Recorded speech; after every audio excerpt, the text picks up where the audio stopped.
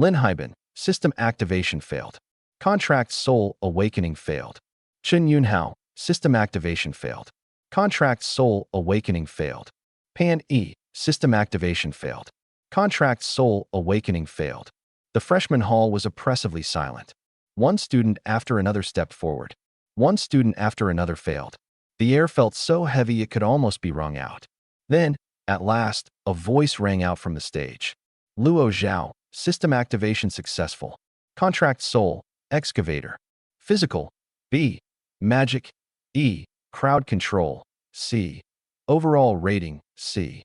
Only then did the crowd below seem to come back to life. Finally, C-Rank is still good. At least he became a contract soul wielder. Fuck, at this point I just hope I don't fail. The student named Luo Zhao stood on the stage, his face flushed red with excitement. He immediately began bragging to the people beside him, practically ready to declare himself a future powerhouse on the spot. The burly instructor recording the names had a cigarette dangling from his lips. He let out a derisive snort. Dozens of people, and we've only gotten one C rank. And you're celebrating? This year's freshmen really are a useless bunch. No one below dared respond. I sat among the crowd without moving. I'd been transported to this world a week ago, and by now, I had more or less figured out how it worked. It was simple and completely fucked up. At 18, everyone awakened a system and bonded with a contract soul. If you succeeded, you became one of society's elites. If you failed, your life was barely worth anything. Spatial rifts were constantly going out of control, and foreign races could emerge from them anywhere. Human lives had never been worth much in this world to begin with. Ordinary people had neither systems nor contract souls. If something happened, they might not even be able to escape. So today's awakening ceremony wasn't about deciding which class you entered. It was about deciding what kind of life you would have. Another batch of students failed. Some came down from the stage with red-rimmed eyes. Others were so weak in the knees that they could barely stand. Then the instructor finally called my name. Menghao Wangfeng Lin Chong. Shiqiu. I stood and walked toward the stage. The breathing of several freshmen beside me turned ragged, and their palms were drenched in sweat. I was doing all right, though. Once you'd already died once, a lot of things stopped being quite so frightening. The moment I stepped onto the stage, I felt countless gazes stabbing into me from below. I didn't even need to look to know why. It was probably my face causing trouble again. Several pillars of light descended at once, enveloping all of us. The next second, a string of announcements came crashing down one after another. Menghao, system activation failed. Contract Soul Awakening failed. Wang Feng, system activation failed. Contract Soul Awakening failed. Lin Chong, system activation failed. Contract Soul Awakening failed. The faces of the students on stage instantly turned pale. Someone burst into tears on the spot. The instructor flicked his cigarette, but onto the floor, and swore under his breath. It was obvious he was furious enough to beat the crap out of someone. What the hell is going on? What kind of garbage did we recruit this year? At that moment, my body suddenly sank. It didn't hurt. It felt as if something had slammed directly into me. Heat, cold, weight, sharpness, all of it mixed together and poured into my body with insane force. My vision went black. Immediately afterward, the white light surrounding me changed. It didn't change gradually. It exploded.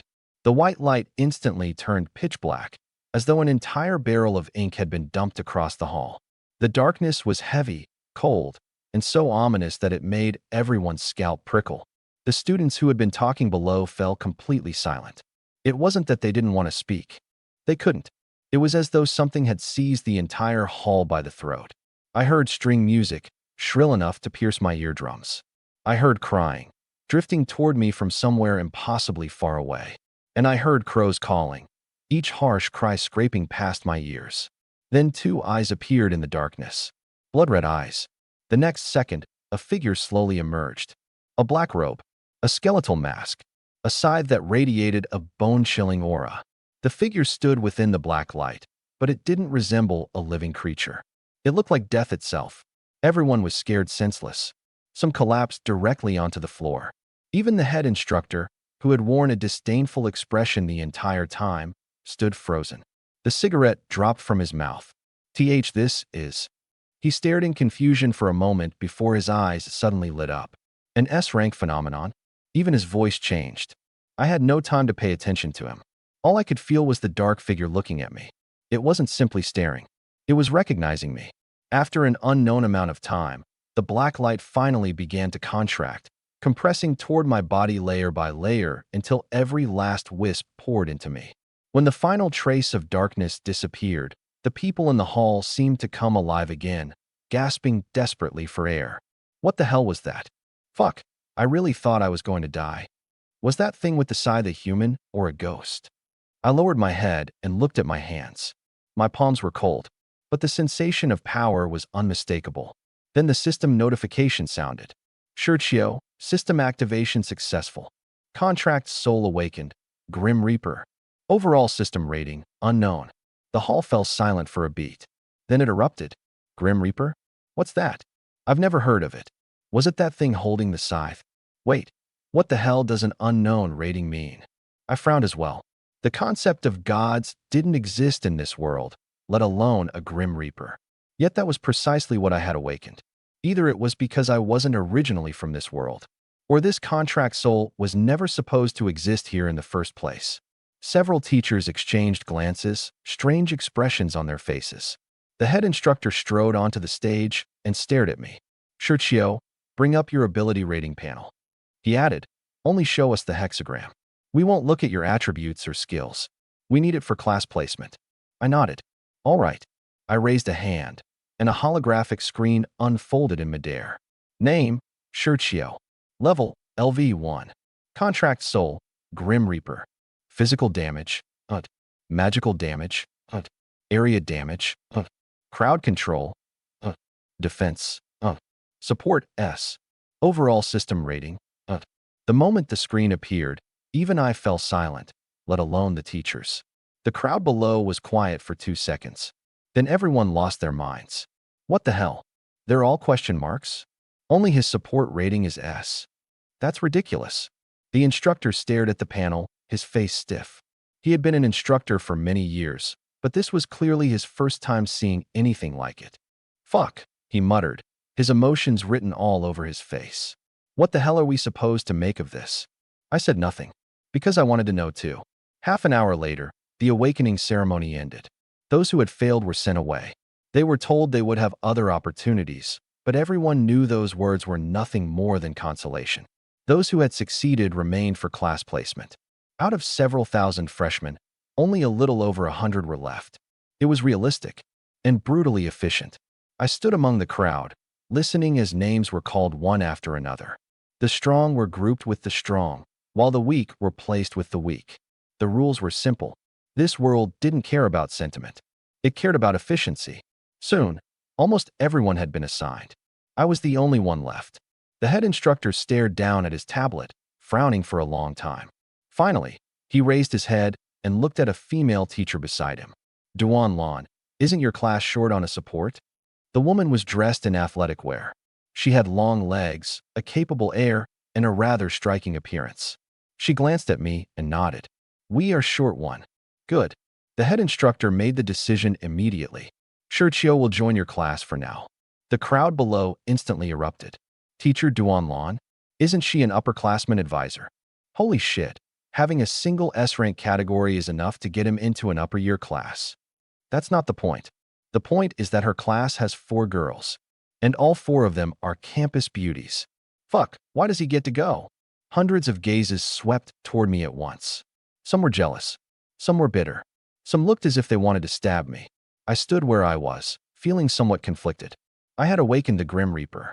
It had appeared amid black light with a scythe and an oppressive aura, looking as if it might claim someone's life at any moment. And after seeing my panel, they had decided my role was support. I nearly lost my composure. They wanted me to play support? And support 4 upper-class women? No matter how I thought about it, something didn't seem right. The head instructor was still lecturing everyone from the stage. Starting today, you are no longer ordinary students. You are reserve soldiers of the Empire. In the future, you'll face foreign races, missions, and death. Drop those spoiled young master and young lady attitudes. Once you're here, strength is everything. I didn't pay much attention to the rest. It was all ceremonial nonsense. After we were dismissed, I was about to follow the others when a ding suddenly rang inside my head. Third World Cheat Tool activated. Binding to host system. Warning, unknown external force detected. Would you like to initiate a virus scan and removal? My footsteps paused. Cheat tool? A hack? I nearly burst out laughing. If I let the system delete something like that, wouldn't I be a complete idiot? I immediately marked it as a safe program. Permit access. Binding will continue. At that moment, Duanlan walked over and held out her hand. Hello, Shirchio. I'll be your advisor from now on. I came back to my senses and shook her hand. Hello. She looked at me and suddenly smiled. Why are you so tense? Are you afraid of me? Not really. I released her hand. I'm just not very good at talking to people I don't know. The amusement in her eyes deepened. Then you'll have to get used to it. After all, you'll be spending a lot of time with 4 girls from now on. I was speechless. She was clearly teasing me on purpose. When I didn't respond, she only laughed more cheerfully. All right, I'll stop teasing you. I'll take you to your accommodation first. You'll meet the others later. I nodded and followed her. A group of upperclassmen were still watching the show from the stands behind us. I didn't turn around, but I could feel someone's gaze lingering on me. It wasn't until we reached the student apartments that I understood what a different status could make. A private room, a shared area for each floor, complete facilities. The place was better than most hotels I had stayed in during my previous life. Standing in the corridor, Duanlan raised a hand and gestured around. This entire floor belongs to our class. My room is directly across from yours.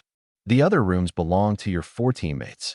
She looked at me with a meaningful smile. If there's anything you don't understand, come find me. Of course, you can ask your upperclasswomen too. I'm sure they'd be more than happy to help you. I had a feeling there was a trap hidden in those words, but I had no proof. After she left, I entered my room and closed the door. At last, everything was quiet. The first thing I did was open my system.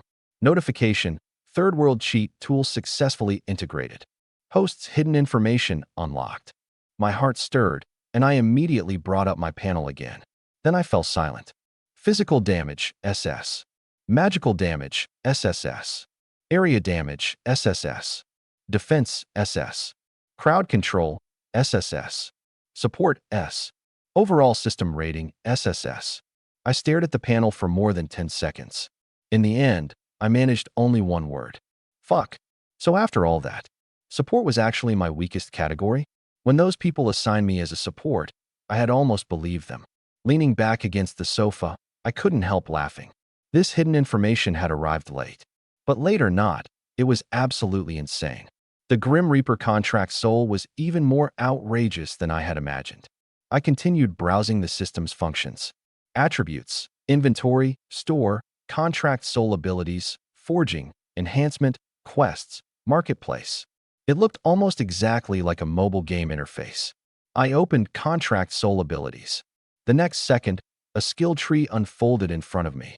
No, it wasn't one tree. 7 branches spread out simultaneously. Physique, undead, damage, support, puppetry, soul weapons, and judgment. I took one look and raised an eyebrow. 7 branches. There was no way this was normal. I opened the physique branch first. It contained basic attributes such as strength, agility, spirit, vitality, and charisma. Then I opened undead, which contained another collection of different development paths. System points were limited. An ordinary person received only 3 points upon awakening. Thanks to the starter pack from my cheat tool, I had 10 additional points. This wasn't just a slight advantage at the starting line. I was practically starting the race on everyone else's face. I carefully examined the Third World Cheat tool again. Its functions were straightforward. It allowed me to see the complete information of both myself and others. It also gave me additional rewards whenever I leveled up. In other words, every time I gained a level, I would receive more benefits than anyone else. On top of that, the cheat tool had given me a starter pack as soon as the binding succeeded. 100,000 cash, 200 Imperial points, 10 system points, 1 automatic experience absorber. My eyelid twitched when I saw the last item. An automatic experience absorber. In plain terms, it allowed me to idle grind. Even while I lay around doing nothing, it would accumulate experience for me. All right, I muttered. This cheat isn't even pretending to be subtle. Then I started allocating my points. First, I put 1 point into each of the 7 physique attributes. After spending 7 points, I could clearly feel my body growing stronger.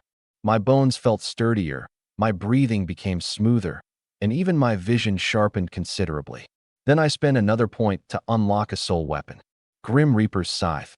The next second, black light flashed, and a 5-foot-long black scythe dropped directly into my hands. I gripped the handle and struck its end against the floor. Clang! The sound was deep and solid, dominating. I spent another point to unlock an undead familiar, Crow Spirit. With my final point, I unlocked a damage skill, Soul Devouring Slash. After spending all 10 points, it felt as though I had shed my old shell and become an entirely different person. Then I suddenly remembered something. Wait, my official role was support. I should at least take a look at the support skills. I opened the support branch. There were 3 basic skills at the bottom. 1 restored health. 1 provided buffs. Both were normal. But when I saw the third, my gaze froze. Soul Drain. Slowly absorbs a teammate's life force over a set period. The conversion rate is determined by the target's favorability toward the host. Absorbed life force is converted into bonuses to the host's strength, agility, burst power, spirit, and other attributes. Range, 50 meters. I stared at those lines for a long time without speaking. Then I couldn't help cursing. You call this support? Other supports healed their teammates. My version of support drained them. Most absurdly, the more favorable the target's feelings toward me were, the more I could absorb from them. What kind of twisted skill was this? Sacrifice your teammates and gain infinite power. I was silent for 2 seconds, but I still activated all 3 basic support skills. The reason was simple. Twisted or not, it was better to have a skill and not need it than to need it and not have it. The instant I finished, someone knocked on the door. Knock, knock, knock. I dismissed the panel and went to open it. The moment I pulled the door open, I froze. A girl stood outside. She was tall, slim-waisted, fair-skinned, and exceptionally eye-catching. Leaning against the door frame, she smiled with curved eyes, as if she had already seen right through me. She waved her phone at me, her smile carrying a mischievous edge. So you're the new junior? I looked at her without answering immediately. My instincts told me one thing. Trouble had arrived at my door. Xiao Xie stood outside, smiling with perfect elegance. It was the kind of smile that looked extremely good at deceiving people. So you're the new junior? I looked at her, momentarily stunned. I had only seen her from a distance yesterday, so all I'd known was that she was beautiful. Now that she was standing right in front of me, I realized that beautiful wasn't nearly enough to describe her. She was tall and fair, with eyes that seemed to pull people in. Yet her expression was completely natural, as if she really had come merely to say hello. You're one of the upperclasswomen in my class? I asked. She blinked. Quick on the uptake. My name is Xiao Xie. Sister Lan told me that our class had a new member, a first-year junior, no less, so I decided to come take a look. She spoke casually, but I couldn't shake the feeling that she hadn't come just to take a look. I stepped aside and nodded to her. Hello, senior. I'm sure Xiao. I know. Her smile deepened as she extended a hand. I'm more or less the team captain. Welcome aboard. I shook her hand. Her hand was soft and slightly cool. At the moment of contact, her gaze lingered on my face, as if she were confirming something. Then the corners of her lips curved upward, as though she had found the answer she wanted and was satisfied with it. Seriously, she drawled deliberately. Are you planning to make me stand in the doorway for our entire conversation? I came back to my senses. Of course not. Please come in, senior. She walked past me, leaving a faint fragrance in her wake. I closed the door behind her. When I turned around, I found her already looking around the living room. Wow. She raised an eyebrow. You're fast. What do you mean? Your room. She pointed at the tabletop, then glanced at the neatly arranged luggage beside the sofa. You've already finished unpacking? It wasn't a big deal. Not a big deal. She turned to look at me, her smile somewhat meaningful. Junior, being like this makes a lot of other people look bad. I didn't respond. She didn't stand on ceremony either. She sat directly on the sofa, crossed her long legs, and leaned back comfortably, as if the place already belonged to her. Very clean, she said. I like it. Coming from her, those words sounded as if they carried a different meaning. I decided to pretend I hadn't noticed and asked, Did you need something from me, senior? I did. She pulled a card from her pocket and handed it to me. Your student ID card. Since you've only just enrolled, there's still a lot of information that hasn't been entered into the system. Sister Lon asked me to bring this over while I was here. I took the card and examined it. What is this used for? It proves your identity, lets you collect allowances and resources, and is used to accept missions. Basically, you'll need it for almost everything, she explained. The Academy provides contract soul wielders with monthly allowances. Cash, points, cultivation resources, it all goes through this card. I nodded. Got it.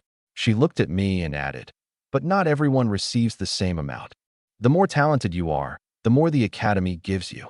In your case, the administration will definitely invest resources in you at the highest level. I raised my eyes to meet hers. But wasn't my overall rating listed as unknown yesterday? It was. She smiled. But phenomena don't lie. When you awakened yesterday, you nearly scared everyone in the hall to death. The Academy's final decision was clear. No matter why your attributes couldn't be displayed, you'll receive treatment equivalent to at least an S rank. Her tone remained remarkably calm as she spoke, but I could hear the weight behind those words. More resources meant greater investment. It also meant more people would be watching me. Sure enough, her next words confirmed it. But the more resources you receive, the more people will be jealous of you. She raised her head and looked straight at me. Let me warn you about something. University isn't as peaceful as you might think. There are foreign races outside, but there are dangerous people inside too. Some people will do anything to steal resources, positions, or even recruits. Their methods can get pretty dirty. I've even seen highly talented freshmen get set up and killed before making it through their first year. I didn't respond immediately. This world was even more straightforward than I had imagined. Things outside wanted to devour you. People inside did too. When Xiao Xie saw me fall silent, she suddenly smiled again. The oppressive air around her disappeared in an instant. But you don't need to be too nervous. She patted her chest, looking every bit like a loyal and dependable senior. You're my junior, after all. As long as you don't wander around or trust people too easily, I'll protect you. I looked at her. Are you really that dependable, senior? She leaned forward slightly, amusement glimmering in her eyes. Why? Do you want to find out? The air seemed to freeze for a moment. I coughed and deliberately changed the subject. Then I'll thank you in advance. She stared at me for 2 seconds, apparently finding my reaction amusing, before suddenly laughing. You really are, she paused. Even more well-behaved than I expected. I pretended not to hear her. She didn't continue teasing me. Instead, she raised her wrist and checked the time. Perfect. It's about time for dinner. Want to eat together? I froze. Just the two of us. Of course. Her answer was perfectly natural. After dinner, we can stop by the training hall. We'll be teaming up in the future, so isn't it normal to start getting used to working together? I was about to ask where the other teammates were, but she seemed to anticipate my question. The others are all busy. It'll just be the two of us tonight. I frowned. But didn't Sister Lon say I'd meet the other upperclasswomen tonight? Without the slightest hint of guilt, she replied. She must have gotten busy and forgotten. I looked at her. She looked back at me. Her expression was so sincere that I couldn't find a single flaw in it. But for some reason, I was certain she was talking nonsense. When she saw that I still hadn't moved, she immediately put on a stern expression. What? You don't trust me? It's not that. Good. She instantly smiled again, stood, and walked over. Then she hooked her arm around mine. Come on, Junior. Your senior will show you around. My entire body stiffened. Senior. Isn't this a little? A little what? She turned to look at me, her face extremely close to mine. Are you embarrassed? I fell silent. Her smile instantly became even brighter as she pulled me toward the door. Then you'd better get used to it. After all, we're going to be spending a lot of time together. My mind was still somewhat dazed as she dragged me outside. There was only one thing I could think about. This upperclasswoman looked perfectly respectable on the surface. But underneath it all, she didn't seem respectable in the slightest. During dinner, I finally saw another side of her. She could really eat. Not the kind of really eat, where she merely ate a little more than expected. She could keep talking while clearing more than half the dishes on the table without damaging her image in the slightest. I watched her for a long time before finally giving in. Senior. Do you always eat this much? Her chopsticks didn't even pause. What? Did I scare you? A little. Don't worry. She smiled sweetly. I eat a lot, but I'm also great in a fight. It's a very good deal. I couldn't help laughing. She looked up at me, apparently pleased that I had finally relaxed a little. After dinner, I thought we were really going to the training hall. But when I looked up, I found myself standing in front of a movie theater. I stopped walking. Senior. This is the training hall you mentioned? Her expression remained unchanged. Of course. I stared silently at the enormous movie poster in front of us. Instead, she adopted a perfectly serious expression. Student Shirchio, I need to correct a misconception of yours. True training isn't limited to swinging weapons and fighting. Adjusting your mindset, relieving stress, and learning to relax in high-pressure situations are all extremely important. You've only just enrolled, so you must still be under a lot of pressure. Taking you to see a movie will help you adjust your mental state. Understand, after listening to her explanation, only one thought crossed my mind. This woman was exceptionally good at making things up, but she spoke so fluently that I didn't even know which part to challenge first. When she saw that I still hadn't moved, she grabbed me and pulled me inside. Hurry up. The movie's about to start.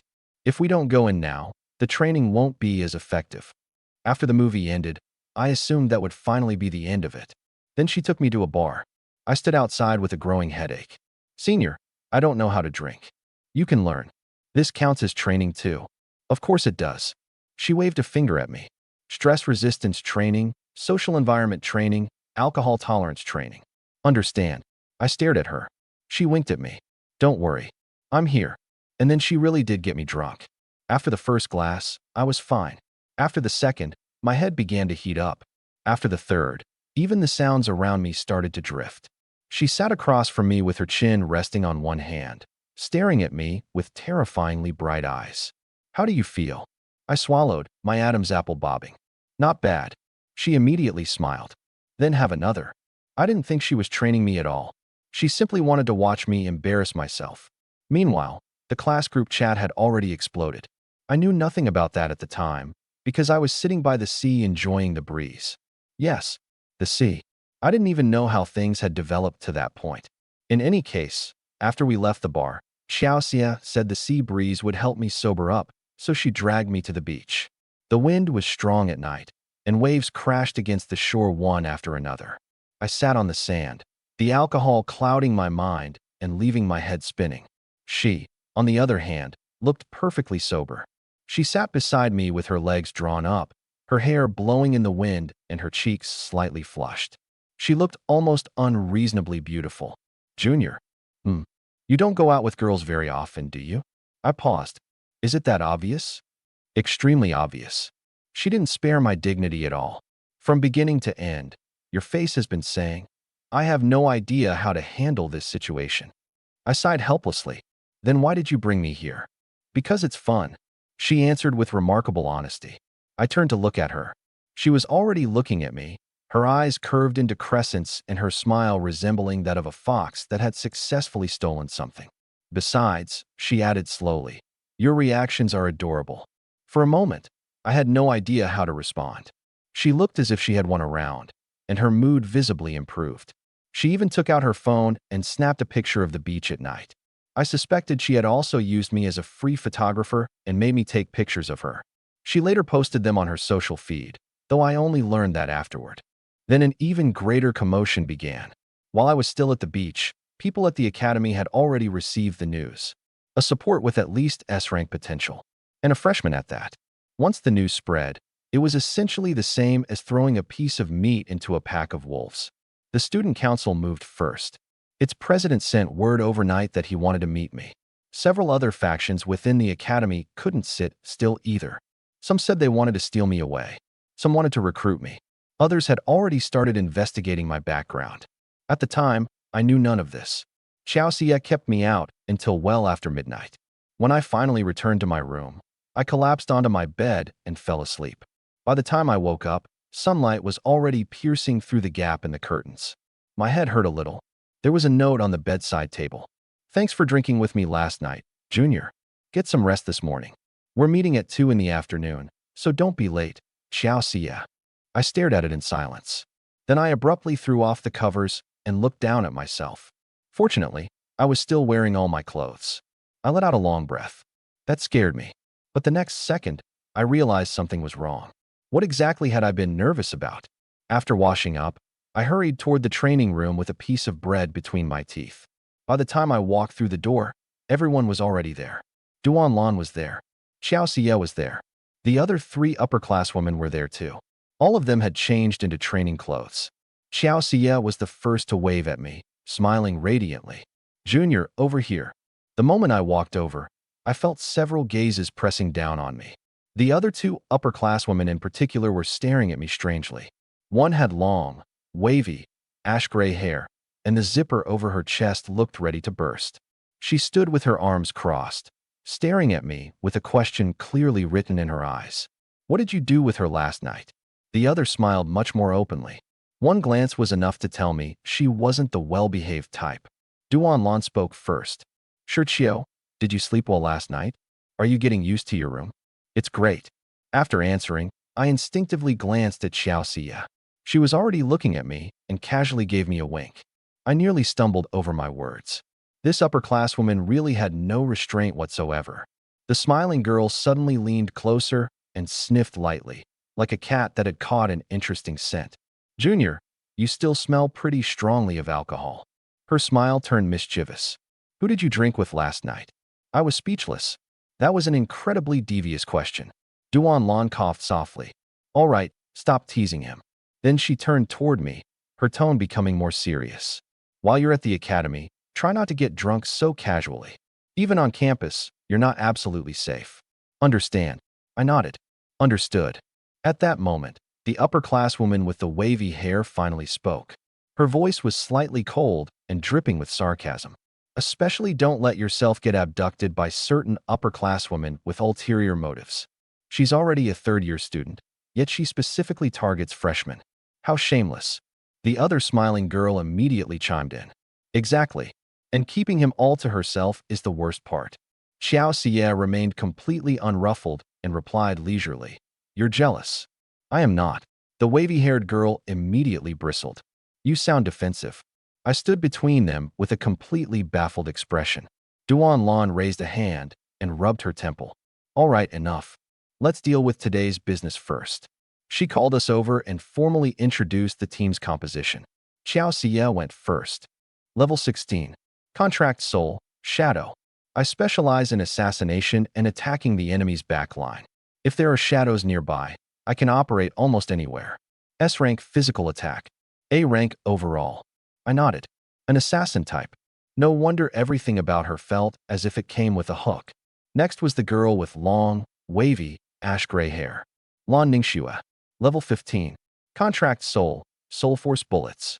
I specialize in ranged attacks and sustained firepower, but I don't like enemies getting too close. After speaking, she deliberately looked at me. So our support had better stay close.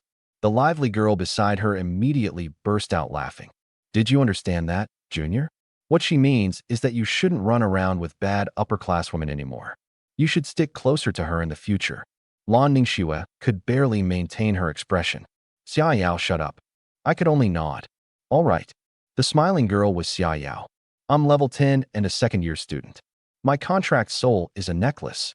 I specialize in crowd control, and I have some spatial abilities too. As for everything else, she winked at me. I like handsome boys who are easy to bully. If you ever need anything, feel free to come find me. I was speechless. Was there not a single normal person in this class? The last upperclasswoman was named Yuli. She was clearly very introverted, and even her voice was quiet. I'm level 10. My contract soul is elemental energy. I mainly specialize in large area magical attacks. The moment she finished speaking, she lowered her head, as though saying even one more word would exhaust her. Duan Lan introduced herself last. I'm level 20. My contract soul is ligament. I specialize in close quarters combat and protection. I normally won't interfere during your missions, but I'll accompany the team and save your lives if necessary. After the introductions, I had a general understanding of the team. An assassin, a marksman, a crowd controller, a mage, plus a close combat instructor. The corner of my mouth twitched. This team certainly had plenty of damage, but it was also incredibly fragile. In short, what they lacked was a support like me. The problem was, I was the only one who knew that support was my weakest category. Duan Lan turned to me. Sure, Chio, you've already used your system points, right? I have. Good. She nodded. I won't ask what you spent them on yet. We'll go straight into actual combat. We'll take a simple mission today and make a trip through a spatial gate. It'll give the team a chance to adjust to working with you. I opened the mission panel and looked at it. Mission difficulty, 3rd year, a rank. Objective, enter Sector D3 of the Single City Spatial Gate. Kill 10 mid-rank mutant beasts and retrieve their hearts. Rewards, 500,000 cash, 500 academic credits, 500 imperial points, and several advanced recovery potions. I stared at the rewards for 2 seconds and suddenly understood. This was why the Academy had forced a level 1 freshman like me into an upper-year team. It wasn't to take care of me. It was to feed me resources. Lower-year missions didn't provide many rewards. If they wanted a freshman with potential above S rank to grow as quickly as possible, the most direct method was to have high-level students carry him through high-level missions. It was the same principle as power leveling a low-level character in an online game. Simple, crude, but effective. It didn't take long for us to change and set out. Duan Lan drove. Lan Ningxue and I sat in the back. She didn't speak along the way, and I didn't try to start a conversation. The silence in the car felt a little strange. I simply closed my eyes to rest and reviewed my support skills. Grim Reaper's Blessing. Its effect was continuous healing. Grim Reaper's Grace. Its effect was a comprehensive enhancement. I was fairly satisfied when I saw those. The bonuses were percentage-based, which meant that even though my level was low, the buffs I gave my teammates wouldn't be completely useless. But when I continued reading, my expression became a little strange. Both skills had an additional line of text. Targets temporary favorability toward the Grim Reaper's host, plus 20. They also shared the same side effect. After the skill is successfully cast, the target enters a dazed state for 1 second. I frowned at those lines. Increased favorability? A dazed state? What kind of bizarre secondary effects were these? I muttered under my breath. Hopefully nothing weird happens. As for the 3rd skill, Soul Drain, I glanced at it and immediately closed the panel. It was better not to reveal that skill for now. Half an hour later, the car stopped. I opened the door, stepped outside, and saw a spatial gate for the first time. It didn't resemble a gate at all. It looked more like a rift that had been forcibly torn through the sky. Light and shadow twisted within it, resembling both an aurora and the depths of the ocean. Waves of suction rolled outward from it. Standing before it, a person instinctively felt insignificant, and another instinctive thought would arise. Something inside really could devour you. I stared at the rift and slowly narrowed my eyes. The real mission was only just beginning. The area outside the spatial gate was filled with soldiers. High walls, guard towers, armored vehicles, heavy weapons. The oppressive atmosphere made people instinctively lower their voices. This wasn't the academy. This was a real defensive line. If anything came charging through the gate, the people here would have to put their lives on the line to stop it. After completing our registration, we stepped into the teleportation array. The moment the light descended, my vision blurred. It was a strange sensation. It felt as though my entire body had been crushed into pieces and thrown into an endless, invisible current. My body was moving forward, but my consciousness seemed to be dragged behind it. A constant hum filled my ears. I couldn't tell whether it was the wind or space itself vibrating. About half a minute later, my feet struck solid ground. I regained my balance and opened my eyes. We had arrived.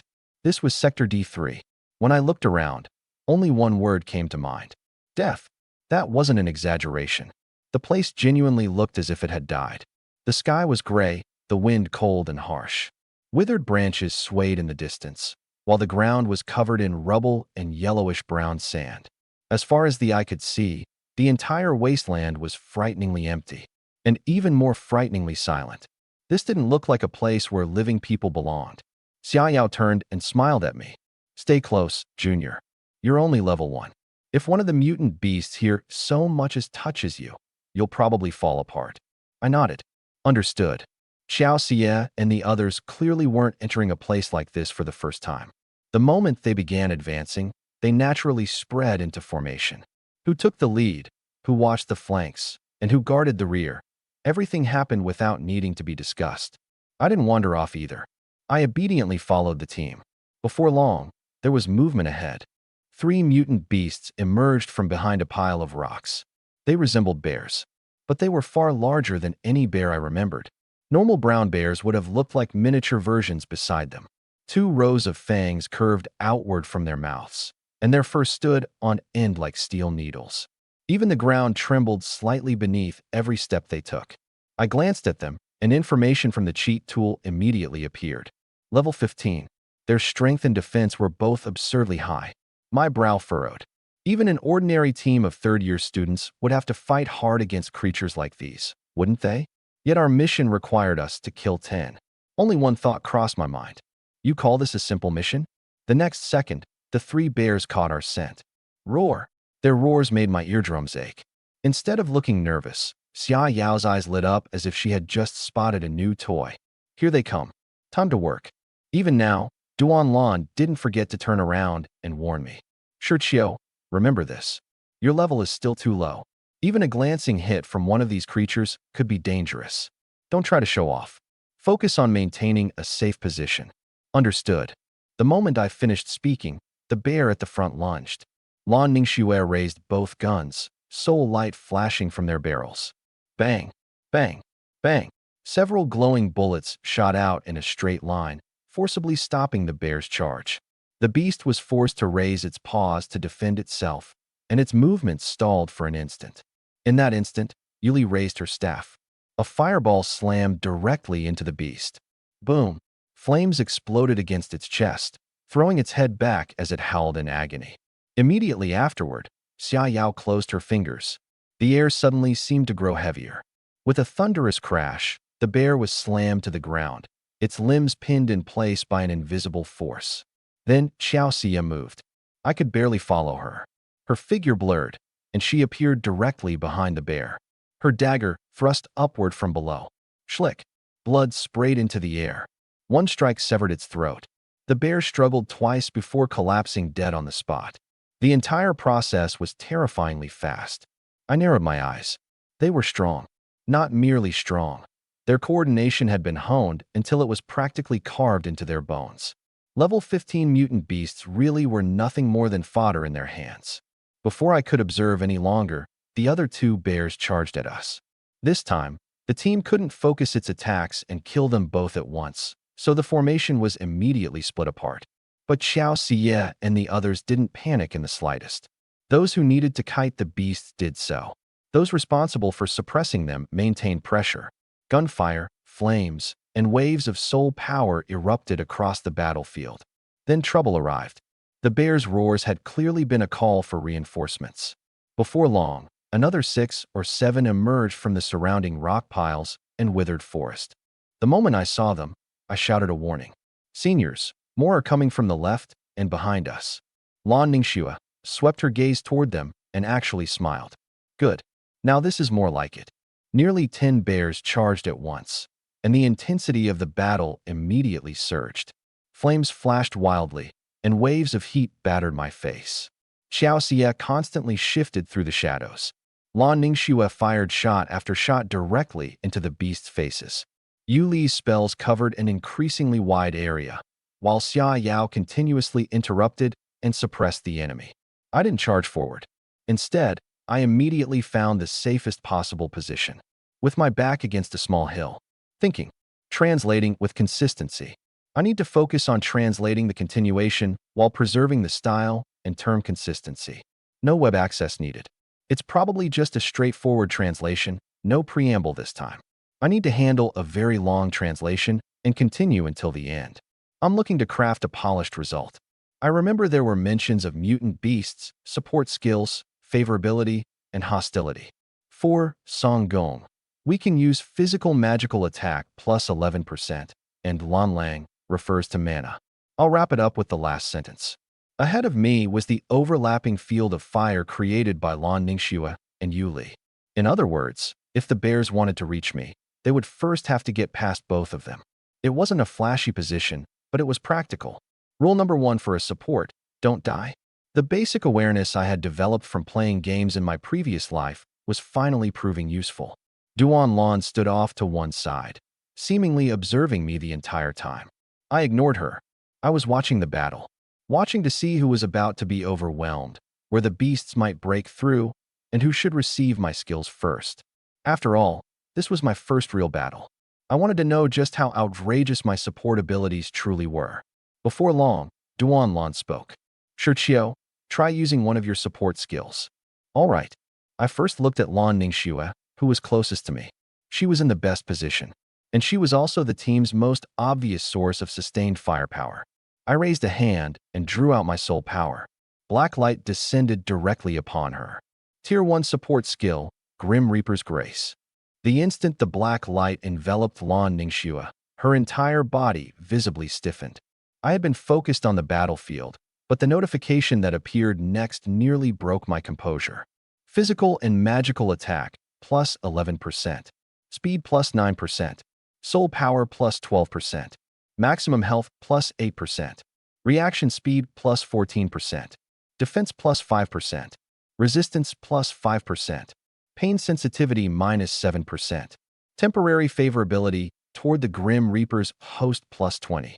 Just as I finished reading, another line appeared. Side effect: target enters a dazed state for 1 second. My heart skipped a beat. This was bad. And sure enough, something went wrong on Lan Ningxue's side. She had been raising her guns to aim when her body suddenly trembled, and even her breathing became disordered. Her gaze lost focus, as though something had struck her nerves with tremendous force. Then her wrist jerked. Bang! The shot went completely wide, blasting past Xia Yao's feet. Xia Yao nearly jumped on the spot. Holy shit. Sister Lan, where are you shooting? Lan Ningxue's face turned red. She was clearly confused as well. Before she could finish, I saw a bear lunging at her from the right. Senior, watch out. She snapped her head around and managed to dodge with the help of her newly enhanced reaction speed. But she was still half a step too slow. The bear's claws grazed her thigh, instantly tearing 3 bloody gashes through it. My expression darkened. Duanlan's eyes, however, lit up. She had clearly noticed it. Lan Ningxue's evasive movement just now had been noticeably faster than before. That meant my buff wasn't merely for show, and it was most likely the most valuable kind of buff. A percentage-based enhancement. Duanlan looked as though she had received a serious shock. Even the way she looked at me changed. She was a teacher. She understood perfectly well what this meant. A level 1 freshman with percentage-based buffs. If an ability like this was properly developed, it wouldn't merely be powerful. It would be disgusting. Disgusting enough to forcibly elevate the strength of an entire team. I had no time to care whether she was shocked. I immediately shouted to Lan Ningxue. Senior, how badly are you hurt? She lightly bit her lip, her voice somewhat unsteady. I'm fine. The wound didn't look particularly deep, but I couldn't leave it untreated. I have a healing skill too. I'll give you a heal. As soon as I finished speaking, I raised my hand. Tier 1 support skill, Grim Reaper's Blessing. Another beam of black light descended. Lan Ningxue was clearly prepared for it this time, but the moment the light touched her, her brows still knitted tightly. The system effect activated immediately. Her wound began healing at a speed visible to the naked eye, but she also entered that damned 1 second dazed state. Watching from behind, my expression grew increasingly strange. The skill was undeniably powerful, but this side effect, didn't it seem a little inappropriate? How does it feel, Senior? I asked. She took a moment to recover. Even the tips of her ears had turned red. Not bad. I stared at her. Not bad. Her reaction looked like far more than merely not bad. Her normally cold demeanor had softened considerably, and even her voice was trembling. I couldn't help asking another question. Senior, are you sure you're all right? You look a little strange. She turned and glared at me. Her eyes seemed to say, this is all your fault. But I was innocent too. All I had done was cast a skill. Even more absurdly, after glaring at me, she awkwardly looked away, almost as if she didn't dare keep looking at me. An ominous feeling began rising in my heart. But the battle wasn't over, so I could only focus on the task at hand. Senior, my buff can stack 3 times. I'll give you 2 more stacks. Lan Ningxue's expression changed immediately. Wait. Too late. I had already cast a second Grim Reaper's Grace. Black light descended once more. Her entire body trembled gently, and she even closed her eyes for a moment. MMPH. Standing behind her, even I began to feel awkward. But the skill had already been cast. I couldn't exactly call it back halfway through. Gritting my teeth, I gave her the third and final stack. After casting 3 times in succession, even I was beginning to pant. Sweat gathered on my forehead, and my legs felt weak.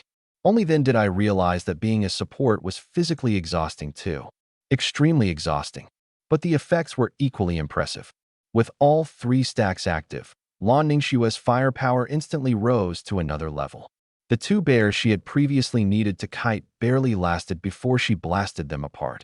I leaned against the rocks and caught my breath, then prepared to straighten up. Senior, I think I can cast another 2 times. I'll go help the others. Before I could finish, Lan Ningxue flashed in front of me and grabbed my arm. No! Her shout startled me. Senior. She was gripping me extremely tightly, and there was something wrong with her eyes. It wasn't her usual cold, aloof stare. Instead, there was something extremely direct in her gaze. Something almost clingy. You can't leave. My entire body went numb. Why? If you go help them, what am I supposed to do? I froze. Aren't all the bears over here already dead? That still doesn't matter. She pursed her lips, sounding unexpectedly aggrieved. It's not like they can't handle the beasts themselves. Why do you have to help them? I opened my mouth, but for a moment, I had no idea what to say. Then her words became even more outrageous. You're my support now. You need to stay beside me. You're not allowed to go looking for other women. I was speechless. My scalp practically exploded. What kind of support skill was this? It was more like a large-scale emotional disaster generator. I forced myself to reason with her. Senior, calm down. I am calm. You don't look calm at all. She looked at me with moist eyes, wrapping her arms around mine even more tightly. Junior, from now on, will you only buff me? I nearly stumbled backward. Senior, please don't act like this. You're scaring me. Fortunately, the battle on the other side ended quickly. Xiao Xie and the others were already powerful. Even without me, they merely needed a little more time. 7 or 8 minutes later, the last few bears were dead. Xia Yao was collecting the spoils when she looked back. All done, huh? Only then did she notice the state Lan Ningxue and I were in. More precisely, she noticed that Lan Ningxue was practically hanging off my body. Everyone froze for 2 seconds. Xia Yao's eyes widened. Sister Lan, didn't you say you were going for the cold and aloof image? Xiao Xie slowly turned to look at us as well, and her gaze instantly became very interesting. I hurried to explain. No, listen to me. Lan Ningxue didn't give me the chance. She only clung to me more tightly. Junior, don't move around. My face stiffened. Senior, you really don't need to press this close. She immediately loosened her grip slightly, her tone impossibly gentle. Oh, I'm sorry. Did I hurt you? I lowered my head and looked at the part of her body pressing against my arm. After 2 seconds of silence, I replied, I'm fine. I'm more worried that your chest might hurt. The air fell silent for a moment. Xia Yao burst out laughing. Yuli, meanwhile, looked completely confused. Shuer, why is she acting so strangely? Duan Lan remained relatively calm and brought everyone's attention back to the important matter. Shuer, was the increase to your attributes significant? Lan Ningxue immediately nodded, smiling with remarkable obedience. It was all because Junior's buff was so powerful. Junior was amazing just now. Xia Yao stared at her, her expression growing increasingly strange. Sister Lan, there is seriously something wrong with you right now. What's wrong with me? You look like someone put a love curse on you. Standing beside them, I felt incredibly guilty. She didn't just look like it. That was probably exactly what had happened. Duan Lan turned toward me again. Shurqiu, do you still have enough energy to cast it one more time? I do. Good. Then use it on me as well. No. Lan Ningxue immediately interrupted her. Everyone fell silent again. In front of the entire team, Lan Ningxue pulled my arm against her chest and spoke with absolute seriousness. Junior already promised me that he would only be my support from now on. He'll only buff me, and he'll never pay attention to any other woman. My vision nearly went black. When the hell had I promised that? I was screaming internally, but all I could do outwardly was force a smile uglier than crying. Xia Yao was completely stunned. Wow. Junior, what did you give Sister Lan? I wanted to tell her that I had given Lan Ningxue a system bug. At that moment, I finally understood why my two support skills had the line, temporary favorability plus 20 attached to them. This wasn't an ordinary form of support. This was emotional contamination disguised as support. I couldn't help wondering, had I really awakened the Grim Reaper, or some kind of evil god moonlighting as a matchmaker? Duan rubbed her brow, clearly at a loss as well.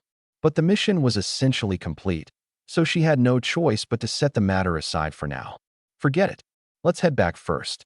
Xiaoyao, make sure you collect all the hearts. Got them, got them. Lan Ningxue continued clinging to me on the way back. I tried pulling away twice, but I couldn't escape. Xiao Xia walked at the rear of the group without saying a word. But I could feel her watching me the entire time, and she was most likely plotting something. Sure enough, before long, I heard the sound of a phone camera. Click, click. I turned around. Xiao Xia was holding up her phone, happily taking pictures of Lan Ningxue and me. Senior. She smiled at me. Don't move. It's a good shot. I was speechless. I could already sense that things were going to become even more troublesome once we returned to the academy. But trouble came even faster than I had expected. Just as we were approaching the teleportation point, we encountered another mutant beast. This one resembled a wolf, but its skin was covered in patches of stone-like armor, and it was even larger than the bears we had just fought. The moment it spotted us, it bared its fangs. Roar! I glanced at the information displayed by the cheat tool. Level 17. Its hostility value was rising as well. 24, 26, 28, 40, 41. Xiaoyao was already loosening up her wrists. One last beast. It practically delivered itself to us.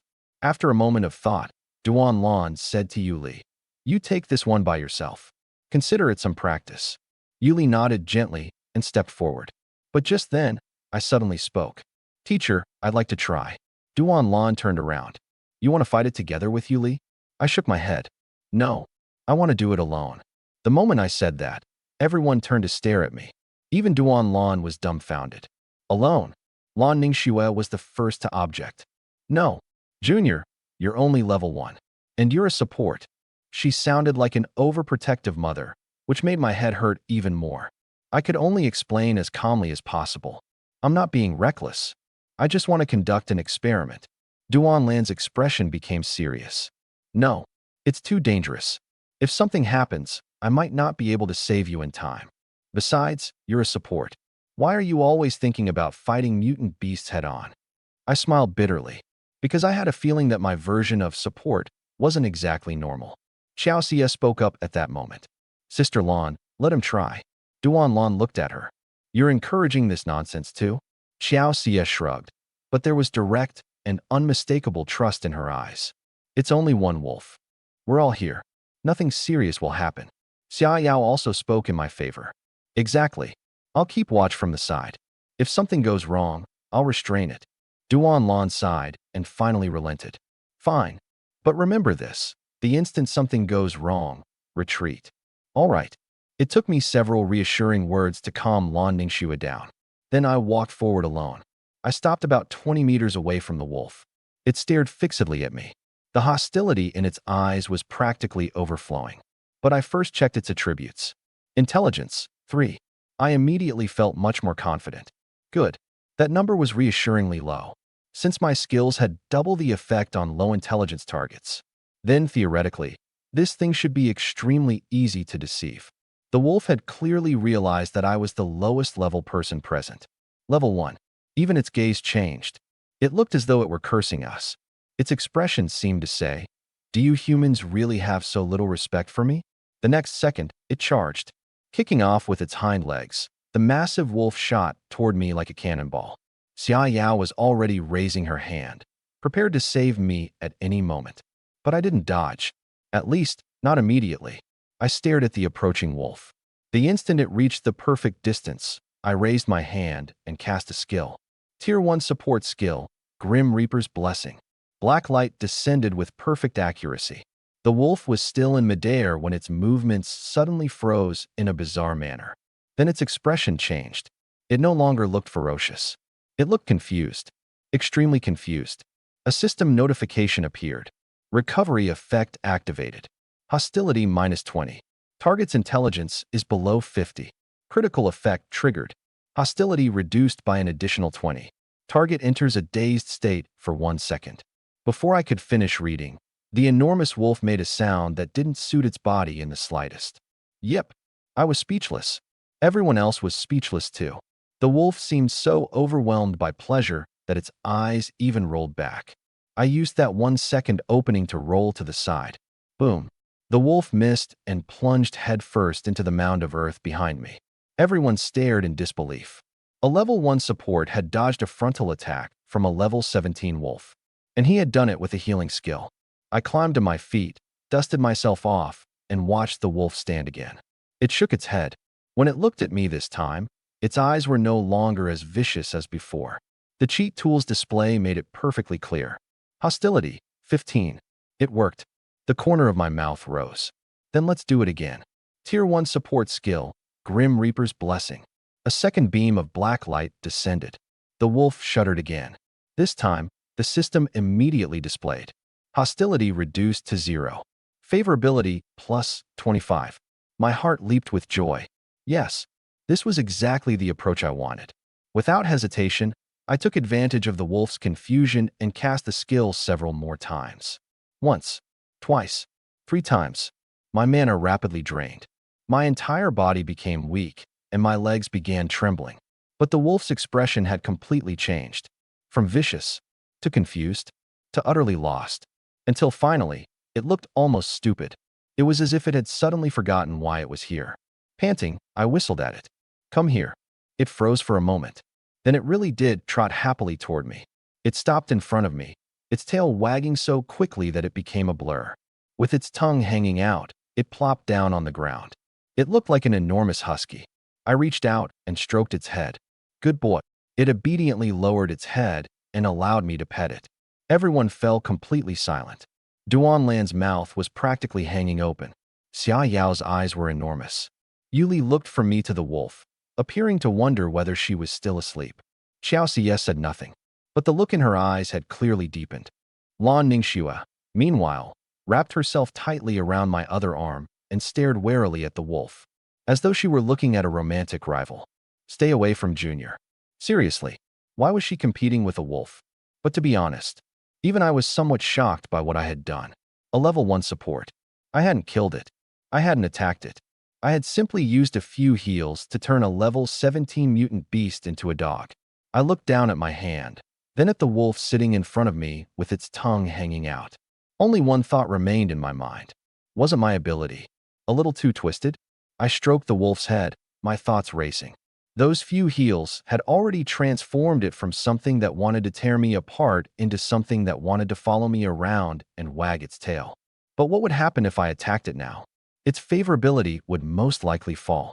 Besides, to put it bluntly, with my current offensive power, even if I knew exactly where its heart was, I might not be able to kill it before nightfall even if I hacked away at it with my scythe.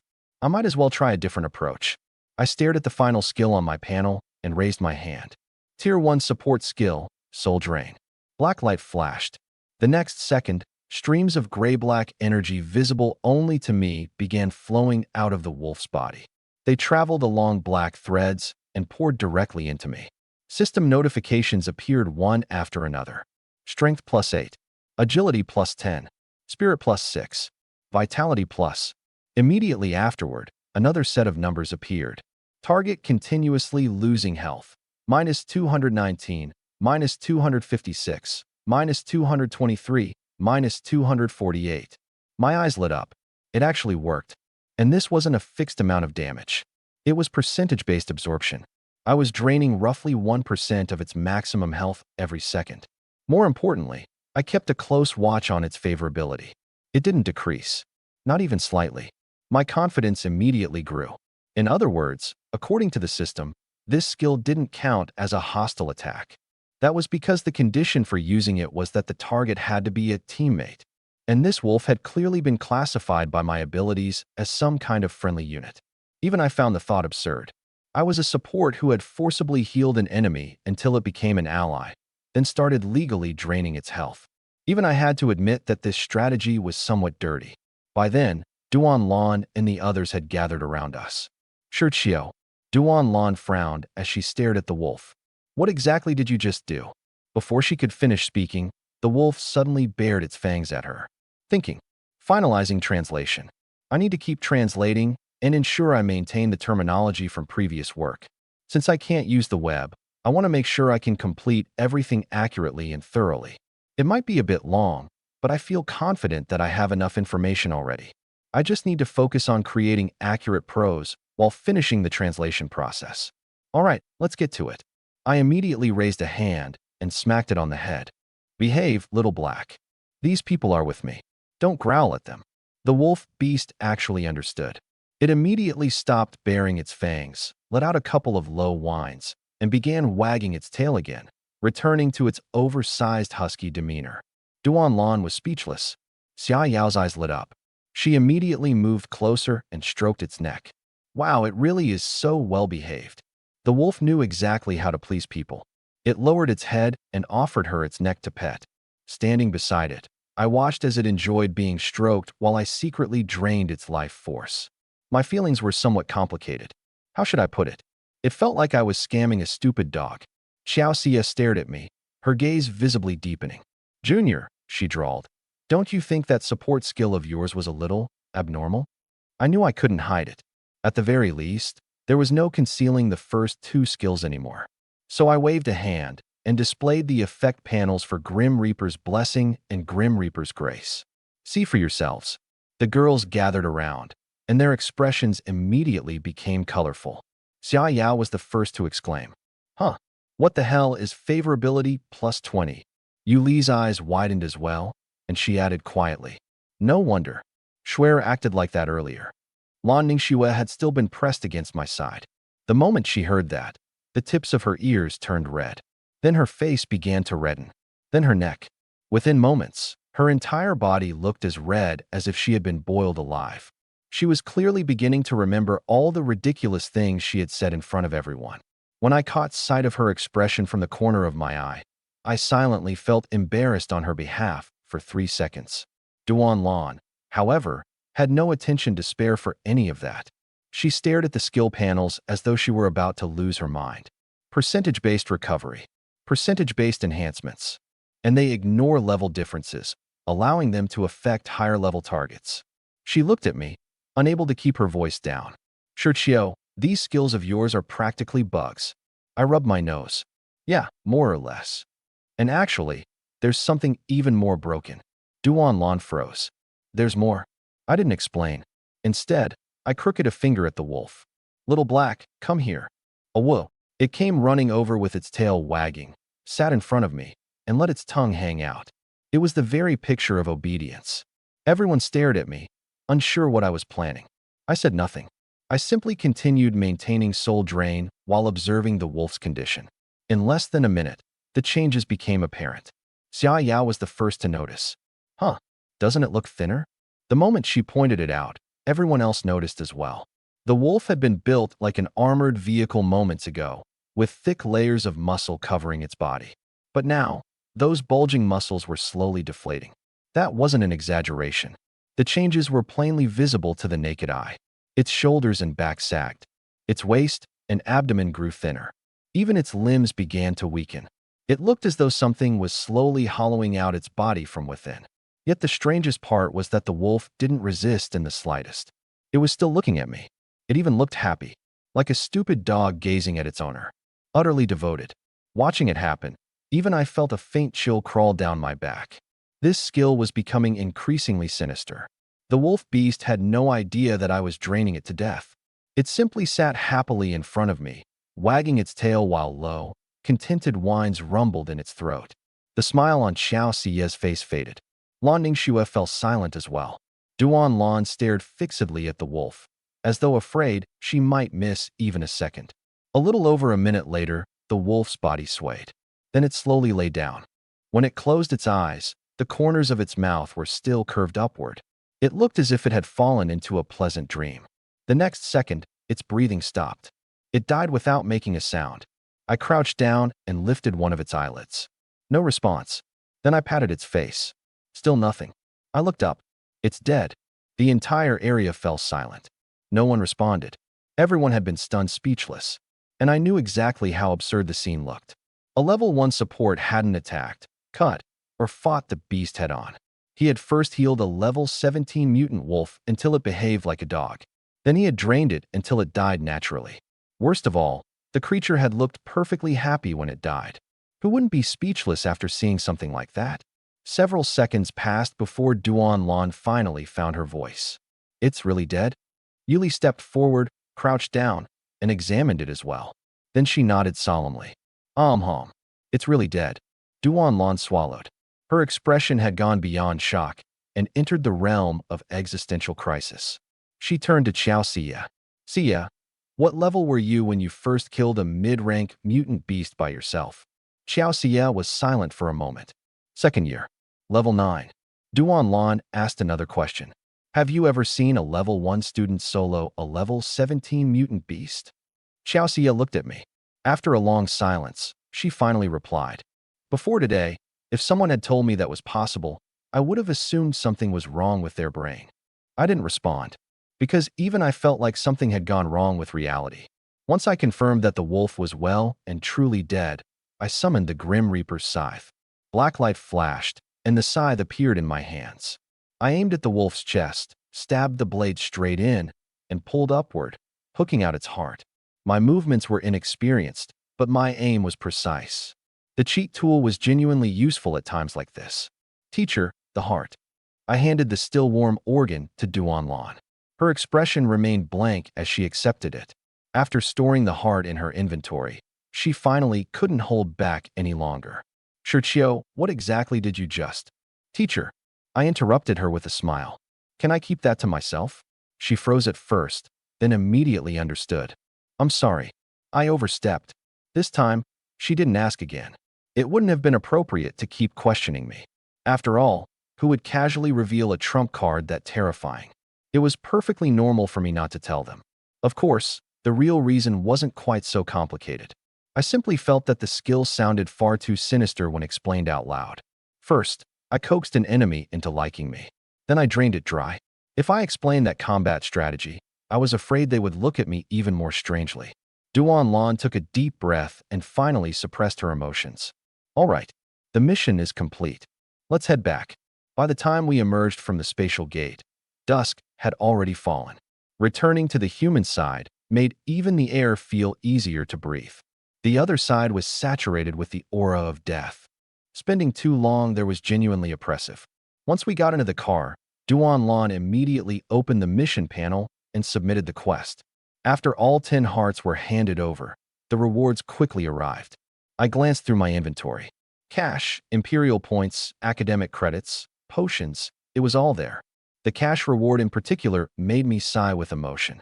I had only been enrolled for a day, yet the money I had earned from a single mission with an upper-year team was probably more than what others could make after working for a very long time. The Academy's rules were extremely realistic. If you had great talent, it poured resources into you. If you lacked talent, you endured a long, slow struggle. Resources were never distributed equally. Xia Yao licked an ice pop with a disdainful expression. The Academy is getting stingier and stingier. A third-year A-rank mission only pays this much. Sister Lan, why don't we accept a fourth-year mission next time? Duan Lan rejected the idea without hesitation. No, you and Yuli still aren't ready. Shirchio doesn't even need to be mentioned. He's only just getting started. If we actually run into something at the level of a fourth-year mission, things could go horribly wrong. Xia Yao shrugged and didn't argue. But then she abruptly changed the subject and brought it back to me. By the way, Junior, what exactly does it feel like when that healing skill hits a person? I nearly choked. Well, that still wasn't enough for her. She turned directly toward Lan Ningxue. Sister Lan, why don't you tell us? You had such a huge reaction earlier. What did it feel like? Lan Ningxue had mostly recovered by then.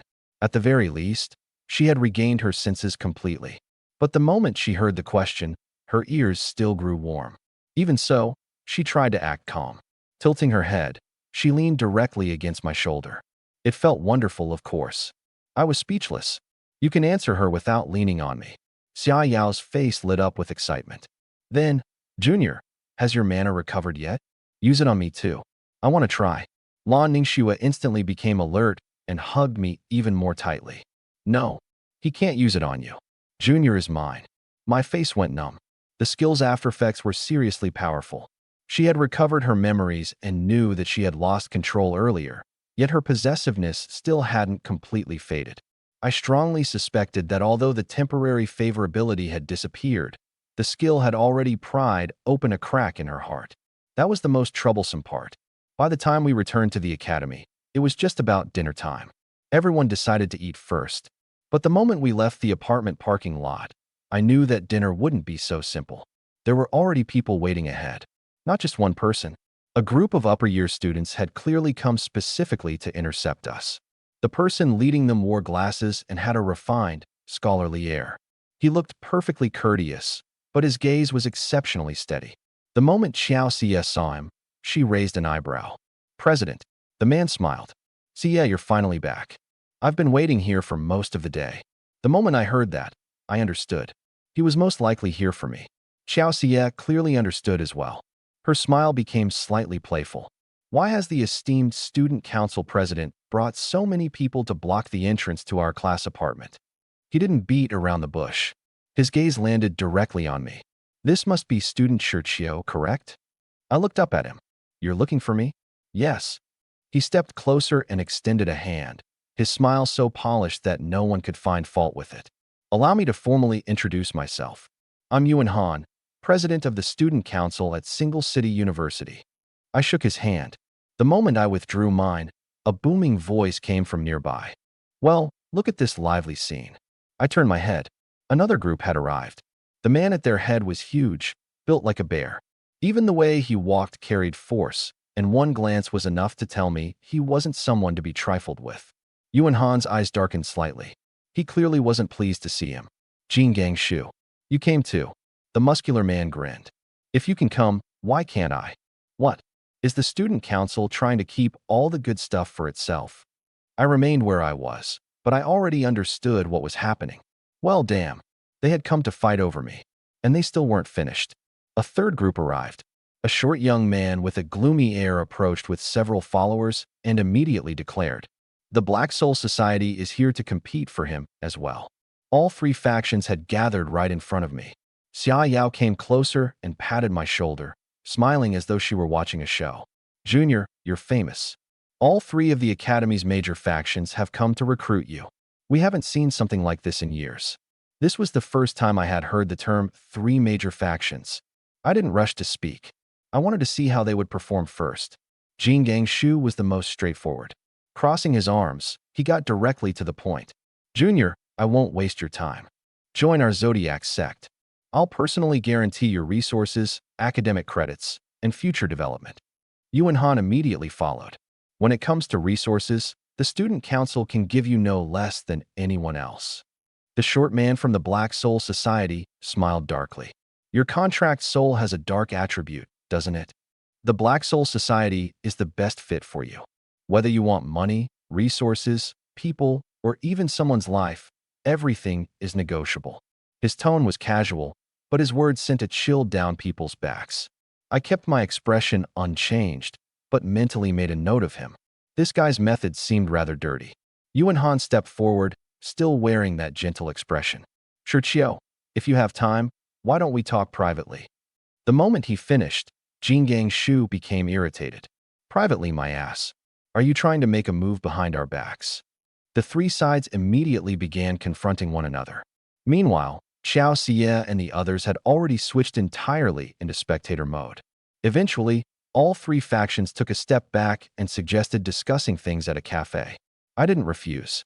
I also wanted to know just how deep the waters of this academy ran. On the way there, Xiao Xie gave me a quick explanation.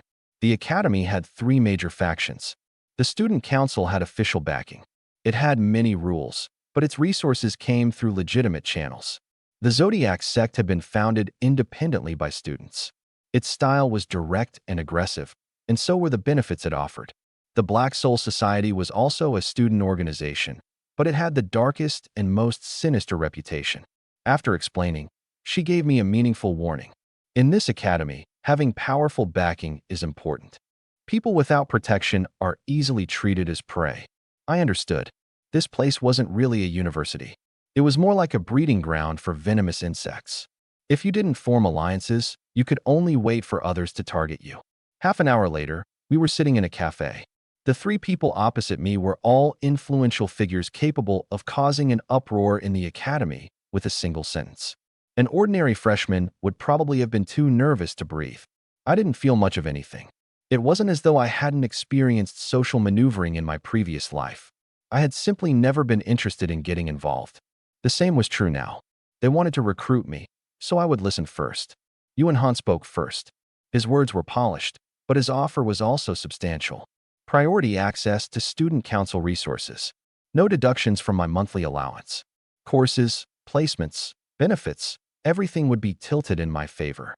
It wasn't until halfway through his explanation that I learned the student council normally took 10% of every student's monthly allowance. If you didn't join, you paid the fee. If you joined, it was waived. No wonder so many people fought desperately to get in. The Black Soul Society presented its own conditions. It emphasized how compatible the organization was with Dark Attribute contract souls and claimed it could satisfy almost any need I had. Money, power, women, even the lives of my enemies. By that point, I had already reached a general conclusion. Once someone joined an organization like that, leaving would probably be extremely difficult. Jingang Shu went last. His offer was the simplest and most direct. He slapped the contract onto the table in front of me. Whatever they're offering, I'll double it. And if you have any other conditions, add them yourself. I picked up the contract and read it from beginning to end. The benefits were undeniably generous, but the obligations were equally clear. Once I signed, I would have to obey their mobilization orders. As long as the order wasn't illegal, I would have no right to refuse. And the contract lasted 5 years. Not merely the 4 years of university. I would still owe them another year after graduation. I assumed the Student Council and Black Soul Society had similar terms. This wasn't simply recruitment. It was an investment, and a leash. Once you accepted their resources, you had to repay the debt. It was reasonable, but I didn't like it. When I set the contract down, all three of them were watching me. Yuan Han spoke first. Have you made your decision? I have. I nodded and calmly said, I'm sorry. For now, I don't plan to join any faction. The atmosphere instantly fell silent. It wasn't just the three of them. Even the people secretly listening from elsewhere in the cafe were stunned. Yuan Han narrowed his eyes. What do you mean? Jingang Shu frowned as well. Explain yourself. I smiled. Exactly what I said. I'm used to being on my own. I don't want to tie myself down yet. The short man from the Black Soul Society was the first to laugh, but there was something strange about his laughter. Junior, do you understand what you're refusing?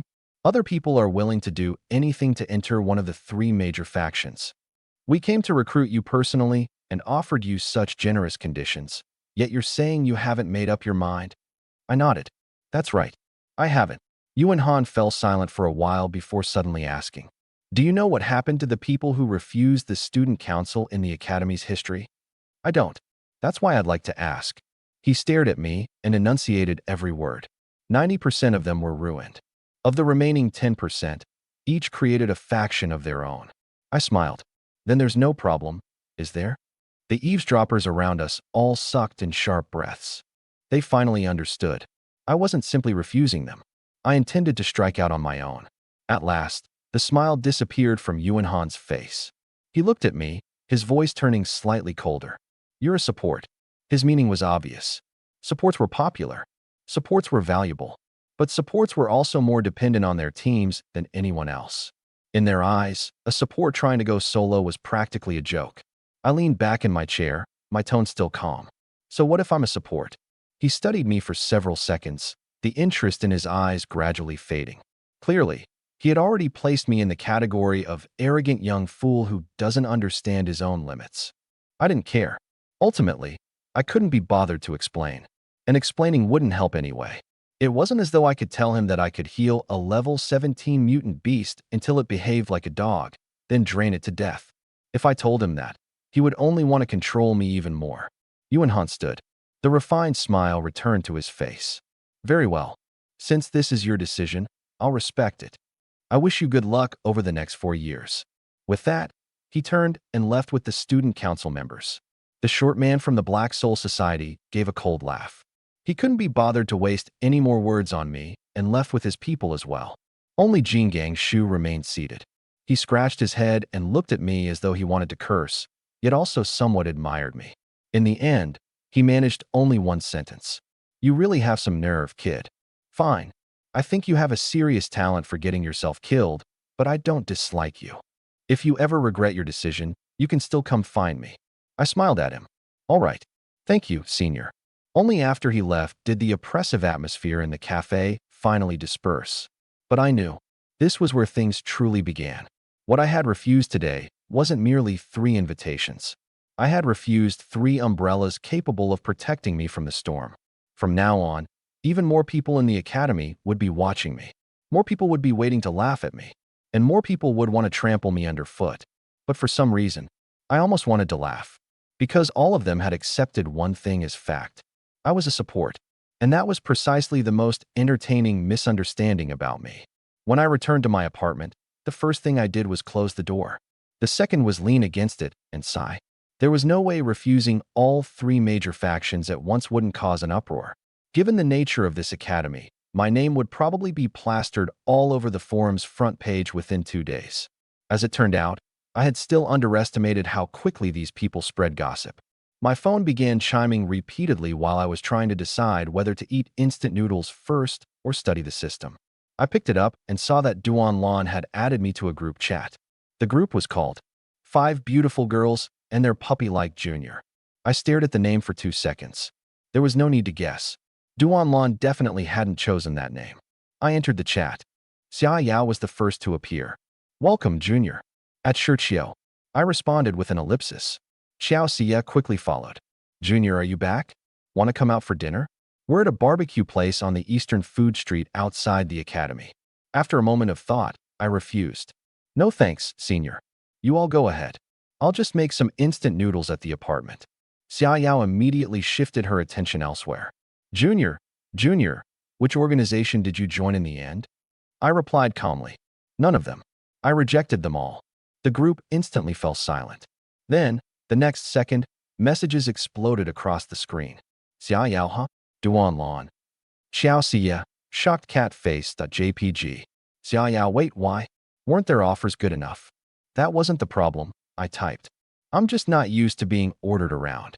After I sent that message, the group fell silent again. Then Xia Yao was the first to burst into laughter. Ha ha ha, that's our junior. If I'd known, I would have gone with you. The expressions on their faces must have been priceless. Ha ha ha. Duan Lan wasn't quite so relaxed. Shirtio, are you certain you've thought this through? This will cause you a great deal of trouble at the academy. Xia Yao immediately jumped back in. What's there to be afraid of? He has us. If anyone dares touch someone from our class, they'll have to get through his seniors first. Pat's chest. Looking at the screen, I suddenly smiled. Honestly, it felt rather strange. In my previous life, I had been accustomed to handling everything alone. Now, several people had naturally placed me within their circle and declared that they would protect me. I wasn't used to it. But even if I wasn't used to it, I couldn't deny that it felt good. My upperclasswomen were all powerful and good at fighting. If I really relied on them and lived off their protection, my 4 years at university might be rather comfortable. Of course, that was only a passing thought. If I really hid behind them and let them protect me forever, I wouldn't be able to live with myself. The conversation soon shifted to Lan Ningxue. Duan Lan asked whether I had seen her. I said I hadn't. Xia Yao immediately landed another blow. Sister Lan says she embarrassed herself so badly that no one should look for her. She wants to be alone for a while. I nearly laughed out loud when I read that. What happened yesterday was certainly enough to make her need some time to recover, especially now that she was back to normal and could remember everything she had done. TSK. If it had been me, I would have wanted to disappear on the spot too. After chatting for a little longer, I put my phone aside. Then I sat cross-legged on the bed and opened my system. No matter how much commotion there was outside, it was all superficial. Strength was what truly mattered. I was still only level 1. Even with a cheat tool, a level 1 freshman was still far too fragile. After today's battle, my experience bar had reached 86 out of 100. I was only a little short of level 2. That made tonight's goal obvious. Reach level 2. I closed my eyes and began circulating my soul power. Ever since awakening my contract soul, I had been able to clearly sense several special nodes within my body. Cultivation involved repeatedly guiding soul power through those nodes, stabilizing and strengthening them. It sounded simple. In practice, it was genuinely exhausting. The pathways were extremely complicated. If my concentration slipped even slightly and the soul power deviated from its route, reduced cultivation efficiency would be the least of my worries. I might even injure myself. Gritting my teeth, I cultivated for an hour. When I opened my eyes, I felt as exhausted as if I had pulled an all-nighter. Yet my experience had increased by only 2 points. I stared at the panel in silence. No wonder those upper-class women were still only around level 10 to level 16 in their 3rd year. With an advancement speed like this, how could leveling possibly be fast? If I continued cultivating this way, I would be waiting forever. After catching my breath, I casually opened the system store. If grinding wasn't enough, then I would spend money. This world had turned everything into a system. There was no way the store wouldn't contain something useful. Sure enough, the moment I entered the elixirs and rare treasures section, I found what I needed. Mental refreshment injection. Beginner, 5,000. Intermediate, 10,000. Advanced, 20,000. And usable only at level 10 or above.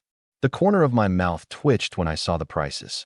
This world's cultivation system really did exist to drive poor people away. 5,000 for 2 hours. To an ordinary person, using this stuff was no different from setting money on fire. In the past, I would have immediately closed the store and pretended I had never seen such a price. But things were different now. I had received the starter pack and tagged along on a 3rd-year A-rank mission. I had money, at least for now. Without hesitation, I bought an intermediate injection. 10,000 disappeared. The system delivered it quickly, placing the item directly in my inventory. I injected it into my arm. Not long after the cold liquid entered my body, it felt as though someone had polished my brain until it shone. My exhaustion disappeared. Even my vision became clearer. Worth it. I closed my eyes and resumed cultivating. The difference in efficiency was immediately obvious. I could perceive the soul power pathways more clearly. My concentration was also much steadier. 1 hour, 2 hours, 3 hours. When I opened my eyes again, a system notification had already appeared. Level increased. LV2. I looked down at myself. My body was drenched in sweat, and my clothes were soaked through. Yet my physical condition was better than before. My strength felt more solid. My soul power circulated more smoothly. It was as though my entire existence had risen to a new level. I clenched my fist and couldn't help smiling. As expected, the only drawback of expensive things is that they're expensive. Then the cheat tools reward arrived. Ding! Level up rewards distributed. Obtained, 200,000 cash. Obtained, Grim Reaper puppet contract times 10. I froze. Puppet contracts? That name didn't sound remotely respectable. I immediately opened my skill tree and switched to the puppetry branch. After reaching level 2, I had received another system point. There was only one tier 1 ability in this branch. Without hesitation, I unlocked it. The next second, the skill description appeared. Skill, puppet contract. Condition, the target must have died recently, and its spirit must not yet have dispersed. Effect, the Grim Reaper takes possession of the target's spirit and grants it a new existence between life and death, transforming it into a corpse puppet under the host's absolute control. Cost, 1 puppet contract. After reading it, I fell completely silent for 2 seconds. Then I managed only 1 sentence. Holy shit. This ability was genuinely sinister. And not merely sinister. It was absurd. Most astonishingly, it didn't list a duration. In other words, as long as I remained alive, the puppet would remain under my control. Its appearance, strength, and condition would all be permanently fixed at the moment of its transformation. If anyone else saw this ability, they would probably place me on a dangerous person watch list immediately. But as I stared at the description, fear wasn't what came to mind. It was something else entirely. Maybe I really could build a faction of my own. Not by recruiting people, but by creating puppets. Absolutely loyal. Absolutely obedient. Unable to betray me. Unable to reveal my secrets. Even the greatest problem of all, human nature, would cease to exist. The moment I thought of that, something restless stirred in my heart. Build my own faction? I hadn't actually said anything like that in the cafe. That was merely a rumor others had invented. But now, as I looked at this skill, I felt for the first time that perhaps it wasn't impossible. Of course, it was still far too early to think about that. I was only level 2. I had the puppet contracts, but no corpses. If I really wanted to cause trouble, I first needed to survive long enough to do it. I fell backward, landing flat on the bed. After cultivating for 3 consecutive hours, even with the injection, I couldn't take any more. The moment my eyes closed, my consciousness quickly sank. I slept extremely deeply. But when I woke the next morning, I discovered that the situation had already spiraled beyond my expectations. I had thought that news of me rejecting the 3 major factions would take at least a few days to spread.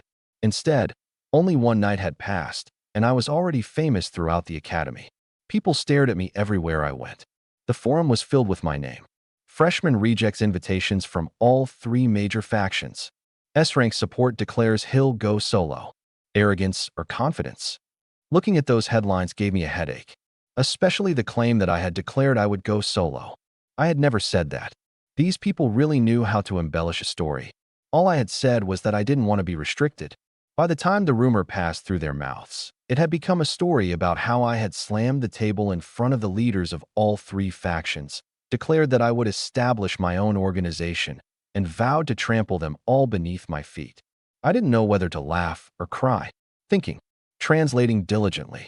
I need to get the translation continued while preserving the original style. I shouldn't use the web, and probably should only output the translation itself. It might be long, and I want to ensure there's no accidental censorship, like translating MDZ to fucking idiot, since it's an acronym for Madadrujang. I'll work on this until I complete the final incomplete sentence. Let's go ahead and do it. Who the hell came up with this version of the story? But things only became more ridiculous from there. I had just finished a basic course around noon when my phone buzzed again. It was a forum notification. I looked down at it and froze. Shocking. Student Council Officer Lan Ningxue has a boyfriend. I opened the post. There was a picture attached below. In it, Lan Ningxue was holding a boy's arm, her head resting gently on his shoulder. She looked as sweet and dependent as could be. And the boy was me. I stared at the photo in silence for 3 seconds. Then I slowly muttered, "Fucking idiot." I recognized the background immediately. It was inside the spatial gate. The photo had been taken yesterday while we were on our way back. And the poster's username was even more outrageous. "You're adorable little Cece." The moment I saw that username, I didn't even need to wonder who had done it. Ciao Sia. Who else could it possibly be? The comments section had already exploded. Countless people were wailing as though they had just been dumped. My senior Lan. Who the hell is that guy? I challenge him to a duel. Only the strong are worthy of senior Lan. My scalp tingled as I read the comments. They had no idea that the person they were insulting was Shirchio, the freshman who had been at the top of the trending page that very morning. I was just about to put my phone away when a message appeared in the group chat. Xiao Xie tagged me. "Junior, are you out of class?" I replied with a simple hum. She responded instantly. "We're at cafeteria number 1. Come eat with us." Then she added, "You're not allowed to refuse this time. Otherwise, I'll never speak to you again." I stared at the threat and sighed. Fine. There was no avoiding it. I would have to face it sooner or later. When I arrived at the cafeteria, I spotted the 4 of them sitting together from a distance. Xiao Xie, Xia Yao Yuli, and Lan Ningxue. But Lan Ningxue was clearly acting strangely. The moment she saw me, her body stiffened almost reflexively. Her face instantly turned bright red. Then she lowered her head and refused to look at me. As soon as I approached the table, I felt gazes converging on me from every direction. Yesterday, I had become famous for rejecting the 3 major factions. Today, I had become famous for stealing senior Lan. My popularity had completely maxed out. At this point, keeping a low profile was impossible. I reached the table and greeted them. "Seniors." Xia Yao immediately waved at me. "Come on, sit here." She patted the empty seat directly beside Lan Ningxue. The moment Lan Ningxue saw it, she bristled like a startled cat. I just remembered that I have something to do at the student council." She shot to her feet, too afraid to even look at me, then turned and fled. I stared after her in confusion. "What's wrong with senior Lan?" Xia Yao waved dismissively, smiling as though everything were perfectly normal. "It's natural. Girls are shy, you know. The 2 of you only just started dating, so of course she's embarrassed." I stared at her. Xiao Xia nodded with an exceptionally serious expression. Hum. She'll get used to it after you've been together for a while. I stared at her too. Xia Yao delivered another blow. Junior, this is Sister Lan's first relationship. You mustn't let her down. Yuli was half a beat slower, but she nodded gently as well. Right. I finally couldn't take it anymore. Wait. When exactly did the two of us start dating? Xia Yao looked shocked. Yesterday. Xiao Xia also put on a shocked expression. Didn't she publicly declare her claim over you inside the spatial gate yesterday? She said you belonged to her, and you didn't object. The corner of my mouth twitched. That was because of my skills effect. But you didn't deny it either, Xiao Xia said solemnly. Are you going to leave the spatial gate and pretend it never happened? I was speechless. Their arguments came one after another, nearly leaving me unable to respond. All I could do was force myself to explain. I didn't do anything. Xiao Xia immediately put on a stern face. Who said the two of you didn't do anything? Shuer has been single for 20 years. She normally can't even be bothered to give men a second glance. But yesterday, she hugged your arm and refused to let go. She even said you were only allowed to buff her from now on. The photo has already been posted on the forum. The entire academy knows she's in a relationship. And now you're saying it doesn't count? Do you think that's appropriate? I stared at her and said flatly, Your adorable little Cece is you, isn't it? Her face instantly became the picture of innocence. What little Cece? I have no idea what you're talking about. I was speechless. Forget it. Arguing with her would be a complete waste of time. Xia Yao pushed the conversation forward again. Forget everything else, Junior. Just tell us, do you like Sister Lan? I paused. That question genuinely caught me off guard. At the very least, I don't dislike her. Then that settles it. Xia Yao slapped the table. If you don't dislike her, then there's a chance. Sister Lan likes you too. Isn't that perfect? I frowned slightly. She really likes me? Obviously, Xia Yao replied. She even secretly asked me how she could attract your attention while maintaining her cold and aloof image. Xiao Xia added from the side. And she spent all morning worrying about how she should face you. She ran away the moment she saw you just now. Isn't it obvious that she was embarrassed? After hearing that, I was genuinely stunned for a moment. Not because their claims were particularly outrageous, but because they actually sounded plausible. Could Lan Ningxue's reactions yesterday have been more than just the lingering effects of my skill? Could she genuinely be interested in me? Her face flashed through my mind, along with her figure, and the way she normally wore a cold expression, only to bristle whenever something got to her. Honestly, it would be difficult for any man not to feel something. But there was one problem. I had never been in a relationship before, not in my previous life, and certainly not in this one. I hadn't even figured out whether I had somehow stopped being single overnight, let alone what I was supposed to do next. I couldn't help asking, Seniors, you aren't trying to trick me, are you? Xia Yao immediately raised a hand. Of course not. Xiao Xia followed. We never trick people. Yuli hesitated before quietly adding, Right. The more I looked at the three of them, the more suspicious they seemed. But I couldn't produce any evidence. All I could do was remain silent. Then I arrived at an absurd conclusion. Somehow, I seemed to be on the verge of getting a girlfriend. And that girlfriend was an upper-class woman whom countless students across the academy had their eyes on. The whole thing was so ridiculous that it felt like a dream. Even more troublesome was the fact that, if it was true, I couldn't keep pretending not to notice. If she had already taken that many steps toward me, continuing to hide would make me an asshole. But that only brought me back to the original problem. I had no idea what I was doing. I genuinely had no idea. How to confess, how to make a girl happy, how to maintain a relationship. My mind was completely blank.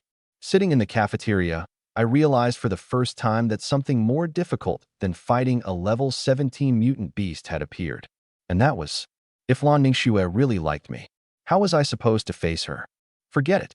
I'll wait until I've figured things out. I smiled bitterly and set the matter aside for the time being. If I kept thinking about it, I felt less like I was starting a relationship and more like I was defusing a bomb. Xia Yao tilted her head and looked at me. Junior, what are you thinking about? Nothing. I casually changed the subject. By the way, do any of you know whether Single City has an execution ground? The moment I said that, all three of them froze.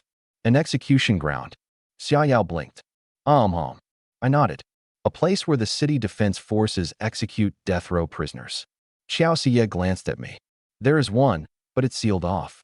Unless you're part of the city defense forces, there's no way to get inside. She paused, studying me with a hint of scrutiny. Why are you suddenly asking about that? There was no way I could tell them. I want to find people who have just died and turn them into puppets. That wouldn't be a confession. That would be asking for a beating. I shrugged and gave a vague answer. It has to do with cultivation. The moment Xiao Xia heard that, she stopped questioning me. Everyone's contract soul was different in this world, and cultivation methods came in countless strange varieties. Everyone kept trump cards, so asking too many questions was taboo. Instead, Xiaoyao seriously offered me some advice. If you're having problems with cultivation, you can ask your instructors. Your contract soul might be unusual, but they've taught so many students. As long as they've encountered a similar path before, they should be able to give you some advice. Xiao Xia nodded as well. And don't focus solely on support classes. You can attend basic courses and classes for other specializations too. You're in an elite class, so you definitely won't lack academic credits. Learning more can only benefit you. I thought about it and casually asked, are the academy's courses divided by level 2? Of course. Xiaoyao took a sip of milk tea. But you only just awakened. Don't think too much about that yet. Spend your first week getting used to the environment. I murmured in acknowledgement, then naturally added, though I'm already level 2. I leveled up last night. The moment those words left my mouth, all three of them turned to stare at me. Silence. Complete silence. I didn't bother explaining. Instead, I simply released my soul power for them to sense. The aura couldn't be faked. I was genuinely level 2. Xiao Xia's lips parted slightly. She stared at me for several seconds before finally speaking. You really leveled up? Xiaoyao was dumbfounded too. Wait, Junior, are you serious? How long has it been since you enrolled? Even the fastest ordinary freshmen need about a week to go from awakening to level 2, don't they? Yuli didn't speak, but her expression made it obvious that she was equally shocked. I silently answered in my heart, yes, I'm cheating. Naturally, I couldn't say that aloud. I withdrew my soul power and tried to sound as calm as possible. I just cultivated normally. Maybe the mental refreshment injection made me a little more efficient. All three of them fell silent together. Their expressions were remarkably similar. They seemed to be saying, do you even hear yourself? Xia Yao was the first to recover. She looked me up and down. Junior, you're pretty good at humble bragging. You reached level 2 in a single night, and you're calling that normal cultivation? I smiled helplessly. I genuinely couldn't explain it. It wasn't as though I could tell them that I didn't merely cultivate by myself. I was also grinding experience automatically around the clock. Even while I sat here in the cafeteria, my experience bar was continuing to rise. Xiao Xie didn't keep questioning me, but I could tell that the way she looked at me had changed. It wasn't merely surprise. There was something deeper. It was as if she were reevaluating me. My guess was probably correct. She had likely realized that I might be even stranger than they had originally imagined. And not just slightly strange. They had thought I was merely an exceptionally rare and valuable support. But if a support could solo a level 17 mutant beast on his first day and reach level 2 on his second, that was something else entirely. This was no longer merely great potential. It was absurd. After we finished eating, the conversation gradually came to an end. But this small revelation had clearly lodged itself in Xiao Xie and the others' minds. I could tell. They simply chose not to question me any further. Meanwhile, Lan Ningxue clearly wasn't having as easy a time as I was. That afternoon, inside the student council office, she sat alone in a chair with a troubled expression, constantly rubbing her brow. What am I supposed to do? What troubled her most wasn't the forum or the academy's countless absurd rumors. It was me. More precisely, she didn't know how to face me. Inside the spatial gate yesterday, she had said and done practically everything she should and shouldn't have. And worst of all, she remembered all of it. That was the core of her overwhelming embarrassment. Forgetting would have been one thing, but she remembered everything perfectly. She must have repeatedly recalled how she had clung to my arm and refused to let go, saying things like, Junior is mine, and you're only allowed to buff me. Who wouldn't fall apart after that? Even more troublesome was that she probably could no longer distinguish which feelings had been caused by my skill and which had originally been her own. Of course, that was from her perspective. I didn't know any of it at the time. All I knew was that, sometime that afternoon, Lan Ningxue found my allowance record in the office. And the amount shocked her too. The monthly allowance the academy had given me wasn't a few $100,000. It was $2 million. For a freshman, that number wasn't merely outrageous. It was practically cheating. An ordinary first-year student receiving tens of thousands a month would already be considered normal. Mine had gone directly to $2 million. Her first reaction was probably the same as anyone else's. Had the academy president lost his mind? But after the initial shock, she could probably rationalize it. After all, she had personally witnessed my abilities. A level 1 student had soloed a level 17 mutant beast, and my support skills provided absurd percentage-based enhancements. If the academy genuinely intended to cultivate me with the highest possible investment, then while $2 million was an outrageous figure, it wasn't completely unreasonable. But then she did something even more outrageous. She personally modified my allowance record. She didn't reduce it. She used her authority to ensure I received the entire amount. Normally, because I hadn't joined the student council, 10% would be deducted. Not only did she waive that deduction, but she also protected my full allowance. And while doing so, she had to make excuses to herself. I'm only helping a teammate. If he develops too slowly, won't he hold our team back? Those excuses were obviously insincere, but everyone needed a way to deceive themselves. Then trouble arrived. Someone entered the office. It was Shi-Wenlei, an upperclassman who had been pursuing her for a year. Although I had yet to meet him in person, I could imagine what he was like just from the description. His family had some influence. He thought highly of himself, and his face practically screamed, "I'm deeply devoted." But underneath, he probably wasn't particularly clean.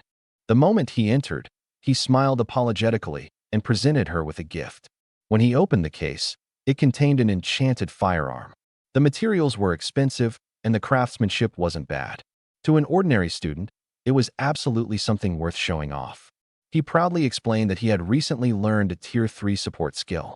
The gun increased attack power by 12% and provided fixed bonuses to spirit and soul power efficiency. Under normal circumstances, that would indeed have been impressive. Unfortunately, he had chosen the wrong time. Lan Ningxue had received 3 stacks of my buff only yesterday. After experiencing my effects, the gun simply didn't seem the same. 12% increased attack power. A single cast of my Tier 1 buff enhanced several attributes at once. And it could stack. The comparison was simply too brutal. She still showed him some courtesy. Rather than belittling the gun to his face, she merely said, "It's not bad for your current stage," before pushing it back toward him. That was already polite. But to someone like Shi-Wenlei, that kind of politeness probably hurt more than a direct slap in the face. Unwilling to give up, he invited her to see a movie. Lan Ningxue directly replied, "I'm busy." When he asked again, she repeated, "I'm busy." Finally, she even asked him, "Is being a pathetic simp that enjoyable?" If I had heard that in person, I would have cringed on his behalf. Yet Shi-Wenlei managed to endure it and keep smiling. That meant he was thick-skinned. It also meant he was the most troublesome kind of person. He might not lash out openly, but he would almost certainly remember the humiliation. Then he saw my freshman record. The $2 million allowance alone was enough to make his composure crack. When he asked Lan Ningxue about it, she showed him part of the effect panel for my Tier 1 support skill. Naturally, she concealed the key information. But even the small portion she revealed was enough to stun him. Tier 1. Percentage-based. Multiple attribute enhancements. Stackable 3 times. As an A-rank support, Shi-Wenlei suffered an enormous blow on the spot. This wasn't a case of my skill being merely a little better than his. It was as though his pride had been thrown to the ground and crushed underfoot. He had worked hard to reach Tier 3 and carefully crafted an enchanted firearm that provided only a 12% attack bonus. Meanwhile, my Tier 1 buff provided comprehensive enhancements. Who wouldn't collapse after that comparison? And then he discovered something else. I hadn't joined the student council, yet no percentage had been deducted from my allowance. That meant someone had made an exception for me. When he questioned her about it, Lan Ningxue panicked briefly before quickly turning cold again. "He's my teammate. I intend to protect him. Do you have a problem with that?" This was no longer simple favoritism. She was practically declaring openly, "This person is under my protection." Shi-Wenlei didn't dare argue on the surface. He could only accept her answer. But he wasn't an idiot. After leaving with the list, he checked my information and recalled the photo on the forum. It didn't take him long to connect the two matters. Lan Ningxue had leaned against a boy. She had made an exception for a freshman. That freshman's name was Shiqiu. As far as he was concerned, that conclusion was enough. And so, despite doing nothing but moving between my classroom and apartment, I had somehow gained another enemy. That evening, Lan Ningxue left the academic building and stood beneath the apartment complex, still conflicted. If she went upstairs, she might run into me. If she didn't, she couldn't keep avoiding me forever. She even tried imagining how Qiao Xie would handle the situation, hoping to imitate her shameless style and act as though nothing had happened. She could say something like, "Oh, I was only teasing you," or "You didn't actually take it seriously, did you?" But merely imagining herself saying those words made her face burn. Qiao Xie could say such things without hesitation. If Lan Ningxue tried, she might shut down on the spot. And at precisely that moment, I happened to return. I saw her standing beneath the building, lost in thought. I called her several times, but she didn't hear me. In the end, I had no choice but to walk closer and call again. "Senior." Her entire body jolted. She spun around as though someone had stepped on her tail. "Ah." Even I was startled. "Why are you standing here spacing out?" Her face turned red almost instantly, and she immediately tried to shift the blame onto me. "Why were you standing behind me without saying anything?" I looked innocent. "I called you several times just now." The moment she heard that, she froze. She had clearly been too distracted to notice. I looked up at the apartment building, then back at her. "Aren't you going upstairs?" "I am." Her gaze darted around. "I just remembered that I still have some work at the student council." Even she didn't sound convinced by that excuse. I didn't expose her. Instead, I played along. "You're usually pretty busy, senior."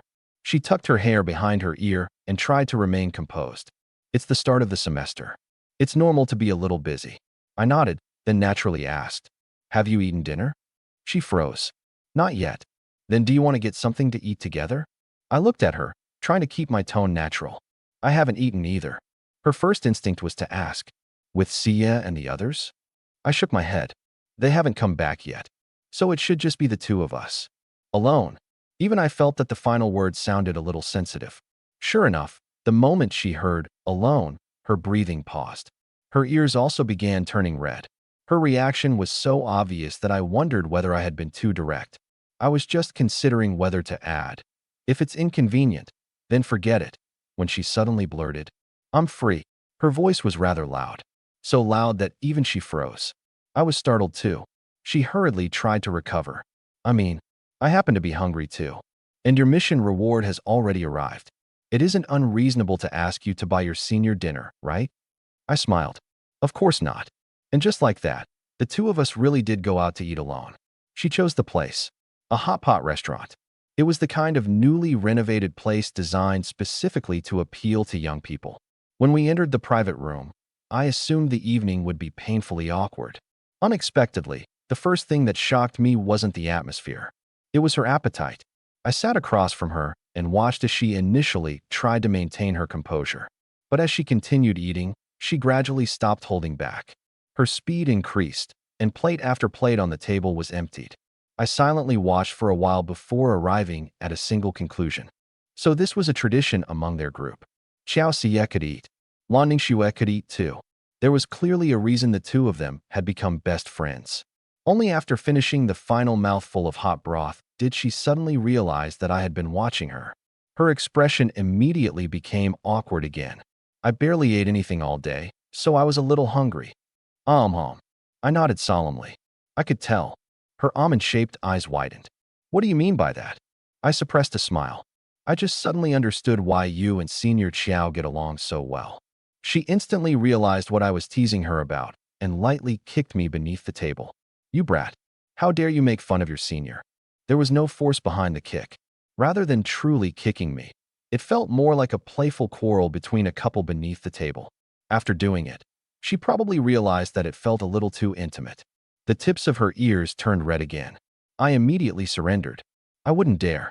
As dinner continued, the atmosphere became increasingly natural. At first, she had clearly been afraid things would become awkward. But as we talked, she realized that I wasn't completely incapable of conversation, nor was I the kind of person who did nothing but lower his head and answer with hum. Yeah, and okay. Whatever she said, I could respond. Whatever I said, I could make her laugh. She laughed several times while we were eating dessert. She normally carried a cold and distant air, but when she truly smiled, she was exceptionally beautiful. Resting her chin in her hands, she looked at me with lingering amusement in her eyes. I thought you weren't very talkative, but you're actually pretty good at conversation. I smiled. It depends on the person. It wasn't that I didn't know how to talk. I simply couldn't be bothered to act friendly toward everyone. Socializing with outsiders was exhausting, and they weren't worth the effort. Her gaze paused slightly when she heard me. It was as though she understood what I meant. Or perhaps the phrase, depends on the person, had given rise to a different interpretation in her mind.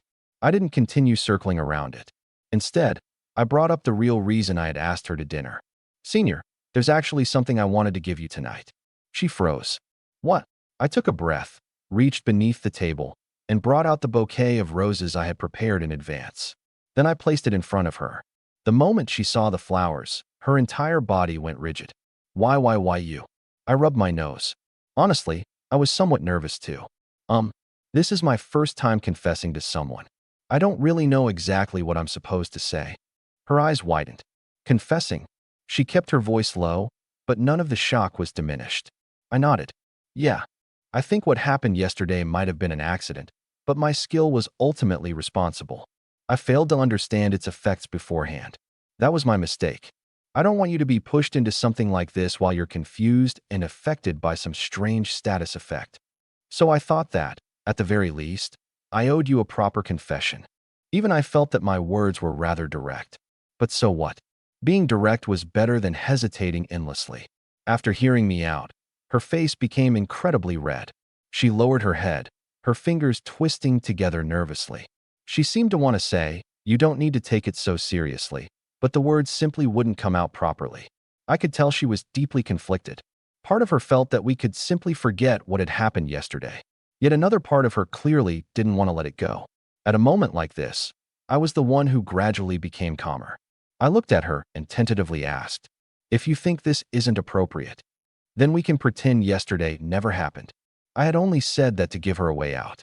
Instead, she slammed her palm against the table. How could we do that? I froze on the spot. She froze too, but the words had already left her mouth. There was no taking them back. With her entire face burning red, she could only steel herself and continue. I already did that with you, and this happened too. The photos are all over the forum, and the entire academy thinks I'm dating someone. How can you just walk away and do nothing? The more I listened, the more familiar her words sounded. Wasn't this exactly what Xiao Xie and the others had used to convince me at lunch?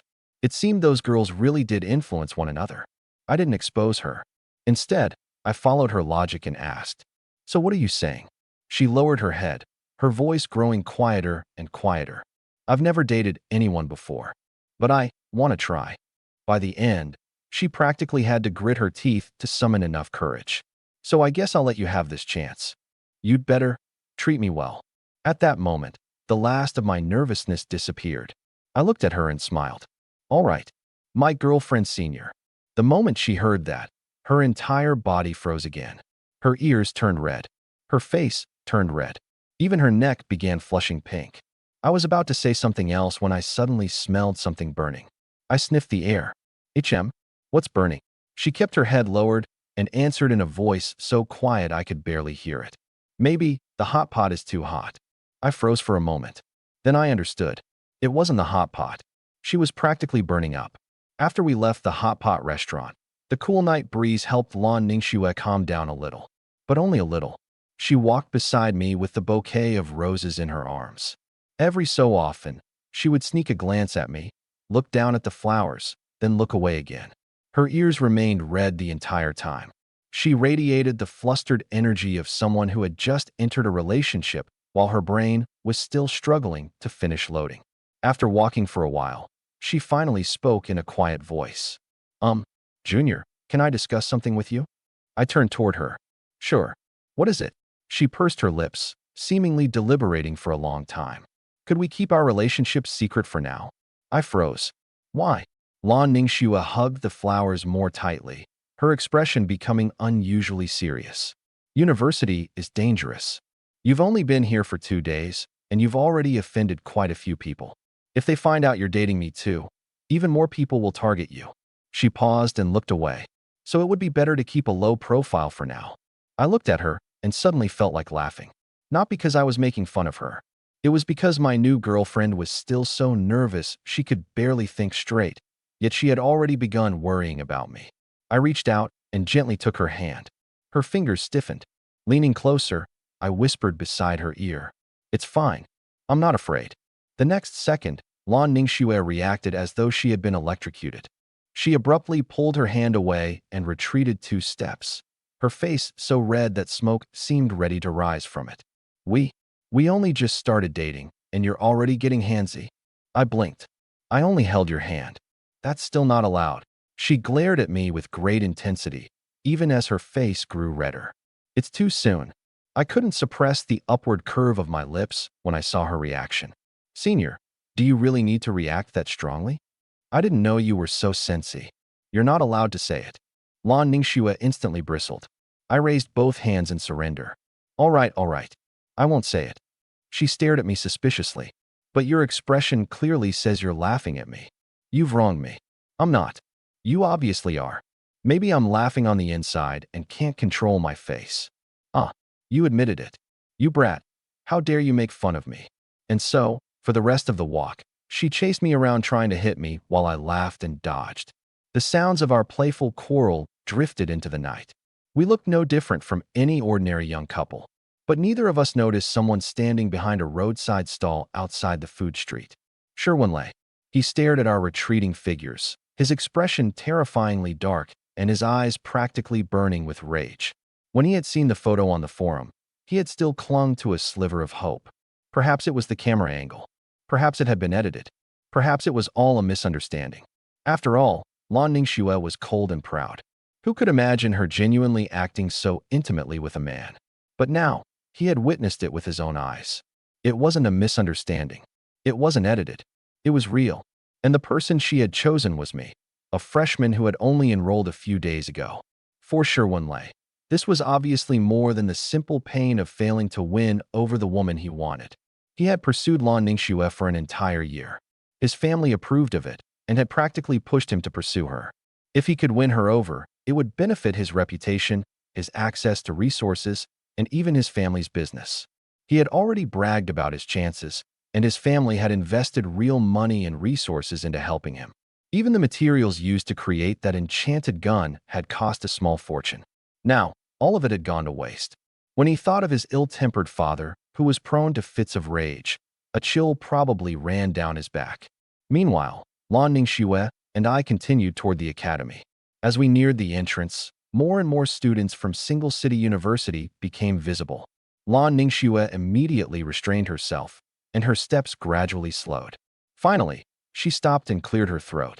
"Junior, we're almost back at the academy. You should go in first." I looked at her and smiled. "What? Are you embarrassed again?" "Who's embarrassed?" she insisted stubbornly. "I'm doing this for your own good. A lot of people at the academy are pursuing me. If they see us together, their glares alone might be enough to kill you." Then she added in a quieter voice, "And maybe we are moving a little too quickly. You've only been here a few days, and we're already like this. If people find out, they might think I'm some creepy upper-class woman who abuses her position to prey on juniors." That made me laugh. "Then we'll do as you say. We can have a secret relationship for now." Her face reddened. "Why do you have to call it a secret relationship? You make it sound so strange." I nodded. "All right, we'll keep it private for now." Then I looked at her and said seriously, "But I'll become stronger as soon as possible. I'll become strong enough to stand openly beside you.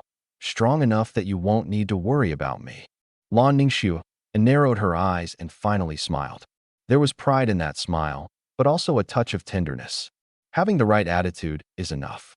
Don't rush. Cultivating as a contract soul wielder isn't as easy as you think. At least for the next few years at the academy, you should let your senior protect you first. Besides, I'll keep getting stronger too. I won't let you catch up with me that easily." I smiled without arguing. But in my heart, I gave her a single answer. "We'll see about that." After returning to his apartment, Sherwin-lei grew angrier the more he thought about it. And the angrier he became, the more impossible it was for him to sleep. He tossed and turned for a long time before suddenly sitting upright. At last, he realized which part of the situation hurt him most. It wasn't that Lan Ningxue was dating me. It was that, when choosing between him and me, Lan Ningxue had chosen me so thoroughly. When she had shown him the projection of my support skill, she had deliberately hidden some of its values and displayed only physical and magical attack, plus 11%. Looking back, it felt as though she had used my Tier 1 skill to slap him directly across the face. His meticulously crafted enchanted firearm increased attack power by 12%. A single cast of my Tier 1 buff increased both physical and magical attack by 11%, and that was only one of its effects. At that moment, he must have looked like nothing more than a joke in Lan Ningxue's eyes. The thought nearly made Shi Wenlei grind his teeth to pieces. He quickly made a decision. I had to disappear. Of course, he didn't dare do it himself. If the truth came out, Lan Ningxue would be the first person to come after him. So half an hour later, he arrived at the Black Soul Society's club apartments. The place was obviously disreputable at first glance. Upper-year students blocked the entrance. There were dark rooms upstairs, sofas, alcohol, women, and blaring metal music. It had nothing in common with a legitimate student organization. The person who received him was the short upperclassman who had invited me to join the Black Soul Society the day before. After the two sat down, Shi Wenlei didn't waste time. He gave him my name directly. Shi Qiu.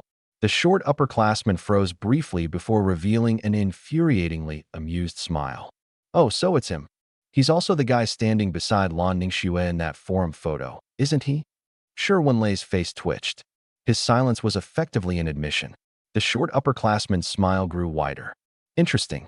That freshman really knows how to play. Shi Wenlei could only endure the humiliation and force a smile as he dragged the conversation back on track. Senior, this kid rejected the Black Soul Society yesterday. You can't be happy about that either, right? Of course I'm not, the short upperclassman admitted frankly. So what result do you want? Do you want him crippled or dead? Shi Wenlei barely hesitated. Kill him. The short upperclassman raised two fingers. At first, Shi Wenlei thought he meant 200,000. Then the man spoke. 2 million. Even Shi Wenlei fell silent at that price. 2 million to kill a level 1 support who had only awakened a few days ago? But the short upperclassman didn't find it unreasonable at all. As far as he was concerned, I was an S-rank talent under close observation by the academy. The cleanup, the connections that needed to be paid off, and the risk mitigation all cost money. In short, the Black Soul Society didn't charge based on difficulty. It charged according to the target's value and the amount of trouble the job would create. More viciously, the organization wasn't in any hurry. If no one paid to kill a target, it was even willing to let that target grow stronger and more valuable before eventually slaughtering them. Even Shi Wenlei felt a chill run down his back when he heard that logic. But he had no other choice. In the end, he could only grit his teeth and agree. Fine. 2 million. I'll pay. The short upperclassman was delighted. He immediately assigned the task to a young man with a buzz cut. The buzz-cut youth was a second-year level 7 contract soul wielder. He initially felt the job was beneath him and thought a few freshmen would be more than enough to kill a level 1 support. But the short upperclassman insisted on playing it safe to prevent any accidents. And just like that, the contract on my life was finalized. I was to be killed within a week. I knew nothing about any of this. I didn't wake up until noon the next day. After returning to my apartment the previous night, I had spent another entire night cultivating like a madman. I used one potion after another, alternating between vitality and mental refreshment injections. I continued until the early hours of the morning and only stopped when my body could no longer endure it. Cultivation truly required more than simply having a system. Attribute points could be assigned directly, and skills could be learned, but casting speed, concentration, reaction time, and soul power control all had to be refined through personal effort. After an entire night of training, I had shortened my casting time further and reduced my cooldown slightly. Those improvements might not seem noticeable under ordinary circumstances, but in a real battle, even a fraction of a second could decide whether someone lived or died. After washing up, I picked up my phone and discovered 2 unread messages. Both were from Lan Ningxue. The first had been sent the night before. Junior, are you asleep? The second had arrived that morning. Poked at JPG. I smiled the moment I saw them and immediately replied, "Sorry, senior. I just woke up. I cultivated too late last night and didn't see your messages." She responded almost instantly. It's fine. We don't have a mission today anyway, so you should get some more rest." I raised an eyebrow at the speed of her reply and casually sent another message. That was fast. "Senior, you weren't sitting there waiting for my message, were you?" The other side fell silent for a second before she stubbornly denied it. "Stop flattering yourself. I happened to be playing a mobile game when the notification appeared. You're the one interrupting my game." Even through the screen, I could imagine her blushing as she stubbornly tried to defend herself. Cute. That was more or less how we spent the next few days. During the day, I attended classes, selected courses, and cultivated. Whenever we had time, we chatted through Feishin, and I teased her a little. At night, I continued using potions, cultivating, and sleeping. Then I repeated the cycle. The academy also delivered my allowance for the first month. 2 million in cash, 500 academic credits, and a large supply of cultivation and recovery potions. Even I froze when I saw the statement. The treatment really was extravagant. Other students had to carefully budget every academic credit they earned. They had to calculate whether a class was worth taking, whether they could afford potions that day, and how many missions they needed to accept that week. My situation was completely different. When selecting courses, I could practically work my way down the form and check every box I wanted. As for potions, I consumed them like water. The thing inside my thermos wasn't hot water. It was cultivation resources. There were even several relatively advanced classes where I arrived to discover that I was the only student present. The instructors looked at me with complicated expressions. And just like that, 3 days passed. My experience bar had quietly risen to 726/800. I was very close to level 3. The only thing that still dissatisfied me was that I had yet to find a suitable corpse for the corpse puppet skill. Its requirements were too strict. The target had to have died very recently, and ideally, I needed more than one. Under normal circumstances, corpses like that were genuinely difficult to find. That was why, when I was walking along an isolated academy path after class that evening and sensed killing intent directed at me, the first thought that entered my mind was strangely, "Finally, some work?" I stopped and glanced around from the corner of my eye. Several people were closing in on me. The leader was a young man with a buzz cut. His aura was clearly stronger than those of the people beside him. I scanned him with the cheat tool. Level 7. He was as strong as a second-year upperclassman. The 3 beside him were all level 1 freshmen. Each had a B-rank contract soul specialized in offense. The buzz-cut youth sneered. "You're Shurchio, right?" I looked at him. "You know me? Who in the academy doesn't know you by now?" His tone was openly hostile. "You're the most arrogant freshman since the academy was founded, aren't you?" I couldn't be bothered to argue over where that title had come from. "Do you need something?" "I do." He stared at me. "And it's important." I nodded. "Then tell me." "This isn't a convenient place to talk." He gestured behind himself with his thumb. "Come somewhere else with us." I looked around. We were still on campus. Although the path was secluded, people occasionally passed by. It wasn't a suitable place for a serious fight. After thinking about it, I responded with surprising cooperation. "Then should we go off campus?" This time, even the buzz-cut youth froze. His followers looked equally confused. They had probably never seen someone cooperate so eagerly with their own abduction. The buzz-cut youth stared at me for several seconds before finally nodding. "Fine. You walk in front." And so I really did lead them out of the academy. We walked all the way to the ruins of an unfinished building outside campus. The place was silent and remote. There were no cameras. No one ever came here. It was practically the standard template for a crime scene. The buzz-cut youth looked around with satisfaction. "Not bad. This place is convenient enough." I nodded too. "Yeah, very convenient." He sneered. "Have you thought of your last words?" I looked at him. "So you really are here to kill me?" "No shit." He laughed loudly. "Don't tell me you still hadn't figured that out." I calmly asked, "Who paid for the hit?" Naturally, he refused to answer. He merely continued acting smug and mysterious. Since I couldn't get anything out of him, I stopped asking. He waved toward the 3 level 1 freshmen beside him. "This kid is yours. Consider it your initiation. If the 3 of you can't kill a support within 5 minutes, get the hell out of the society tomorrow." The three immediately acknowledged the order and surrounded me. I remained where I was, looking at them. At last, I understood one thing. They weren't ordinary troublemakers. The Black Soul Society had taken out a contract on me. That made sense. One of the freshmen raised a long spear and gritted his teeth. The strong prey on the weak. Don't blame us. I sighed. Just don't blame me. Before he could react, I moved. Black mist erupted violently around my body. The wails of the dead spread outward like a tide. An overwhelming pressure smashed into them. The people who had been sneering moments ago instantly changed expressions. The buzzcut youth was the first to realize something was wrong. The soul power erupting from my body clearly belonged to someone at Level 2. How is that possible? He cried out in disbelief. The next second, the pitch-black Grim Reaper's scythe in my hand carved an arc of darkness through the air. Flash! The spear-wielding freshman froze, along with his weapon. His silver spear broke into two pieces on the spot. The scythe also tore open his chest, leaving a long, narrow wound stretching from his shoulder to his ribs. 2 seconds passed before blood suddenly poured out. Only then did his delayed scream erupt. Arg! Clutching his chest, he collapsed to the ground. The remaining three were completely stunned. Only now did they finally realize. The freshman they had treated as an easy-to-kill support wasn't prey at all. He was a monster. The smell of blood grew increasingly heavy inside the unfinished building. When the first man collapsed screaming with his chest split open, his blood sprayed directly across the faces of the other two freshmen. Moments ago, they had looked as though ganging up on a support would be effortless.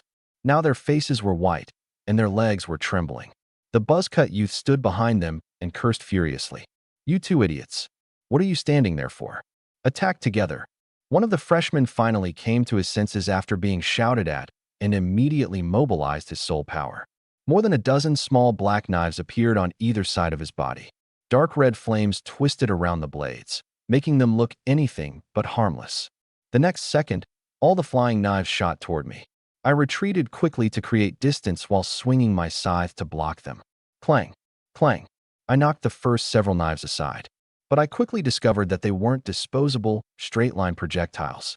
They were tracking soul techniques controlled by the caster. When I dodged left, they followed left.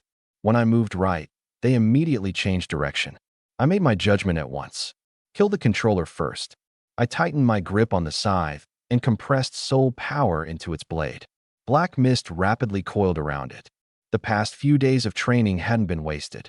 My casting speed was already significantly faster than when I first awakened. Before my opponent could fully understand what I was doing, my skill had already taken shape. Tier 1 Soul Skill, Soul Devouring Slash. I swung the scythe down with tremendous force. A black blade of energy more than 2 meters tall tore through the air with a piercing shriek and collided head-on with the swarm of flying knives.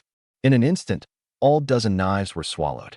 They were crushed into ash as easily as scraps of paper. But the soul-devouring slash didn't stop.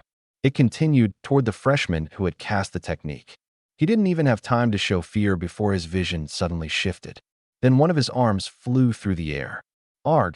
His scream was even more agonized than the first man's. Clutching the stump of his severed arm, he collapsed.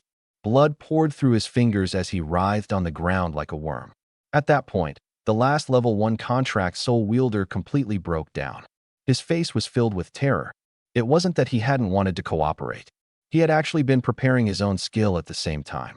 My movements had simply been too fast. From dodging the flying knives, choosing a target, gathering soul power, and casting soul-devouring slash to severing the other freshman's arm.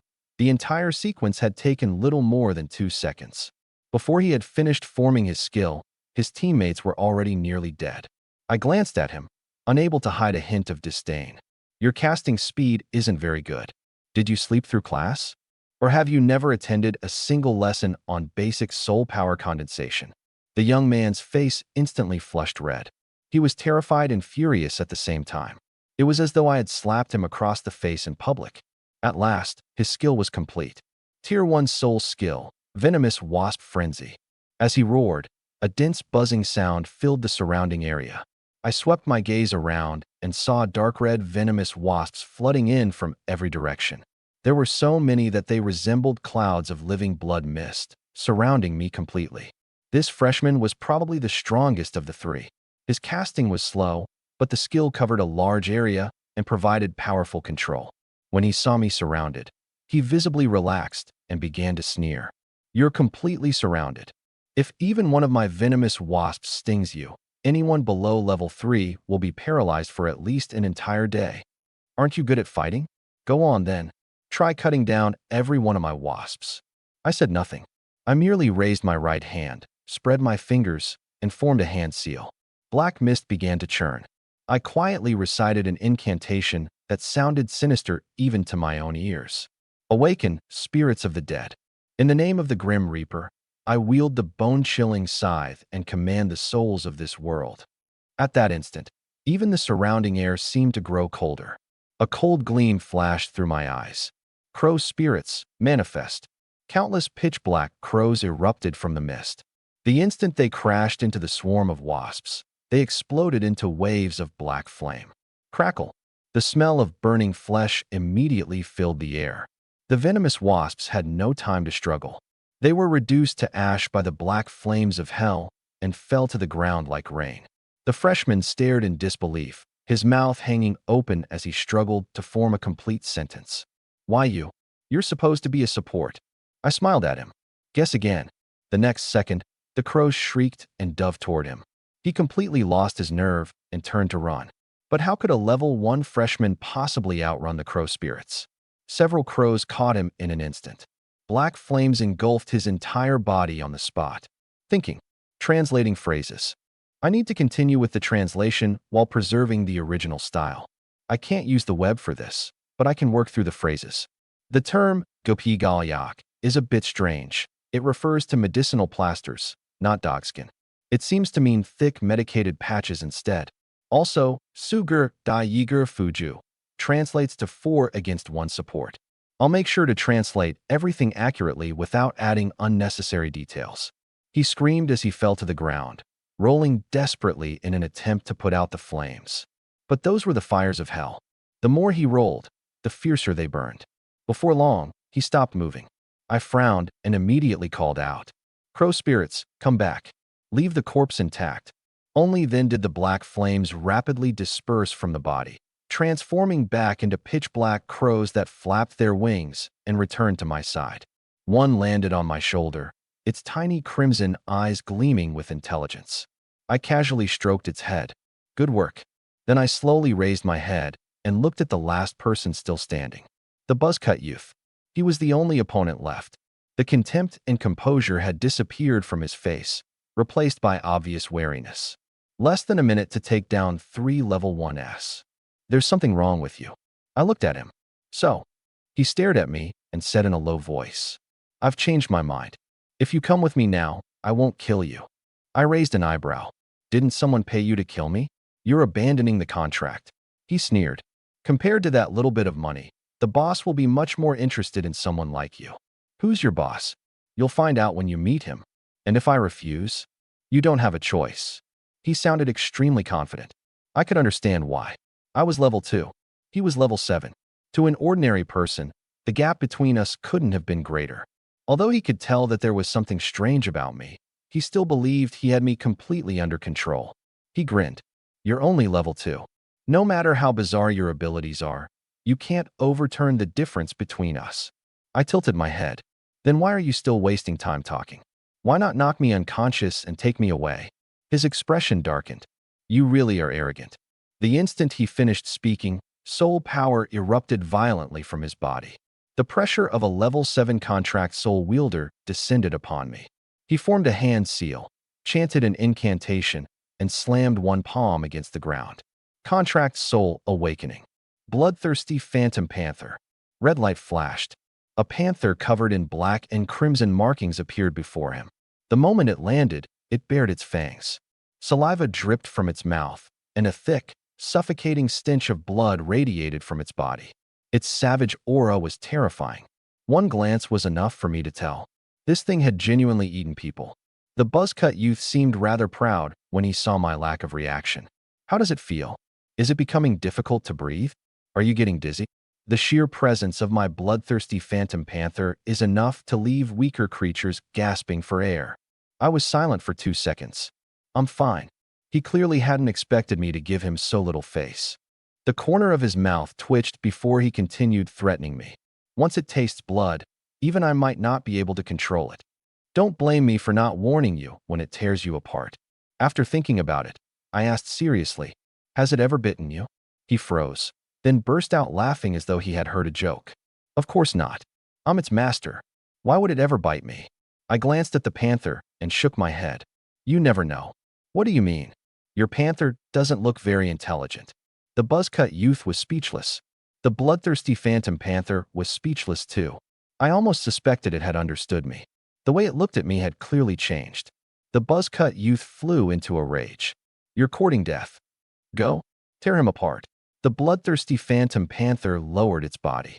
The next second, it shot toward me like a cannonball. But I was already prepared. The instant it charged, I cast my support skill. First support skill, Grim Reaper's Blessing. A beam of black light descended upon it. I immediately used the cheat tool to observe its data. As expected, the skill worked. Its hostility dropped sharply. But because it was a contract soul beast rather than a wild monster, its hostility gradually recovered. That didn't matter. As long as it recovered more slowly than I could cast my skill, it would be enough. The bloodthirsty phantom panther visibly faltered after being struck by the skill. It was as though it had suddenly forgotten why it needed to bite me in the first place. But under its master's orders, it ultimately lunged at me again. It was genuinely fast.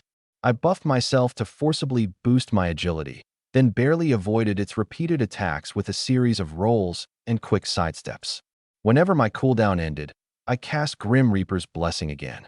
Every time the skill hit, the panther would briefly stiffen. At first, the buzzcut youth stood to the side with his arms crossed, sneering because he thought I was placing some kind of curse on it. But gradually, even he realized something was wrong. His panther wasn't becoming more vicious. It was becoming increasingly energetic, increasingly excited. It even seemed happy. And every time I cast the skill, it would stand in place, lose focus, roll its eyes, and tremble strangely. The longer the buzzcut youth watched, the more confused he became. At last, he couldn't help cursing. Phantom Panther, what the fuck are you doing? Stop playing with that kid and hurry up and... He stopped halfway through his sentence. Because he had finally understood. His panther wasn't playing with me. It was playing alongside me. I stepped aside, held up my scythe as though I were playing with a dog, and said, "Come on, jump." The bloodthirsty phantom panther actually leaped past me. After landing, it turned to look back, its tail practically beginning to wag. I reached out and stroked its head. Good boy. It actually narrowed its eyes in pleasure and sat down. The buzzcut youth was completely dumbfounded. He looked as though his entire worldview had just been kicked to pieces. Then, naturally, came the fury. Phantom Panther, what the fuck are you doing? I told you to kill him, not become his dog. The panther flinched at his roar. It looked at him pitifully, then turned to look at me. It resembled a child caught between two arguing parents. I frowned, stroked the panther's head to comfort it, then looked at the buzzcut youth in displeasure. This is between you and me. Why are you yelling at the child? The buzzcut youth stared at me. For a moment, I thought he might suffer a cerebral hemorrhage. He roared again and ordered the phantom panther to return. This time, the panther had only taken 2 steps toward him when I cast another blessing. The warm, pleasant sensation washed over it, and it immediately let out a contented whimper. Yep. The air abruptly fell silent. The buzzcut youth's entire body went rigid. A bloodthirsty phantom panther that looked like something out of a nightmare and normally established its dominance by eating people had just made a pathetic little yip under an enemy's blessing. The scene was absurd beyond description. In the end, the panther made its choice without hesitation. It immediately hid behind my legs. Then it poked its head out and looked at its master. The buzzcut youth's expression had become incredibly ugly. He finally realized that my skill wasn't an ordinary curse. It was far too twisted. He didn't dare delay any longer. He immediately gathered his soul power and activated a new skill. Tier 3 soul skill, Berserk. A contract sigil instantly appeared on the bloodthirsty phantom panther's forehead. The next second, its eyes turned crimson, and its aura changed drastically. I looked at its data panel and was nearly stunned. The enhancement was incredible. Its strength, agility, explosive power, and bloodlust were all soaring, while its rationality plummeted toward zero.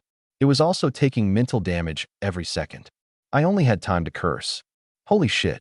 The panther that had been hiding behind me instantly turned hostile and lunged for my leg. My reaction was fast enough. I immediately retreated while summoning the crow's spirits to form a wall of flame, temporarily blocking its attack. Then I pulled 30 meters away in one breath. By that point, I more or less understood. Berserk was a skill that forcibly squeezed the life out of a summoned beast in exchange for combat power. The boost was enormous, but so were the side effects. No wonder the panther didn't look very intelligent. Its master had probably subjected it to this treatment many times before. The buzz-cut youth laughed in the distance, believing victory was already his. You're dead this time. I looked at the nearly insane, bloodthirsty phantom panther and gave a cold smile instead. I think you're the one who's dead. He froze. What? I looked at him and enunciated every word. Idiot. This skill is going to get you killed. Before he could react, I sent the crow's spirits toward him. Countless crows shrouded in black flames surged forward. Having already witnessed their power, the buzz-cut youth didn't dare meet them head-on. He immediately raised a shadow barrier to defend himself, and in the instant, he turned his attention toward the crow spirits. I applied 2 stacks of buffs to myself and pushed my speed to its limit. In a flash, I slipped behind him like a ghost. My side swept out. Schlick. He was level 7, after all, and possessed sharp danger instincts. At the last moment, he managed to shift aside enough to avoid having his throat cut, but the blade still opened a wound across his arm. It wasn't a large wound, but that was enough. I immediately retreated, casually flicked the blood from my scythe, then stood to the side and watched as though enjoying a show. The buzz-cut youth froze at first. Then his expression changed dramatically. He slowly looked back. Sure enough, the bloodthirsty phantom panther was staring fixedly at the blood on his neck. In its berserk state, it had no rationality whatsoever. Master? What master? The only thing it could see was blood. Phantom panther. You. He didn't even finish speaking.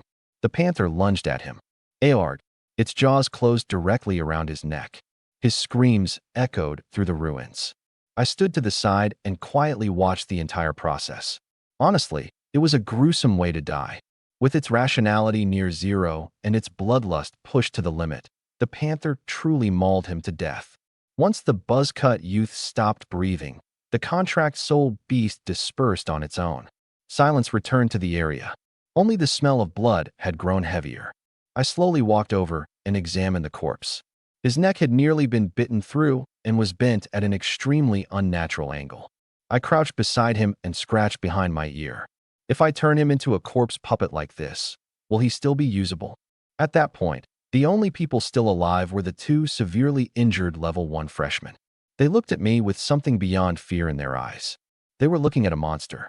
A level 2 freshman who had enrolled only days ago had defeated a level 7 upperclassman head-on. No one would believe it if the story got out. Dragging my scythe behind me, I slowly approached them. Now, are you ready to talk? Who sent you? Who paid for my life? One of them stammered. I can tell you, but you have to let me go. I didn't waste words on him. Schlick. My scythe plunged directly into his heart. His eyes widened. He seemed unable to believe that I hadn't even bothered to hear his terms before killing him. Then his body went limp. I pulled out the blade and walked toward the final survivor. His face was deathly pale, and even his voice trembled. You can't kill me. I'm the only one left who knows the truth. If you kill me, you'll never find out who sent us. I smiled at him. You seem to have misunderstood something. Then I stabbed again. Schlick. The tip of my scythe pierced his heart. His body stiffened, and he raised his head with great difficulty to look at me.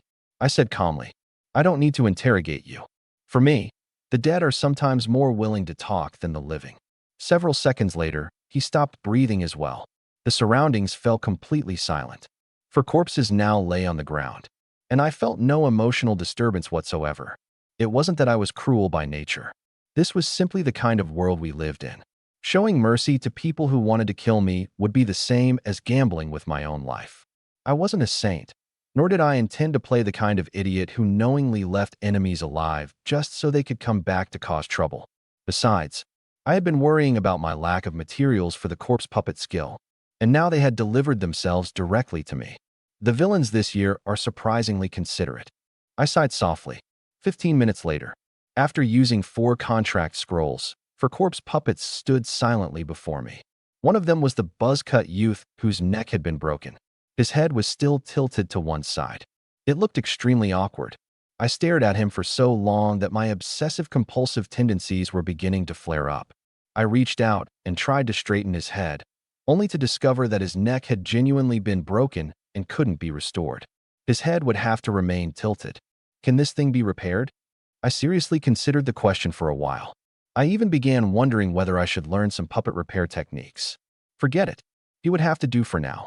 I touched 2 fingers to my forehead and recited the contract incantation. The 4 corpse puppets' eyes gradually focused. Then all 4 dropped to one knee at the same time. Master. I nodded. Talk. Who sent you? I soon learned everything from them. The Black Soul Society.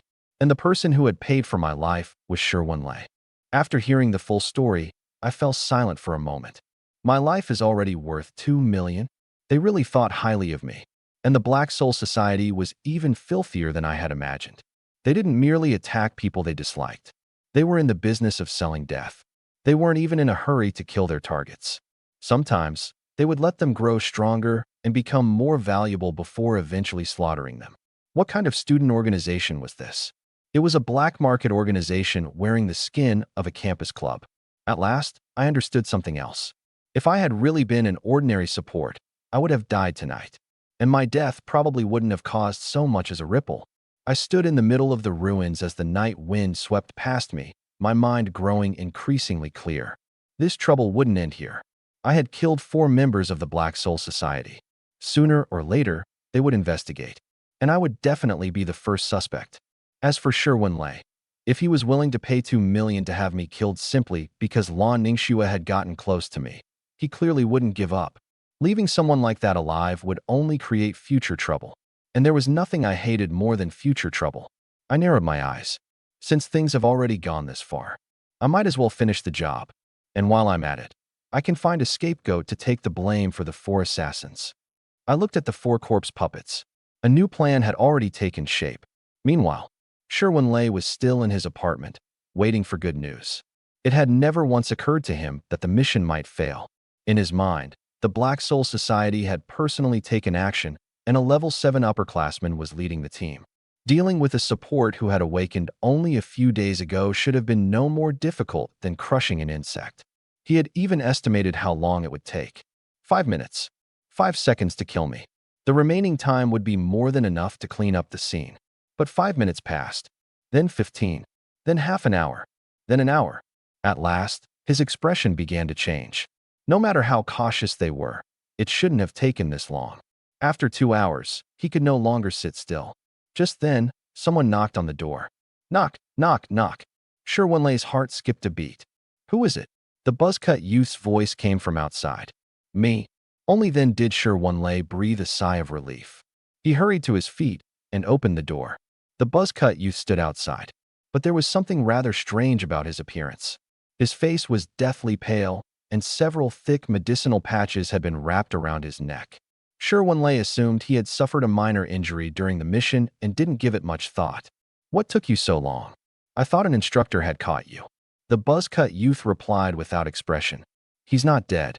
Sherwin-Lei froze. Not dead? Then why did you come back? More money. More money. Sherwin-Lei's face turned green. Didn't we agree on 2 million? The buzz-cut youth replied coldly. The information you provided was inaccurate. Shirchio is already level 2. Sherwin-Lei cried out in disbelief. That's impossible. It's only been a few days since he awakened. That's the truth, the buzz-cut youth said. If you don't believe me, come see for yourself. Although Sherwin-Lei was unhappy, he still followed him downstairs. On the way, he couldn't help asking, what happened to your neck? Did you sleep on it wrong? The buzz-cut youth was silent for 2 seconds. Yes, the night was dark. The 2 of them made their way to the ruins of the unfinished building. Large patches of blood still stained the ground. The air was thick with its metallic stench. Sherwin-Lei looked around but didn't see me anywhere.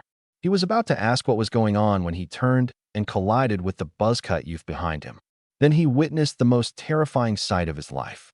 The collision caused the buzzcut youth's head to jerk sharply to one side with a loud crack.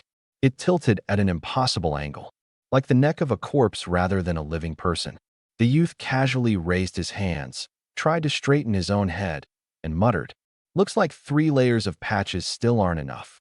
Sherwin-Lei collapsed onto the ground, his face as white as paper. Why you? What's wrong with your head?" Footsteps sounded around them. The other 3 corpse puppets emerged from the shadows and surrounded him. Sherwin-Lei finally realized that something was wrong. Even his voice changed pitch. "You? What are you trying to do?" The man with the crooked neck slowly looked at him and spoke without expression. "Isn't it obvious?" "Naturally. We're here to kill you." By the time I emerged from the shadows, Sherwin-Lei had already been beaten half to death. For fighters against a single support was never much of a contest, especially when one of those 4 was a level 7 corpse puppet with a crooked neck. Sherwin-Lei lay in a pool of blood, covered in wounds. He could barely struggle, and only the faintest breath kept him alive. He looked at me, then at the 4 Black Soul Society members surrounding him. His eyes instantly turned red, and he lost control. "Why? Is this how the Black Soul Society does business? Wasn't the money I gave you enough? How much more did this bastard pay you?" The 4 corpse puppets stood in place without responding. Sherwin-Lei became even more frantic. "Say something." I shook my head. "They can't talk anymore." He froze. Only then did he truly examine the state of the crooked-necked man and the others. Empty eyes, rigid expressions, movements too stiff to belong to living people. That wasn't silence. It was the stillness of death. Sherwin-Lei swallowed. At last, he realized something was wrong, and his voice began trembling. "What? What did you do to them?" I didn't answer. I couldn't be bothered. He stared at me, his face growing paler by the second. It was probably only at that moment that he truly began to fear me. Not merely because I might kill him, but because he couldn't understand me at all. A freshman who had awakened only a few days ago had killed 4 members of the Black Soul Society and transformed them into these unnatural things. That alone was terrifying enough. Sherwin-Lei gritted his teeth and forced out a threat, trying to appear fiercer than he felt. "Churchio, if you dare touch me, my father will never let you go." That amused me. "I touched you. Who saw me do it?" He was rendered speechless. I turned toward the crooked-necked puppet. Was I the one who killed him? The puppet's face remained expressionless, and its voice was flat. "No, I did." Sherwin-Lei's mouth fell open. He looked completely stunned. I shrugged. "See, something went wrong between you and the Black Soul Society. What does that have to do with me?" He stared fixedly at me. The last of his aggression had vanished, leaving only terror. Because he understood. From the very beginning, I had never intended to let myself become implicated. I had already prepared my explanation. My witnesses. Even the murderers. At last, he realized that he hadn't provoked an ordinary freshman. He had provoked a complete madman. No, someone even more troublesome than a madman. A madman acted on impulse. I was dealing with him calmly and methodically. Sherwin-Lei remained silent for several seconds before his entire body seemed to collapse. Can you let me go? I can give you money." Looking at him, I suddenly found him rather boring. He failed to win over a girl, so he hired assassins.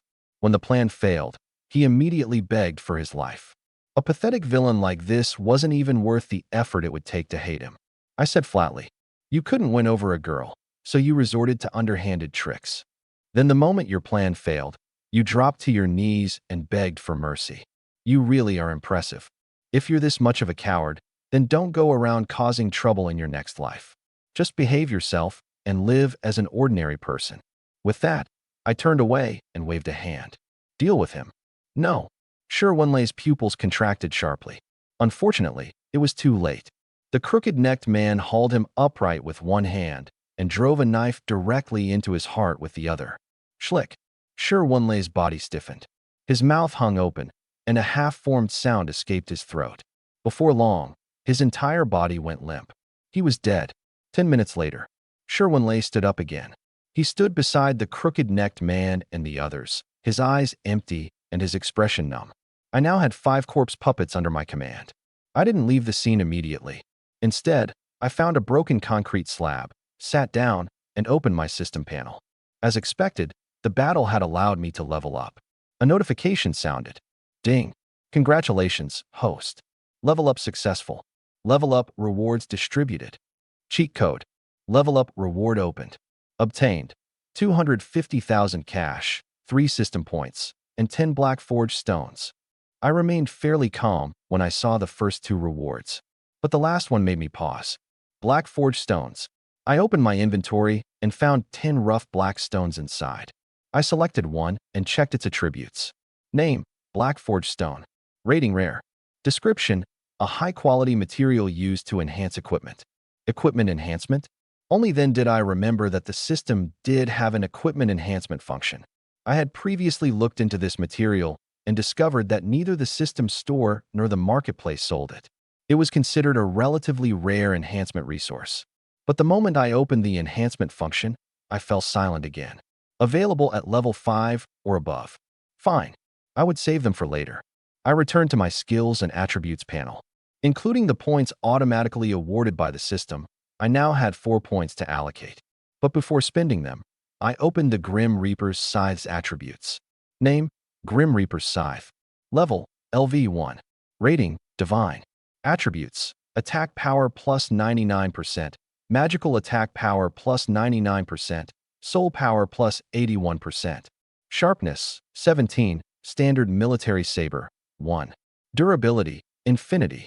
Special effect. Unlocks upon upgrade. Description, the Grim Reaper's soul weapon. Cannot be transferred to another person. Automatically dissipates upon the host's death. I rubbed my chin. Without hesitation, I spent 1 system point to upgrade the scythe to level 2. Congratulations. Host has successfully upgraded soul weapon, Grim Reaper's Scythe. Special effect unlocked. Soul Harvest. Every unit killed by the Grim Reaper's Scythe grants soul points. Attacks deal an additional 30 points of soul damage. This effect increases with accumulated soul points. Soul damage. I didn't think I had ever heard anyone mention that type of damage in this world. I knew about physical, magical, and mental damage, but this was the first time I had encountered the concept of soul damage. I would have to test it gradually in the future. Then I unlocked another low-tier undead creature. Shadow Spirit. It appeared to specialize in possession. Once it possessed me, it could significantly improve my agility and mobility. I nodded. This one's useful. Then I considered my remaining points. The recent battle had thoroughly demonstrated how important basic attributes were. If I hadn't invested in my attributes earlier, that panther might genuinely have killed me. So I allocated the next 2 points as follows. 1 point to spirit. 1 point to agility. As for the final point, I decided to save it for now. Once I finished, I looked at the 5 corpse puppets standing before me. Their greatest problem was that they were difficult to store. Undead creatures were easy. I could summon and dismiss them at will. Corpse puppets were different. They couldn't simply vanish into thin air. I couldn't exactly have 5 dead men with empty eyes walking in a neat line through the streets in broad daylight. Even if no one recognized them, I would still look like the leader of some deranged cult. Looks like I'll need somewhere to hide them. I wasn't short on money, so I could always rent some abandoned building and leave them there. The thought of money reminded me to inspect today's spoils. Ordinary contract soul wielders couldn't access another person's inventory after killing them. Their systems were bound to their souls and couldn't be opened by anyone else. But I was different. These people were now my puppets, so naturally, I could access the contents of their systems. I began checking them one by one. The 3 first-year freshmen were consistently poor. Each had a few hundred in cash, several packs of cigarettes, a few discount cards, and a pile of worthless everyday items. They were so poor that even after killing them, no one would want to loot their bodies. Sherwin-Lay was different. Although he had spent a large sum to place a contract on my life, his inventory still contained quite a few things. 50,000 in cash. A pile of designer shoes, designer clothes, figurines, game consoles, perfume. I fell silent as I looked through them. This guy was surprisingly flashy. None of those things were particularly useful to me. At most, I could list them on the marketplace and exchange them for money later. The item that truly caught my attention was the enchanted firearm. I picked it up and examined its attributes. The materials were genuinely good, but the craftsmanship was mediocre and the enchantment structure lacked precision. In short, it had a good foundation that had been ruined by poor workmanship. I frowned. What half-baked craftsman made this? Sure, Wanlei's corpse puppet stood nearby, without saying a word. After some thought, I stored the gun anyway. I didn't have any ranged firearms at the moment, so I might as well use it for now. Then I checked the crooked-necked man's inventory. 200,000 in cash, a pile of low-level materials, and some everyday items. One of them, a USB drive, caught my attention. I took it out, weighed it in my hand, and casually asked him, "What's on this?" The crooked-necked man answered without expression, "There is." I stared at him. "There is what?" "A collection I've spent 10 years building. 80 gigabytes of seeds." I was speechless. He even tried to continue. "Would you like to open it? The password is..." "Stop." I tossed the USB drive back to him. "You can keep it." Early the next morning, inside the practical combat training hall, when Duan Lan pushed open the door, she nearly jumped in fright. The lights weren't fully on yet, and a figure sat beside the octagonal cage with her arms wrapped around her knees, staring blankly ahead. Only after walking closer did Duan Lan realize it was Lan Ningxue. "Shuer." Lan Ningxue returned to her senses and looked up. "Ah, Sister Lan." Duan Lan smiled and walked over. "Why are you here so early?" Lan Ningxue gave a bitter smile. "I couldn't sleep, so I came to train." Seeing her distracted expression, Duan Lan couldn't help reaching out to feel her forehead. "Are you all right? Are you sick?" Lan Ningxue shook her head. After hesitating for a long time, she suddenly asked, "Sister Lan, have you ever been in a relationship?" The question caught even Duan Lan off guard. She was only 3 years older than Lan Ningxue. She had devoted most of her 23 years of life to cultivation, so when would she have had time for romance? But as an advisor, admitting she had no romantic experience whatsoever seemed somewhat embarrassing. So she cleared her throat twice and forced herself to reply, "Of course I have." Lan Ningxue's eyes immediately lit up. "Really? Then do you know how a relationship is supposed to work?" Duan Lan fell silent. She didn't have the faintest idea, but she had already started pretending, so she could only continue. "Why don't you explain the situation first?" Lan Ningxue immediately adopted the classic "it's not me, it's my friend" approach. "Well, actually, I have a friend." Duan Lan's expression became slightly strange the moment she heard that, but she resisted the urge to expose her. Lan Ningxue continued her earnest nonsense. She recently started dating someone, but she has no experience and doesn't know how to develop the relationship. And her boyfriend rarely contacts her first, even though he was the one who confessed. "Why do you think that is?" Duan Lan fell into a brief silence. Then, drawing upon her pitifully limited theoretical knowledge, she gave a very responsible conclusion.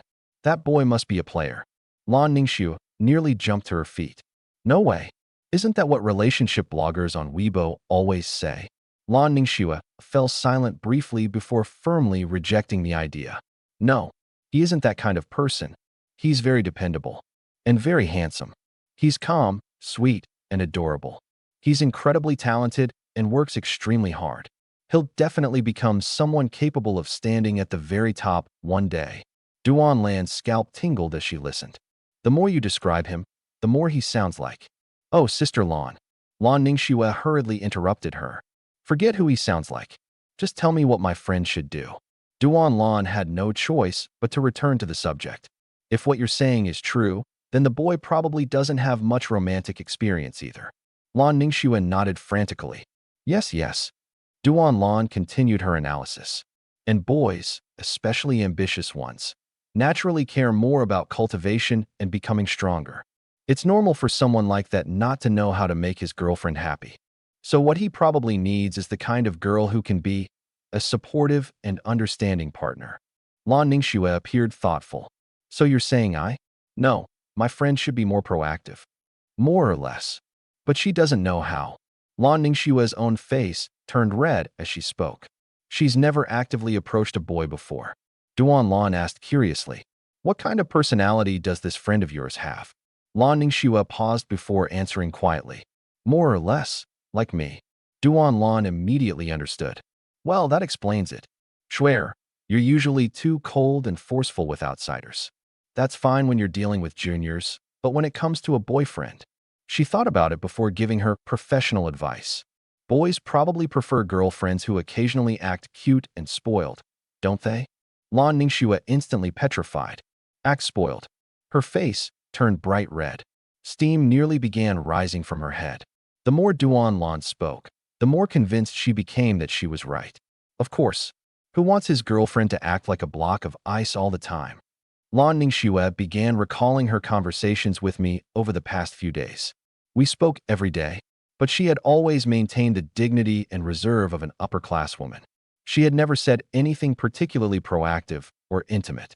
As that thought occurred to her, she immediately began doubting herself. Could it be because I don't act enough like a girlfriend? Is that why Junior never takes the initiative to contact me? But how exactly am I supposed to act spoiled?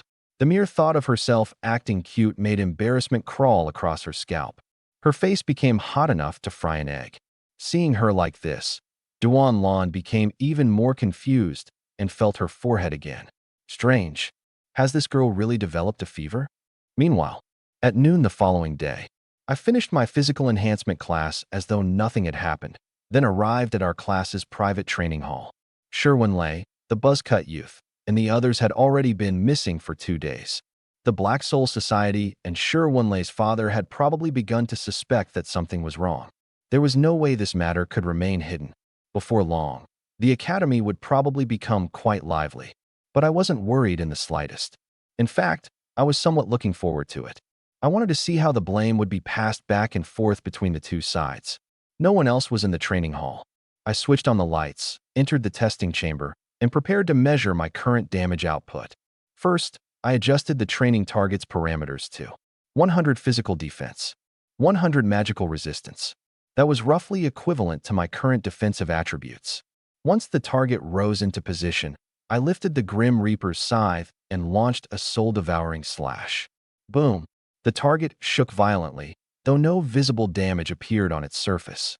But the system reading appeared immediately. 237. Physical damage, 113 plus magical damage, 124. I narrowed my eyes. My total health was only a little over 400. In other words, against someone with attributes similar to mine, one fully landed soul-devouring slash would be enough to remove more than half their health. That damage was already extremely impressive. Then I tested the crow spirits. Dozens of black crows flew out, attached themselves to the humanoid target, and transformed into black flames. This time, the message on the screen changed. Sustained true damage detected. Numbers began appearing rapidly beneath it. 30, 19, 38, 11, 24, 31, 51, 62. I paused.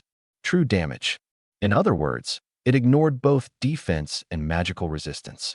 As I was considering the implications, the testing system suddenly began issuing frantic alarms. Warning: damage sustained is approaching the maximum threshold. Warning: internal system damage detected. Warning: unidentified energy is destroying internal components. Warning: terminate the test immediately. A series of static-filled noises followed. I stared blankly. The next second, black smoke began rising from behind the target. It wasn't smoke created by the crow spirits. The machine itself had shorted out. I was speechless. Hadn't Duan Lan said this thing could absorb practically unlimited damage? Xiao Xie and the others attacked it every day despite being over level 10, and nothing ever happened. How had I managed to make it start smoking at only level 3? Was it because hellfire didn't belong to this world, making it impossible for the machine to absorb? I hurriedly recalled the crow spirits. But it was already too late. The target's surface had been scorched black, and its internal components were probably in even worse condition. The entire testing chamber smelled of burnt machinery. I stood there and fell into deep thought. Was this piece of junk specifically targeting me? If it couldn't absorb true damage, it should have said so earlier. What kind of advanced imperial machinery was this? It was practically made of tofu.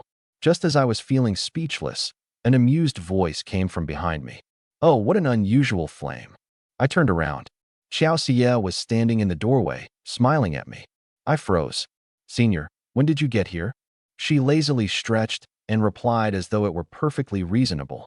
I've been here the entire time. I was just tired, so I took a break nearby. She was wearing tight athletic clothes for training today. When she stretched, they outlined her curves in a rather exaggerated manner. My nose instantly felt warm, and I hurriedly took a quiet breath. And no, it wasn't because I had a runny nose. Xiao Xie seemed not to notice my small reaction at all. She merely stared curiously at the scorched target machine. Junior, what was that black fire? How did it manage to burn the testing target like this? The Xiao Xie struck by my slash dispersed like smoke the next second. It wasn't her real body. It was a shadow. I immediately turned my head, using both my peripheral vision and perception to track the movement of soul power around me. Her ability was too strange. It was so fast that it didn't resemble ordinary movement. It was more as though she had jumped from one location to another. I closed my eyes briefly and forced myself to calm down. Then I suddenly sensed a faint abnormality. There. I spun around and launched a soul-devouring slash with almost no build-up. The black slash skimmed across the ground, scraping a trail of glaring sparks from the alloy floor. Another dark silhouette ahead of me was split apart, but this time was different. When the shadow broke apart, Xiao Xie's real body flipped gracefully out of it and landed like a nimble panther. Her movements were so fluid they seemed instinctive. Her long hair swept through the air as she steadied herself. But her expression had clearly become much more serious, because she had already realized something. She had suppressed her level to level 3. Yet because of the nature of her contract soul, once she merged into a shadow, practically no one below level 20 should have been able to detect the path of her movement. But I had sensed it, and I hadn't simply guessed correctly. I had located her accurately twice in a row. I smiled at her.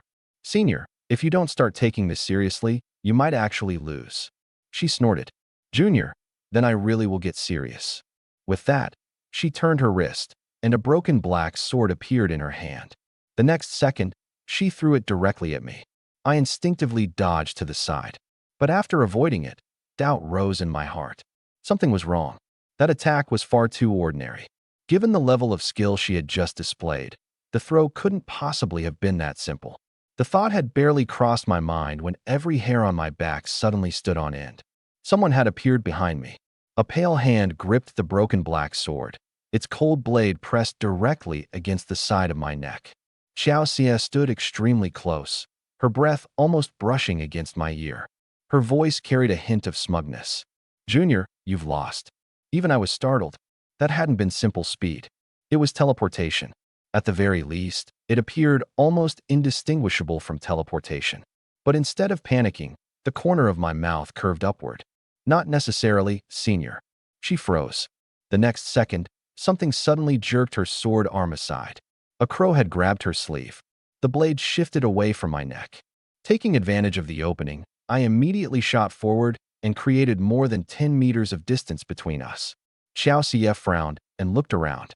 Only then did she realize that a ring of crows had surrounded her at some unknown point. I quietly breathed a sigh of relief. Fortunately, I had scattered the crow spirits into the black mist before the fight began and ordered them to hide nearby. Otherwise, the match really would have ended just now. But although I had escaped, my real concern was still figuring out how she had performed that move. If I couldn't understand it, she would catch me with it again. Just then, a hoarse voice sounded directly in my consciousness. Master, it was the shadow. My heart stirred. The shadow spirit. So undead creatures could communicate with me directly. You understand her ability? Yes, the shadow spirit replied in a low voice. I am exceptionally sensitive to shadows. Her ability most likely allows her to merge into any shadow and move freely between shadows she has marked. I immediately understood. So the sword itself wasn't the point. The important part was the shadow cast by the sword. The broken sword's shadow touched mine, which meant she successfully marked my shadow. That was how she crossed over to me instantly. Thinking. Translating terminology. I should focus solely on the translation while maintaining the style. For Juchaji, I think using disciplinary bureau fits well. It's straightforward and captures the meaning. I want to ensure that I keep the rest of the translation consistent and clear. No need to delve into web searches for definitions or explanations. I just want to get this translation right. Let's continue with the rest. The shadow spirit replied. Yes. I exhaled softly. Understood. So that was how it worked. In that case, things were much simpler. I glanced down at the shadow beneath my feet, then looked at Xiao Xie, who was surrounded by the crow spirits. The crows didn't attack immediately. It wasn't because I had gone soft. I genuinely didn't dare burn her carelessly. Hellfire dealt an absurd amount of damage. It could even destroy a training target. Ordinary burns could be treated with healing skills, but wounds caused by hellfire were on an entirely different level. If I accidentally burned and disfigured her, I might end up dying an even worse death than my enemies. So I merely looked at her and smiled. Senior, why don't you just admit defeat? A playful gleam flashed through Xiao Xie's eyes. Junior, you're still underestimating your senior. The moment she finished speaking, her entire body transformed into a shadow once more, merging into the darkness like a drop of ink. The next instant, she emerged directly from the shadow behind me. It's over. She clearly thought she had already seen through my rhythm. Holding her broken sword in a reverse grip, she prepared to knock me unconscious with its hilt. Unfortunately for her, this time, I already knew exactly where she would appear. The instant she emerged, I spun around and retreated while sweeping my scythe upward. Clang! A crisp metallic sound rang out. Her broken sword was snapped cleanly in two by my scythe, as easily as breaking a chopstick. One half fell to the floor, while the other flew several meters away. The scythe's blade swept past the tip of her nose without actually touching her body. But in that instant, her expression changed dramatically. She let out a muffled grunt, her brows knitting tightly. I sensed it as well. It was the soul damage granted by the upgraded Grim Reaper's scythe. Although the blade hadn't actually struck her, the mere brush against her soul made it feel as though her spirit had been slashed. Buzz! Her entire body swayed, and she visibly lost focus. Then, in the next instant, boom! A terrifying wave of soul power erupted. Xiao Xie lost control reflexively, instantly releasing the strength she had been suppressing. The soul pressure of a level 16 contract soul wielder crashed into me like a tidal wave. I didn't even have time to steady myself before I was sent flying. I slammed into the wall of the combat room, then slid down until I was sitting on the floor. Clutching my chest, I coughed twice. Cough, cough. Senior, that wasn't very honorable of you. Xiao Xie staggered as well. It took about 3 or 4 seconds for the pain deep within her soul to gradually subside. Only then did the dazed look in her eyes disappear. And then she panicked. She hurried over, helped me to my feet, and apologized profusely. I'm sorry, Junior. I don't know what happened just now. Are you all right? I didn't answer immediately. It wasn't because the impact had left me dazed. My gaze had genuinely gotten stuck. She looked down at me, noticed my strange expression, and froze. Junior. I raised a hand, then lowered it again. In the end, I could only awkwardly remind her. Senior, your clothes. She looked down, and finally noticed the problem. My scythe hadn't merely broken her sword. It had also sliced open the front of her top. The air fell silent. Completely silent. I had assumed that, according to the usual script, she would instantly blush, retreat, cover herself, and become overwhelmed with embarrassment and anger. Instead, Xiao Xie merely raised an eyebrow. Then she looked at me. More precisely, she looked at where my gaze had been before I could fully avert it. She even asked, "Well, looks good, doesn't it?" I instinctively answered, I regretted it the instant the words left my mouth. I immediately looked up. Sure enough, I met her gaze, which clearly seemed to say, "Well, aren't you honest?" I awkwardly took a step back. Ahem. I didn't do it on purpose. I know. She was surprisingly calm. I didn't say anything else. I simply removed my jacket and handed it to her. Wear mine for now, Senior. She accepted it and said softly, "Thank you." Then she turned around to put it on. The combat room fell into a bizarre silence. Neither of us spoke, but the awkwardness in the air was so thick it could practically be wrung out. After a long while, she finished putting on the jacket and slowly turned around. I was still standing there with an indescribable expression. The moment she saw me, she suddenly burst out laughing. Her eyes curved into crescents, and she even reached out to poke my cheek. What? I'm not even embarrassed, but you're already blushing? I was speechless. Honestly, I had to admire her at that moment. Her composure was absurd, as expected of the vice president. Anyone else would probably have died of embarrassment by now. After laughing for a while, she waved magnanimously. Forget it.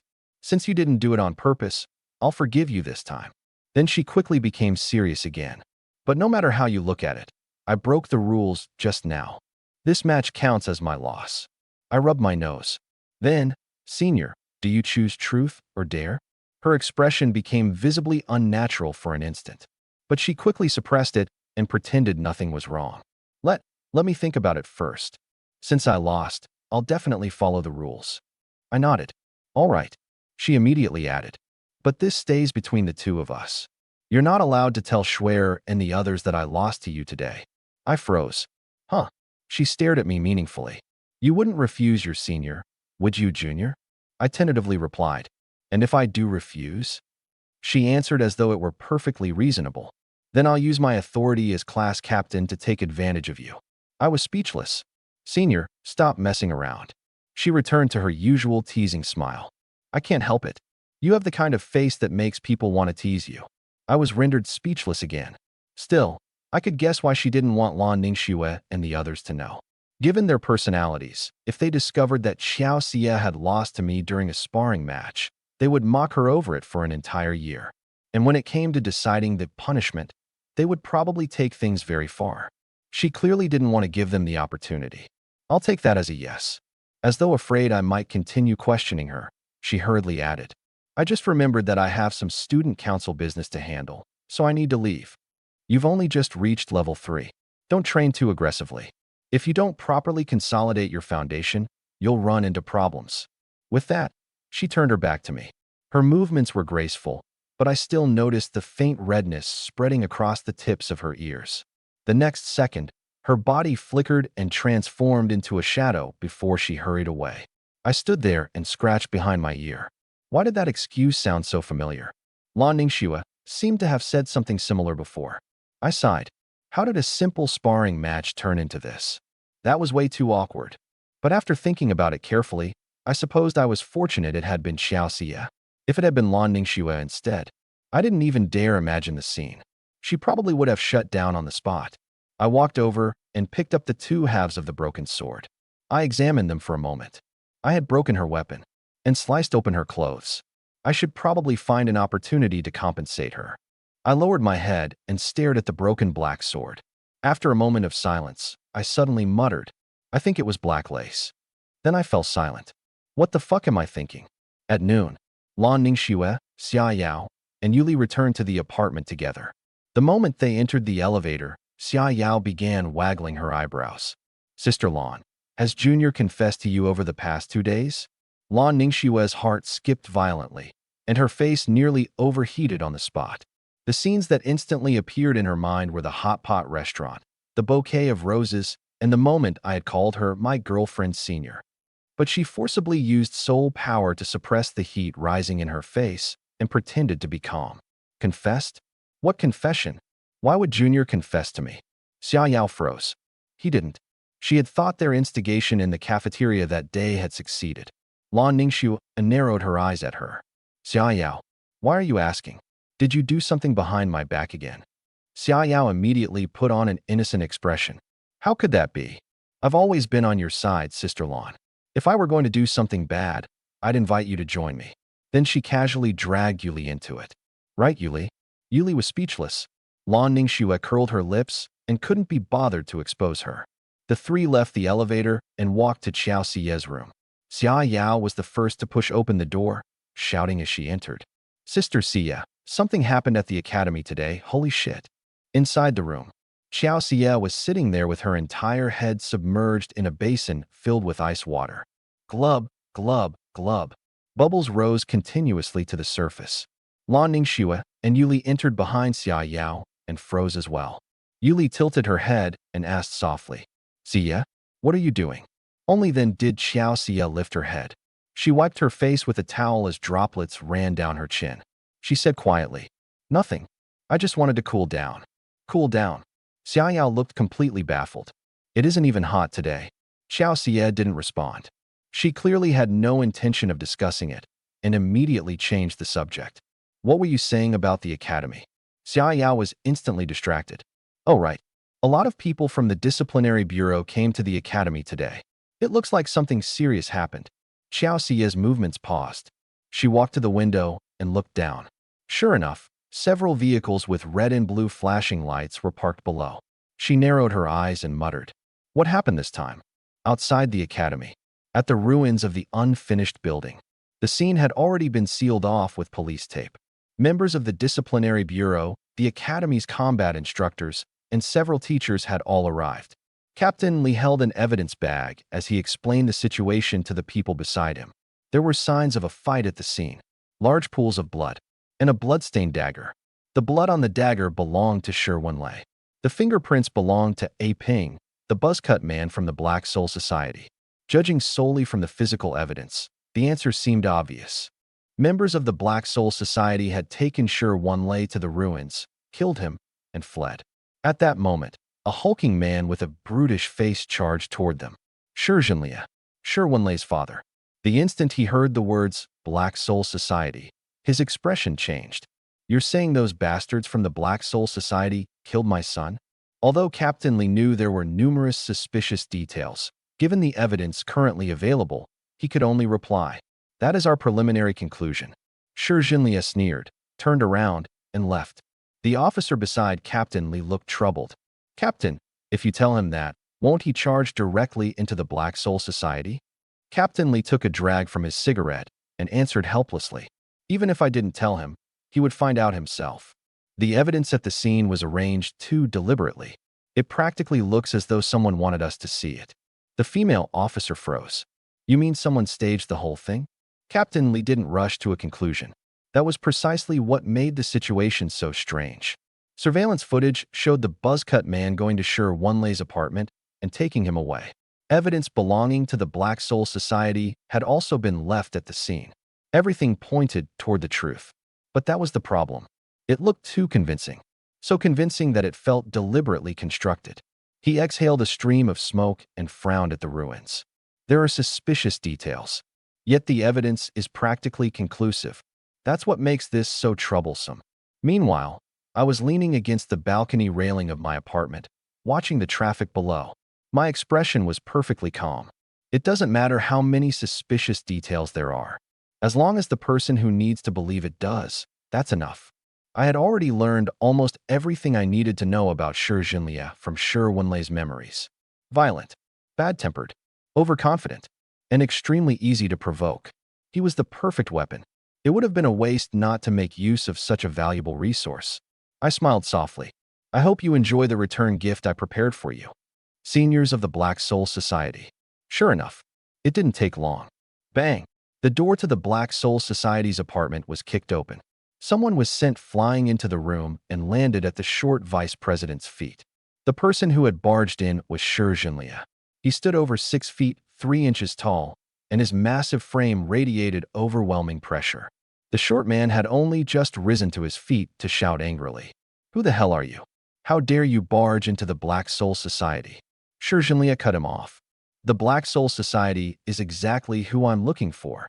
What happened next was unsurprising. First came the interrogation, then the argument.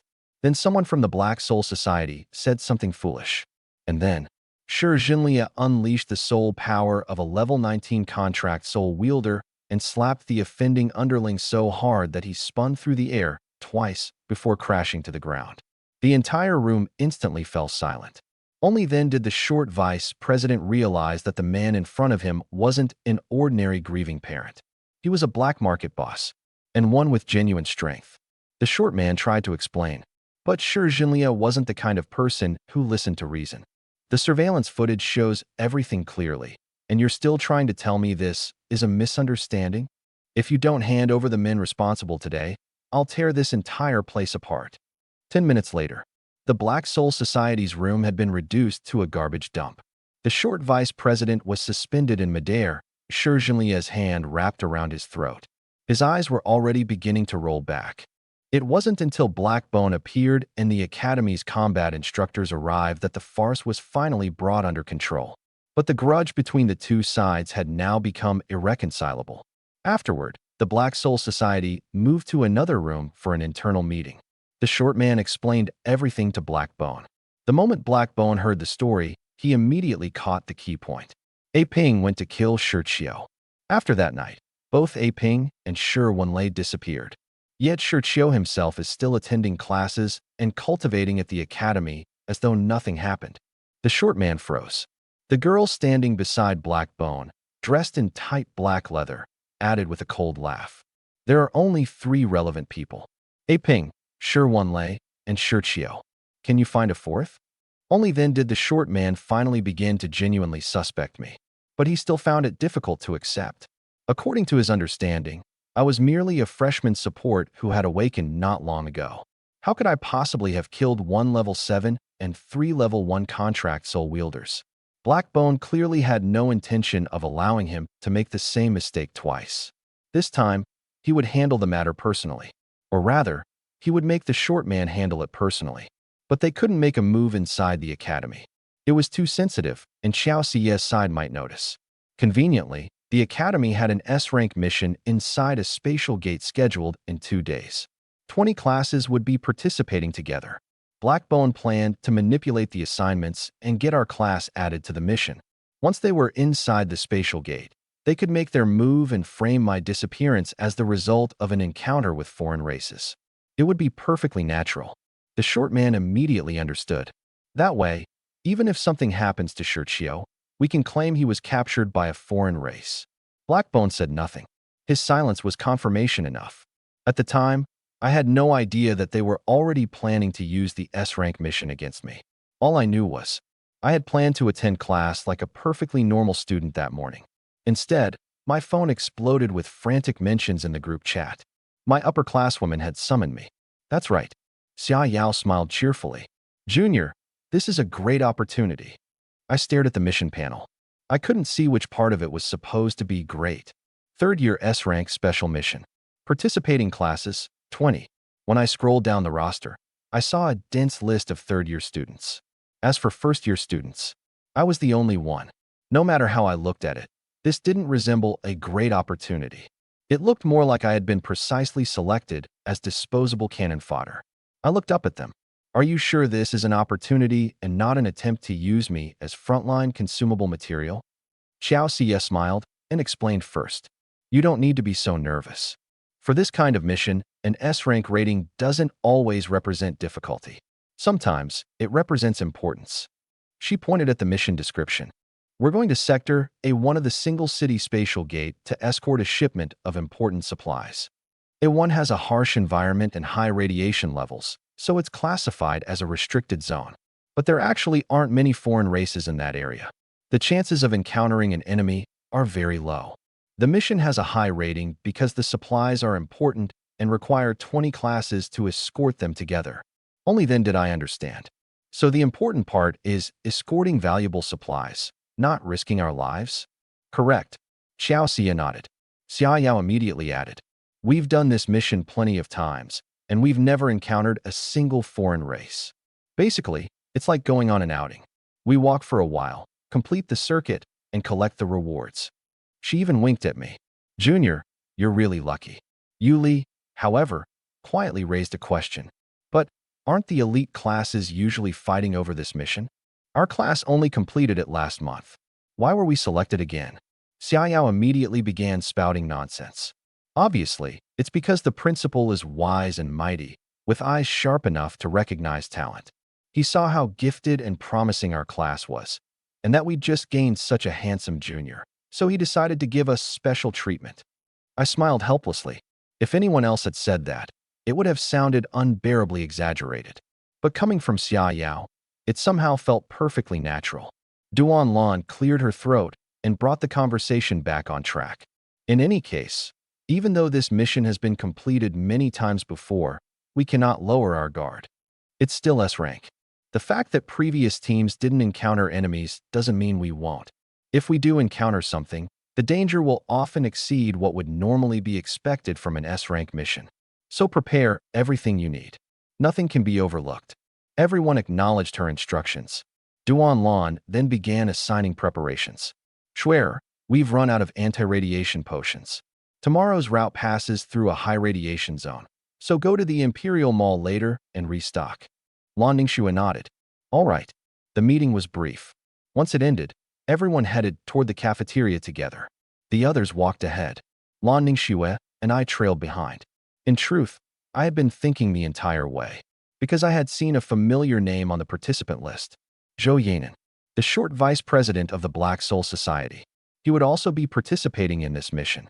It was difficult not to overthink that coincidence. While I was considering it, Lan Ningxue's voice suddenly came from beside me. Junior. I returned to my senses. Her face was slightly red. She seemed to have hesitated for a long time before quietly asking, "Will you come with me to buy the supplies later?" I froze briefly. Before I could respond, she seemed to throw caution to the wind. She tugged lightly on my sleeve and spoke in a voice as soft as a mosquito's buzz. "Pretty please." I was stunned on the spot. My entire mind paused for a second. That sweet, coy voice with a hint of spoiled affection had come from Lan Ningxue? Holy shit. After saying it, she was probably so embarrassed that she wanted the ground to swallow her whole. Her ears and neck turned red at the same time. She looked ready to bury herself underground. I opened my mouth. "Senior, just now you." She immediately exploded. "I didn't say anything. Pretend you didn't hear it." I stared at her in confusion. That change in attitude was absurdly fast. "But I did hear it." "No, you didn't." "I did." Then hurry up and forget it." I looked at her and couldn't help smiling. "I'm afraid I can't." She immediately became even more frantic. No, you have to forget it." I deliberately drawled. "But it seems to be getting clearer in my memory. What should I do?" You." She was so embarrassed she could barely speak. Once I felt I had teased her enough, I leaned closer and whispered so only she could hear. "But honestly, I really liked you acting like that." Lan Ningxue froze. "Onaji." Her entire body went rigid. Her face was hot enough to fry an egg. Unfortunately, Xia Yao chose that moment to look back. "Sister Lan, what are you and Junior whispering about back there?"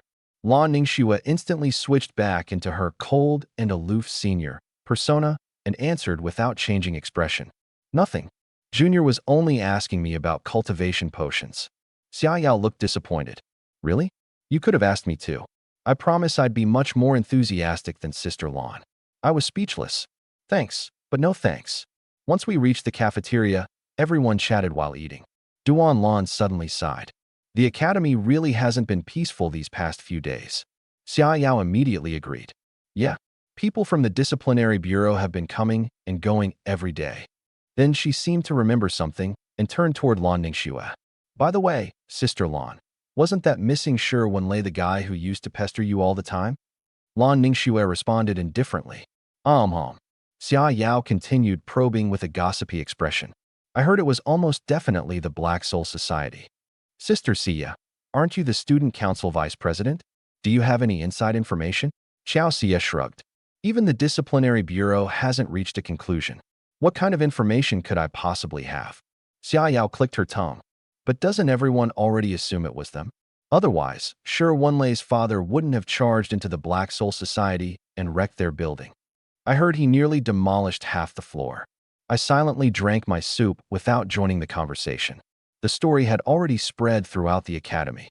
The Black Soul Society had made too many enemies.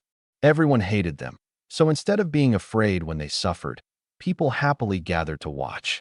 Honestly, I had originally only wanted Junliet to harass them. I wanted both sides to fight and waste each other's time. I hadn't expected the man to be so hot-tempered that he would nearly demolish the Black Soul Society's apartment. The outcome was even more effective than I had anticipated. But I understood perfectly well. Things wouldn't remain this easy. If the Black Soul Society had any intelligence at all, they would eventually realize that A Ping and the others' disappearance had something to do with me. When that happened, relying on luck to get through it wouldn't be realistic. There was only one path. Become stronger.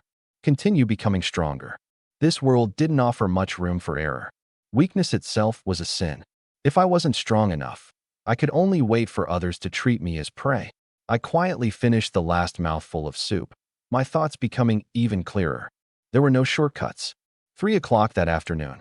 After making plans with Lan Ningxue, I left the academy and waited beside a utility pole outside for about 10 minutes. Then I saw her sneaking out of the academy gates like a thief. I couldn't help laughing. "Senior, is all this really necessary?" She replied with complete seriousness. "Of course it is. I'm doing this for your sake. I don't want to cause you any more trouble." I sighed. "But do we really need to hide it from Senior Qiao and the others too?" "Yes." She immediately nodded. "Especially Xia Yao. With that mouth of hers, if she finds out, the entire student council will know within half a day. So it's better to keep a low profile." I looked at her for 2 seconds before pointing out the obvious. That might be difficult. She looked confused. I looked her up and down. She had clearly put a great deal of effort into dressing up today. A camisole, a thin gauze jacket, and long, pale legs that practically dazzled the eye. It would have been difficult for her to walk anywhere without attracting attention. I spread my hands. Because no matter where you go, the words low profile have absolutely nothing to do with you. She froze briefly. Then her face reddened slightly, though she still stubbornly replied, "Humph. Only an idiot would believe sweet talk like that." But her eyes had already curved into crescents. With her hands clasped behind her back, she walked ahead. I smiled and followed. The Imperial Mall was much quieter than I had expected. The building was enormous, yet there were very few people inside. There seemed to be more sales attendants than customers. I couldn't help muttering, "This place is way too empty." Lan Ningxue explained from beside me. "That's normal. This mall only accepts Imperial points. Ordinary people basically can't shop here. Government personnel and university students are its main customers." I nodded and asked what she needed to buy. She listed a large number of items in one breath. High-potency anti-radiation potions, advanced soul node enhancement injections, high-potency adrenaline, communication equipment designed for high-radiation environments. They were all mission supplies specifically listed for purchase. After walking through the mall, we quickly obtained everything on the list. Once we finished the official shopping, we didn't leave immediately. It was my first time visiting the Imperial Mall, so I took the opportunity to look around. The merchandise here was quite different from what the system store offered. There were almost no ordinary weapons or equipment. Most of the products were regulated potions, extra-dimensional materials, special metals, beast bones, and similar items. I found it rather fascinating. As we continued browsing, I spotted 2 types of mental enhancement potions. Permanent Maximum Spirit Enhancement Potion. Permanent Spirit Growth Acceleration Potion. My eyes immediately lit up. Spirit was precisely what I lacked most. After all, if I wanted to control more puppets in the future, spirit would be a hard limit. I picked them up and checked the prices. 100 Imperial points per bottle. Expensive, but still affordable. When Lan Ningxue saw me taking several bottles, she couldn't help asking, "Junior, why are you buying so many spirit potions? Are you planning to follow the mage path?" I smiled and casually made up an excuse. "If I have more spirit, I'll be able to cast more blessings on you during battles." The moment she heard the word blessings, her face turned red. She had clearly remembered what happened when my skill first affected her inside the spatial gate. I pretended not to notice and continued browsing. Then I saw a particularly unusual injection. Contract Soul Hidden Trait Activation Injection. The moment I picked it up, the system displayed its information. Success rate, 5% to 15%. No effect on contract souls without hidden traits. It wasn't cheap, 1,000 Imperial points or 500 Imperial points plus 500,000 cash. I turned to Lan Ningxue. "What exactly is a contract soul's hidden trait?" She quickly explained. Put simply, it was a hidden passive ability belonging to the contract soul. Not everyone was born able to perceive it. Many people needed this kind of injection to activate theirs. She even gave me a few examples. Her own contract soul trait caused her bullets to deal additional ice damage and reduce the target's ice resistance by 10% upon impact. Xiao Xie's contract soul trait allowed her to rapidly recover soul power while in her shadow state. I nodded after hearing her explanation. So it was basically a passive skill. The problem was that the injection was a gamble. Some contract souls simply didn't possess hidden traits. No matter how many injections their wielders used, nothing would happen. Others had hidden traits, but their owners were unlucky enough to never activate them. It was like being trapped behind 2 layers of bad luck. Even so, I bought the injection without much hesitation. The reason was simple.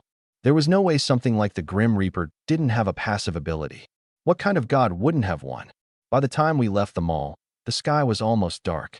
The food street in the distance had already lit up. I casually asked her, "Senior, want to eat outside before we head back?" She agreed immediately. She sounded noticeably happy. The food street was bustling. We walked and ate, trying something from almost every stall we passed. Lan Ningxue usually looked cold and aloof, but when she came out to have fun, she had a surprisingly girlish side. She wanted to try a bite of everything she saw. After finishing another skewer, she licked the corner of her mouth in satisfaction. I asked, "Is there anything else you want?" She thought about it seriously. "Ice cream." I nodded. "I think there's a foreigner selling some up ahead. Let's go take a look." "Sure." She agreed cheerfully, looking nothing like her usual cold, distant self. As we walked, she suddenly turned toward me and asked with a smile, "Junior, I didn't expect you to enjoy shopping so much." I answered honestly, "I don't." She froze. "Then why have you been walking around with me for so long?" I glanced at her and shrugged. "When you asked me to come buy supplies with you, wasn't it because you wanted my company?" She instantly froze. Her face turned red again, and she immediately denied it. "Don't talk nonsense. That wasn't what I meant." I deliberately played along. "Oh, then I misunderstood. In that case, Senior, let's go back." She immediately became anxious. "How can you do that?" The moment the words left her mouth, she realized she had exposed herself. When she saw the faint smile on my face, she immediately understood that I had tricked her again. "You brat. How dare you set me up?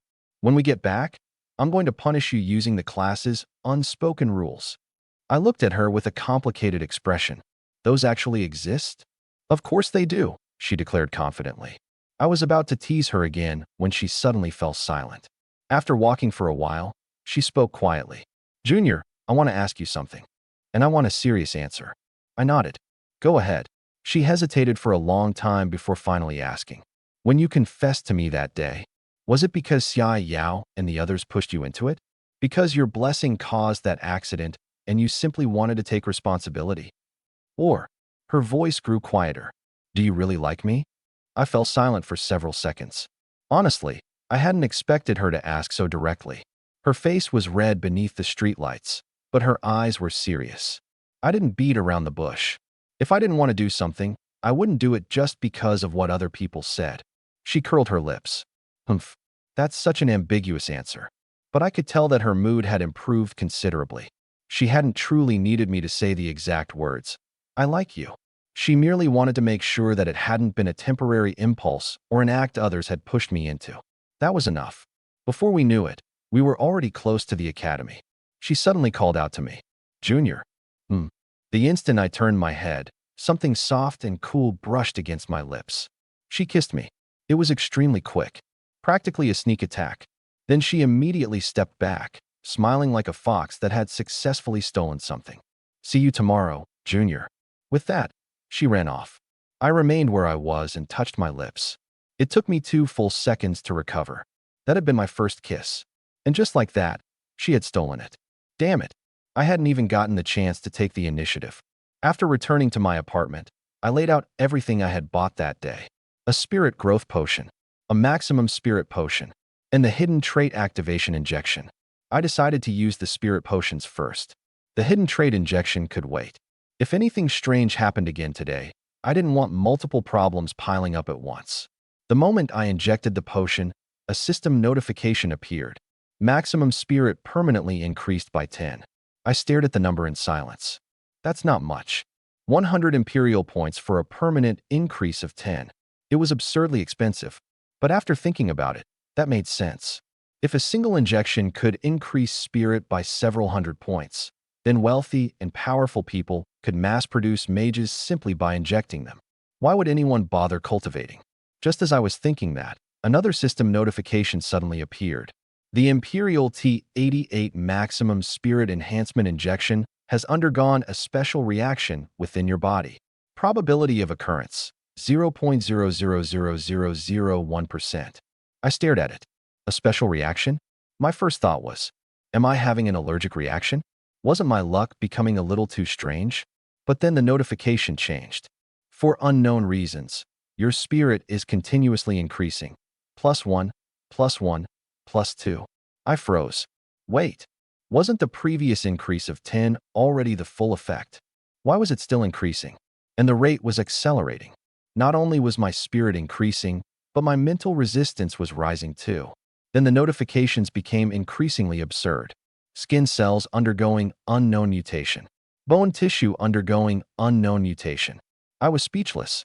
1 minute later, my spirit had increased by more than another 150 points. I looked down at the empty syringe and sighed in amazement. This stuff is a treasure. But in the next instant, I realized something was wrong.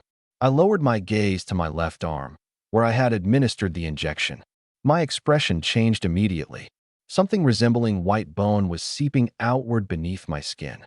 And it wasn't limited to my arm. The pale color spread from my left arm across the entire left side of my body, turning it deathly white like a corpse. Without hesitation, I rushed into the bathroom and looked in the mirror. The left half of my face was terrifyingly pale, and faint bone-like ridges protruded beneath my skin.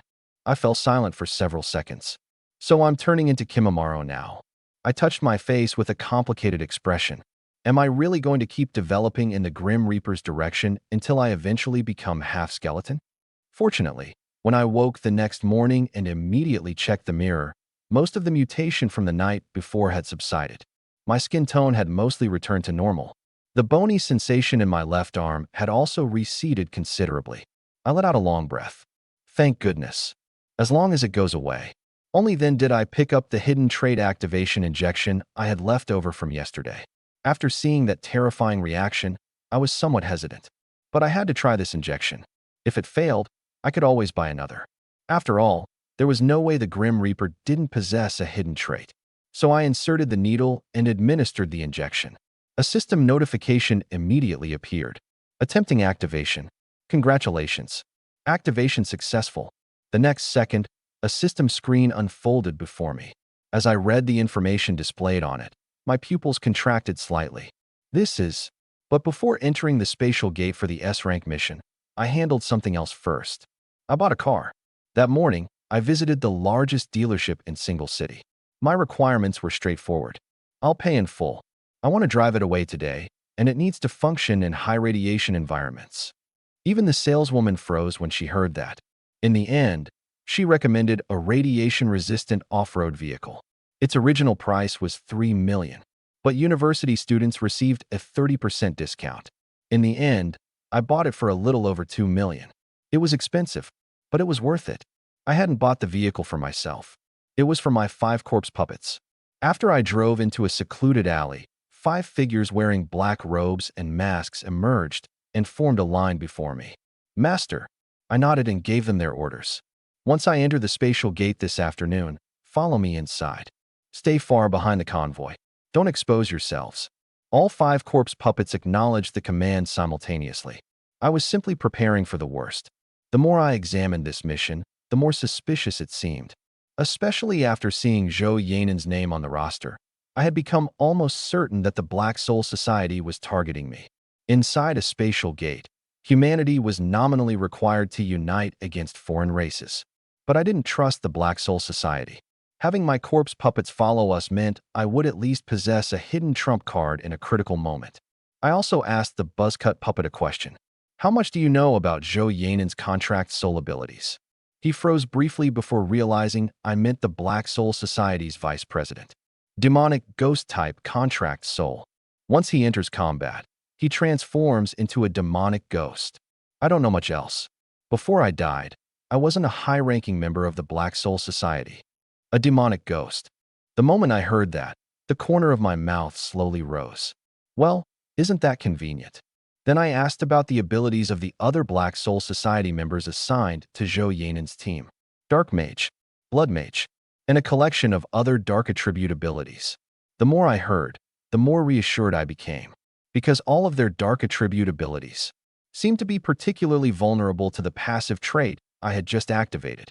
If we fought in the real world, I would still have plenty of concerns. But once we entered the spatial gate, if they really dared to make a move inside, I could wipe out the entire group at once. 1 o'clock that afternoon, at the Single City Spatial Gate teleportation point, city defense soldiers stood guard with firearms, while transport vehicles lined up in orderly rows. Third-year elite classes from the 8 campuses gradually assembled. More than 20 classes were participating. In one corner, Zhou Yanen squatted with a cigarette between his fingers. 9 members of the Black Soul Society stood around him. He exhaled a ring of smoke and asked in a low voice, "Does everyone understand?" Understood. The Black Soul Society members answered in unison. A cold light glimmered in Zhou Yanen's eyes. "Remember, we need him alive. Capturing Shiqiu won't be difficult. The difficult part is making sure that woman Xiao Xia doesn't find any evidence. If she goes mad, things will become difficult to contain. Yu Yi had been standing coldly to one side. She suddenly let out a derisive laugh. If you're that afraid of her, you might as well go back. I can capture Shiqiu by myself. Zhou Yanan's expression immediately darkened. Yu Yi, don't think that just because the president values you, you can ignore your seniors. Yu Yi's gaze was as cold as a blade. To me, there are only the strong and the weak. There are no seniors or juniors. If you disagree, we can go to the combat room and settle it right now. The corner of Zhou Yanan's mouth twitched. Yet he didn't dare accept the challenge immediately. Although the woman was only a second-year student at level 10, there was something abnormal about her combat strength. Fighting above her level was child's play to her. That was why even Zhou Yanan, despite being level 13, was somewhat wary of her. Standing among the crowd in the distance, I watched the group and reached my own conclusion. It looked like this mission wouldn't be peaceful after all. Yu Yi was indeed dangerous. She had soloed a level 13 mutant beast at level 9. Among people of the same level, that kind of record no longer merely represented potential. It made her a genuine monster. No wonder Zhou Yanan tried to suppress her verbally, but still had to remain cautious when facing her directly. Yu Yi clearly had no interest in showing him respect either. Her gaze swept across several nearby Black Soul Society students as she asked coldly, "You're members of my class. Why are you standing with him?" The students immediately became awkward. She was forcing them to choose a side. On one side was Zhou Yanan, the current vice president. On the other was Yu Yi, a rapidly rising member favored by Blackbone himself. Neither was someone they wanted to offend. But in the end, they remained beside Zhou Yanan. The reason was simple. No matter how powerful Yu Yi was, she was still only a second-year student and possessed no real authority. Zhou Yanan, on the other hand, could directly obstruct their future resources and opportunities at the academy. Yu Yi didn't look particularly disappointed. She merely said indifferently, "Good. I already thought dragging around a few burdens would be troublesome." Then she turned and walked away. Zhou Yanan stared at her back with an ugly expression and cursed through gritted teeth. Watching from across the crowd, I silently made a note of what I had seen. The Black Soul Society wasn't united. That was good. The more chaotic they were, the easier it would be for me to make my move. After some time, all 20-plus classes had more or less arrived. The area before the teleportation zone was packed with people.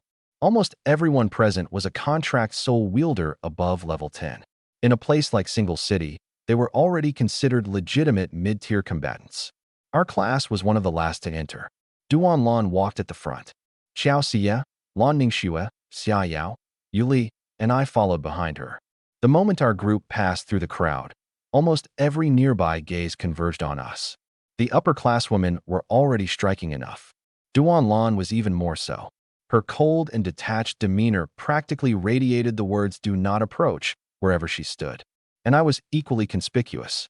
Not because I was particularly handsome, but because I wasn't supposed to be here. The whispers around us quickly began. "Isn't that Senior Qiao's class? Holy shit, the goddess squad is here. Wait, isn't that Shiqiu? The first-year freshman who rejected all 3 major factions. Why is he here? Isn't this a third-year S-Rank mission? Fuck, even a first-year student gets to leech rewards from a mission like this? What kind of connections does he have? If we actually encounter a foreign race, what the hell can he contribute?" Their meaning was obvious. They were allowed to come and collect easy rewards. But they didn't want me doing the same. Especially not as a first-year freshman. Jealousy had never been logical. I listened to their comments and couldn't help smiling bitterly. At that moment, Xia Yao suddenly appeared beside me and naturally wrapped her arm around mine. "Junior, what should we have for dinner later?" I was speechless. The air around us instantly became even more sour. A notification appeared in my mind. Surrounding hostility increasing. +5, +9, +13. I was rendered speechless. "Senior, you're doing this on purpose, aren't you?" Xia Yao blinked innocently. "Doing what?" The moment she finished pretending, Xiao Xia appeared on my other side. Smiling brightly, she hooked her arm around my other arm.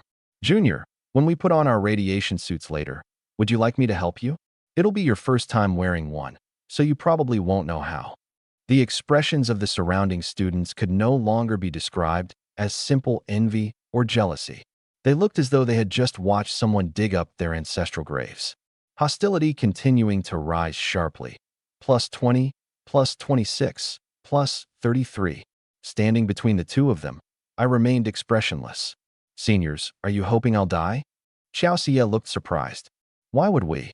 You're the precious mascot of our class. If we encounter danger inside the other world, we'll definitely protect you first. Xia Yao nodded vigorously. Exactly, exactly. I sighed. I might not die inside the other world. But once we return to the academy, someone will probably put a sack over my head.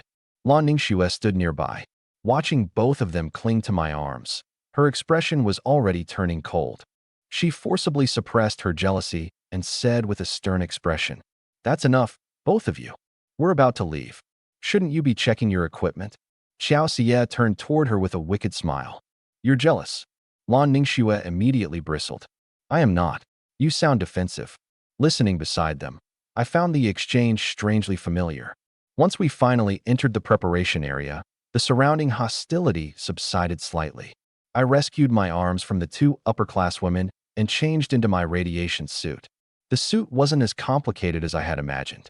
It looked similar to an ordinary jacket, but its internal seals and locking mechanisms were much more complex, allowing for flexible movement during combat.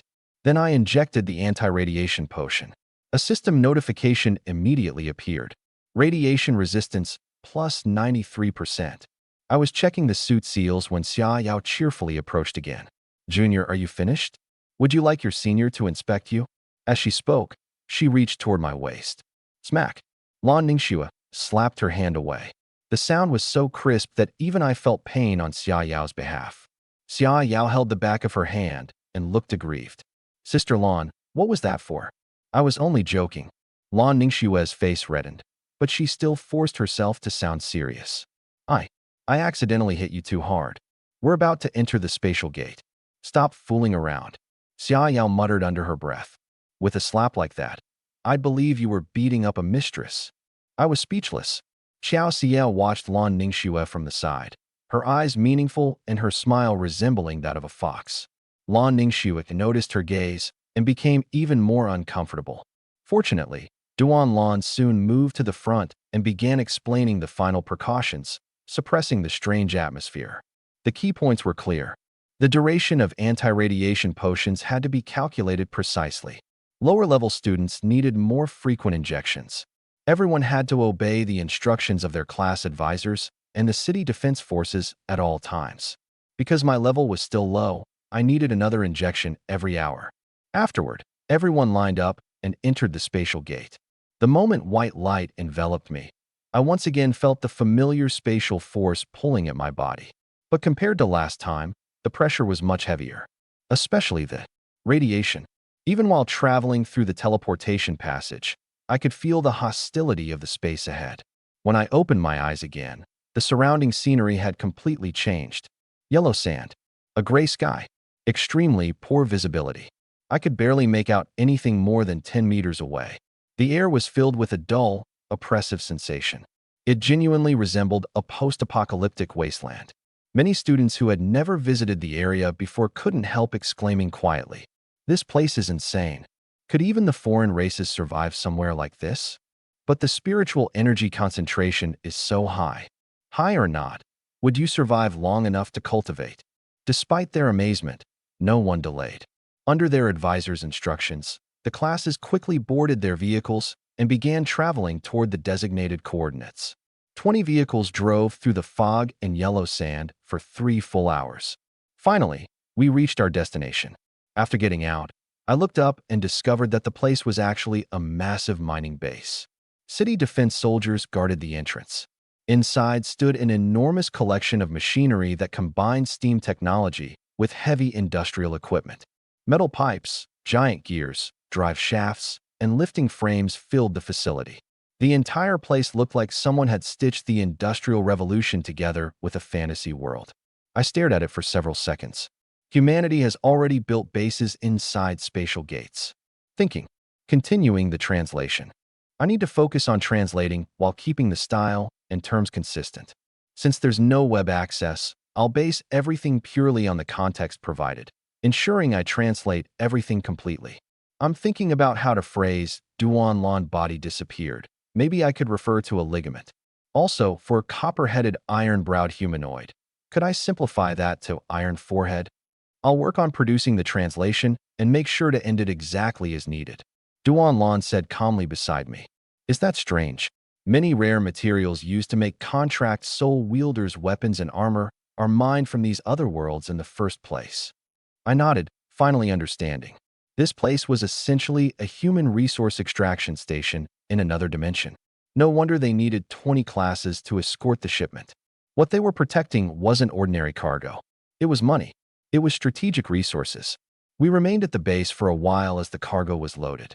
I pretended to help move supplies while secretly sensing the hostility values around me. There were too many people here. Envious, jealous, and inexplicably hostile gazes were everywhere. But two sources stood out in particular. One of them naturally came from Zhou Yanan's group. Using the reflection in a vehicle window, I glanced behind me and saw him standing nearby, staring at me with a sinister expression. I wasn't surprised in the slightest. So they really are here for me. It appeared the Black Soul Society had realized that A Ping and the other's disappearance was connected to me. That was fine. If they dared come after me inside the other world, they couldn't blame me for settling things with them here. But the second source of hostility caught me somewhat off guard. It came from the woman wearing a custom-made black radiation suit. Yu Yi. She stood nearby with an aura as cold as a blade, staring directly at me. Her hostility value was no lower than Zhou Yanan's. But I couldn't remember ever offending her. I didn't know her. Yet she had clearly already set her sights on me. As I was thinking, Lan Ningxue quietly poked me from beside me. What are you thinking about? Are you nervous? She puffed out her chest and deliberately put on a relaxed expression. Don't be afraid. Your senior will protect you. I smiled. I'm not nervous. I was genuinely wondering who would die first. On the other side, Zhou Yanan was quietly asking one of his subordinates, have you finished marking him? One of the students held up a hand. A dark sigil glowed in his palm, pointed in my direction. After a while, he lowered his hand. It's done. He won't get away. Zhou Yanan nodded in satisfaction. Although I was some distance away, I could roughly guess what they were doing. In a fog-filled environment with restricted communications, a contract soul mark was indeed more reliable than radio. But they thought they were marking me. In reality, from the instant they made their move, I had been watching them too. It was still difficult to say who the hunter really was. Just then, another group of students approached us. The man leading them was broad and muscular, with long hair and an expression that practically announced he wasn't someone to be trifled with. Yuli recognized him first and quietly reminded Xiao Xie. Sister Xie.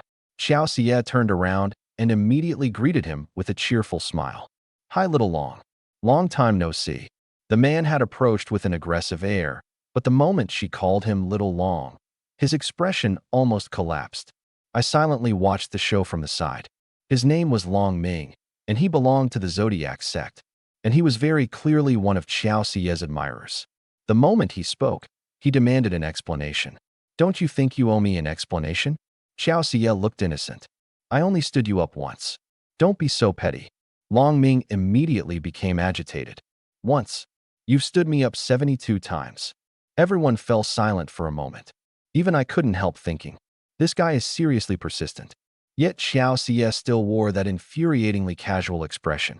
The more Long Ming spoke, the more aggrieved he became.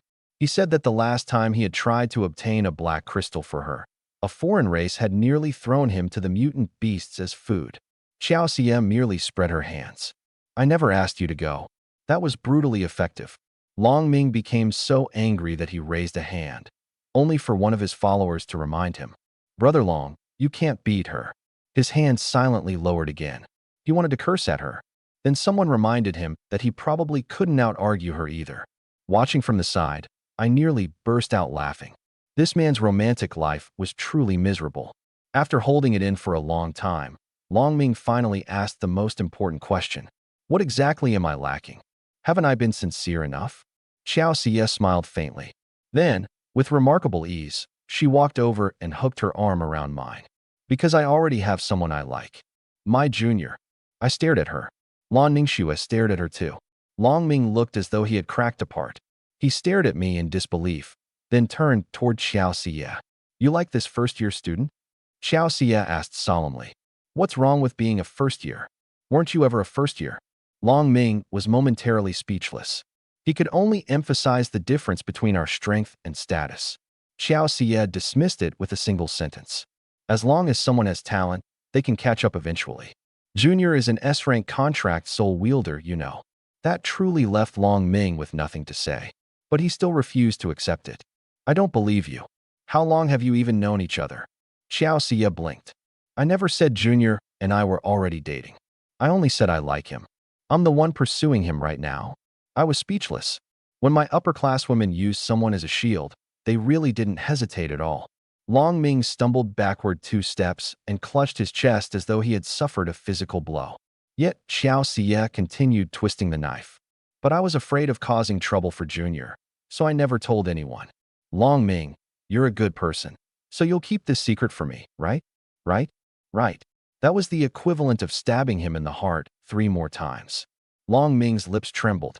Finally, he spun around and walked away with genuine sobs in his voice. Boo-hoo. His followers looked extremely awkward and hurried after him. Watching him disappear into the distance, Xiao Xie looked genuinely surprised. Oh, he really cried. I thought he was supposed to be a man of steel. Even Duan Lan couldn't watch any longer. See, yeah, that was cruel. Xia Yao nodded in agreement. You killed him and crushed his heart afterward. Xiao Xie didn't feel guilty in the slightest. She released my arm and stretched lazily. It's better to make him give up sooner. Then she looked at me and asked with a smile. Junior, the situation was urgent, so I borrowed you as a shield. You don't mind, do you? Of course I didn't mind. But someone beside us clearly did. And the jealousy had become so strong that I didn't dare look to my left. Once the cargo had been loaded, everyone boarded the vehicles for the return trip. On the way here, each class had been assigned 1 vehicle. For the return journey, 10 vehicles had to be emptied for the cargo, so 2 classes were assigned to each of the remaining transports. By coincidence, a very delicate coincidence, our class was assigned to the same vehicle as Long Ming's. As a result, an extremely strange atmosphere filled the entire compartment. On our side, the upper-class women continued chatting as though nothing had happened. Across from us, Long Ming's entire class sat in collective mourning. More precisely, Long Ming alone was mourning. He sat in the corner with his face buried in his arms, still quietly sustaining his boo-hoo noises. His teammates wore lifeless expressions as they patted his shoulders and tried to comfort him. Even I was beginning to feel sorry for him. More subtly, Lan Ningxue's expression had become completely cold. She sat silently with her guns in her arms, lowering her head as she cleaned them. Her entire body radiated 4 clear words. Do not provoke me. After a while, she stood and said she was going to the restroom in the neighboring compartment. I hesitated briefly before following her. When I pushed open the door, she was leaning over the sink, washing her hands. I walked up beside her and cautiously called, Senior. She ignored me and even deliberately shifted her body away. Everything about her radiated the resentment of someone saying, I'm extremely angry, and I absolutely refuse to speak to you. I reached out and gently poked her waist. Schwer. She still refused to answer. Seeing her like that, I suddenly felt like laughing. Then a form of address that even I found unbearably embarrassing slipped out of my mouth. Honey, Lan Ningxue turned bright red from head to toe. She spun around and covered my mouth with one hand. Keep your voice down. What if someone hears you? My eyes were filled with amusement. Senior, are you not angry anymore? Only then did she realize I had tricked her again. She immediately tried to put on a stern expression. Who said I'm not angry? I wrapped my arms around her waist from behind. Then what do I need to do to make you stop being angry? Her entire body stiffened. Embarrassed, she tried to push me away. Stop fooling around. Someone could come in at any moment. I deliberately tilted my head and thought about it. Then should we go somewhere no one will disturb us? She froze. Huh. The next second, I pulled her directly into the nearby stall. She only had time to let out a brief cry of surprise. Ah. A short while later, we finally emerged from the stall. I adjusted my clothes while checking that none of the seals on my radiation suit had come loose. Good. At last, I had recovered some of the dignity I had lost after being teased by them for the past few days. Lan Ningxue walked behind me, her face bright red and her head lowered so far that it was almost buried against her chest. Her usual cold and aloof upper-classwoman persona had basically collapsed. In an excellent mood, I turned toward her and asked, "Senior, are you still angry?" She glared at me without answering and quickly walked toward the exit. But the moment the compartment door opened, Long Ming was already standing outside. His face was expressionless. "I need to talk to you." I blinked. The moment Lan Ningxue saw him, she immediately returned and stared at him warily. "Why are you looking for someone from our class?" Long Ming's expression became complicated. He clearly couldn't beat Lan Ningxue either, so he could only soften his attitude as much as possible. "Don't worry, I won't make things difficult for him. There's just something I want to discuss." Lan Ningxue gave a cold snort.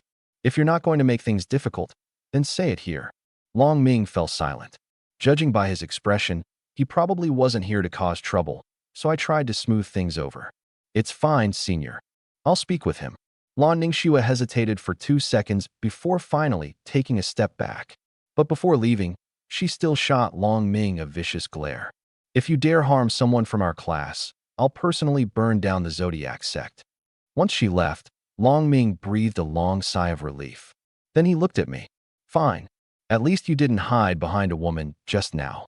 I acknowledge that you're a real man." I thought about it, then asked honestly, "But aren't you the one who can't beat women?" Long Ming fell silent. "If you keep talking like that, this conversation is over." I smiled. "Go ahead. What do you want?" He was silent for 2 seconds before his expression suddenly became serious. "Fight me.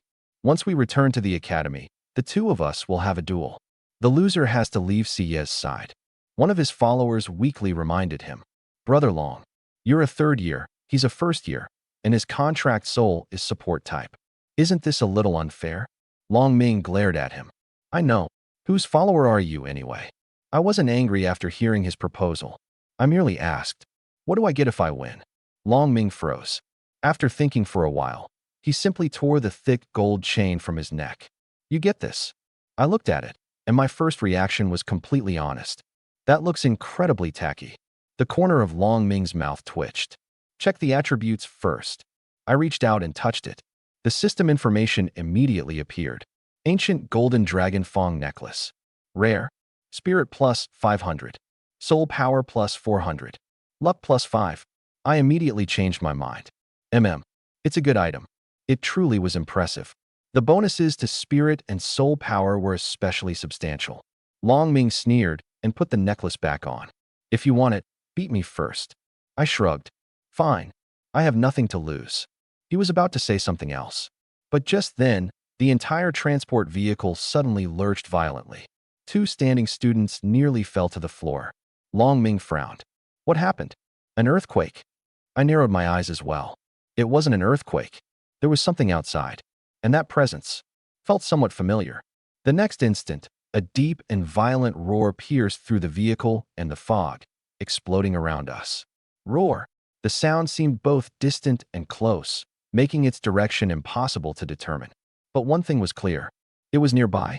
Long Ming's expression changed immediately. "A mutant beast?" I slowly raised my head, my gaze turning cold. Something was wrong. The timing was too perfect. Was it an accident? Or had someone deliberately lured the creatures here? Roar.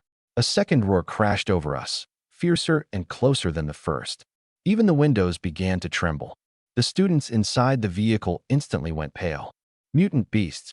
There are mutant beasts everywhere. There's more than one. Long Ming shot to his feet and began furiously berating his teammates. "Why are you panicking? There are more than 100 contract soul wielders in this convoy. Are a few mutant beasts going to scare you to death?" I said nothing. Through the cheat tool, I could see an enormous mass of hostile presences closing in. 5, 10. No, there were more than 100. And I recognized the aura. They belonged to the same race as the mutant beasts we had encountered during our previous spatial gate mission. Xiao Xie and the others stood as well. Duan Lan rushed to the window, but the fog outside was too thick to see anything. She immediately turned around. "Yuli, scan the area." "All right." Yuli closed her eyes, and her mental power rapidly spread outward. Several seconds later, her eyes snapped open. All color had drained from her face. "Sister Lan, There are at least 1,000 mutant beasts. The compartment fell completely silent. She swallowed. Every one of them is at least level 15. More than a dozen are above level 20. And there are also many demonkin. Duan Lan's expression darkened. Demonkin. I turned toward Lan Ningxue. Senior, what are those? Intelligent foreign races. Lan Ningxue tightened her grip on her weapons, her voice turning cold. They can command mutant beasts, and they're much more difficult to deal with than ordinary beasts. Boom! The ground suddenly sank. The entire vehicle bounced into the air from the impact. Long Ming had been scolding people moments ago, but now even his face had gone pale. How big is that thing? One step is enough to cause an earthquake. At the same time, chaos erupted over the radios.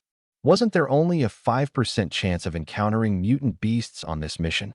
How many things are out there making those sounds? Did we drive straight into their nest? Someone was still trying to sound brave, shouting that they should slaughter all the beasts. Another voice immediately roared back. This is Sector A1. Any mutant beast we encounter here will be at least level 15. What are we supposed to kill them with? The arguing grew increasingly chaotic. Yuli closed her eyes and scanned the area again. Her expression became even more grim. Sister Lan, they're surrounding the convoy. This isn't a spontaneous attack. It feels more like they were waiting in ambush. I narrowed my eyes. An ambush? They had known the convoy would pass through this area? Duan Lan grabbed the radio. Distance? Less than a kilometer. Duan Lan immediately issued an order. All vehicles, accelerate to maximum speed. Break through the encirclement. Contact the city defense forces outside the spatial gate and request immediate reinforcements.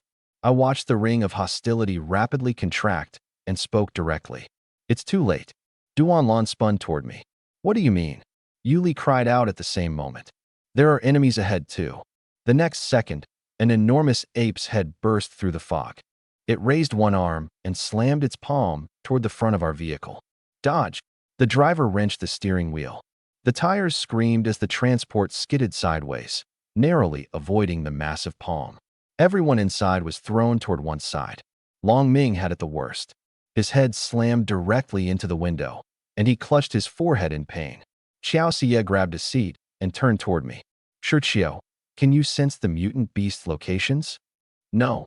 Then how did you know there were enemies ahead? I guessed. She stared at me, clearly not believing a word. But there was no time to question me. Screams were already coming through the radio. Vehicle 5 is under attack. Vehicle 9 lost one of its cargo containers. There's a mutant beast on top of Vehicle 17. Help! Boom. One transport vehicle exploded. Immediately afterward, another was overturned. The tide of beasts scattered the 20-plus vehicles in an instant. Our Vehicle 1 also screeched to a halt. Ahead of us, countless dark silhouettes broke through the dense fog, their footsteps shaking the earth continuously. Mutant beasts were on the left. More were on the right. Even our retreat had been cut off. A monster with a bull's head and an ape's body charged at the front and lunged toward our vehicle. Roar! Duan Lan shoved open the roof hatch and leaped out. Her body instantly disappeared. The next second, she appeared in front of the bull-headed monster and drove a kick into its shoulder. Bang! The level 10-plus mutant beast exploded on the spot. Blood and flesh sprayed everywhere. Duan Lan landed, her voice terrifyingly cold. Everyone get out. Prepare to fight to the death. The vehicle doors opened one after another. The remaining transports were forced to stop as well. All the contract soul wielders quickly formed defensive lines. But after scanning the battlefield, my heart sank. Most of the students were only level 10 to level 12. There were very few above level 15. And the mutant beasts? More than 1,000. Every one of them was at least level 15. There were even high-rank beasts above level 20. This wasn't a battle. It was a massacre. Long Ming stood beside me, his expression bitter. Little brother, I was planning to fight you once we got back. Looks like we won't get the chance. His eyes suddenly turned red, and he began venting with a sob in his voice. He complained that he was still young, had never even been in a relationship, and didn't want to die such a pathetic death. I ignored him. The cheat tool was rapidly scanning the nearby targets. Level 17. Level 19. Level 21. Found it. I abruptly turned toward the depths of the beast tide. Level 23. Demonkin. Intelligence, 150. That was the most troublesome enemy. The strategy one had used with Grim Reaper's blessing might not work against him. I would need a different approach. The beasts suddenly moved apart.